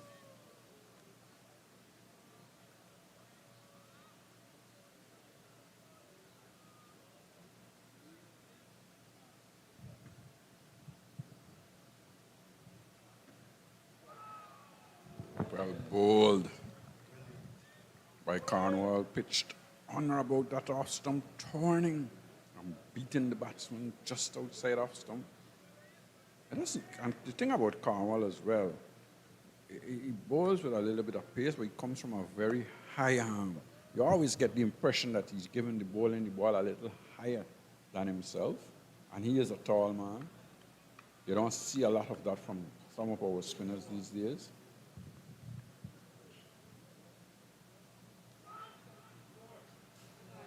Inside edge, this would run away to the boundary. Yes, it does. Just slowed up inside, fielder diving, then knocked it onto the boundary. 4 runs. Always going to be difficult for him to stop that. It was going downhill.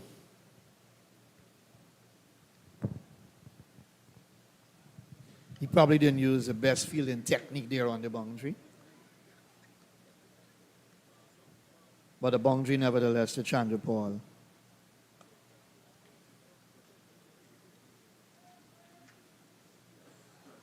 He's faced 52 deliveries, overcomes to then 44 for 1.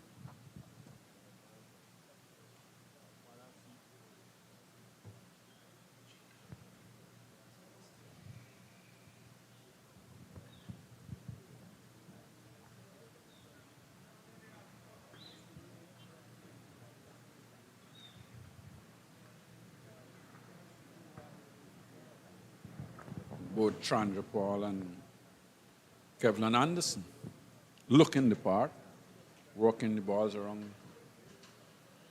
picking up, rotating the strike, picking up singles, and a couple of boundaries in between as well. Chandra Paul in the last couple of overs got 2 boundaries, so he'll be happy.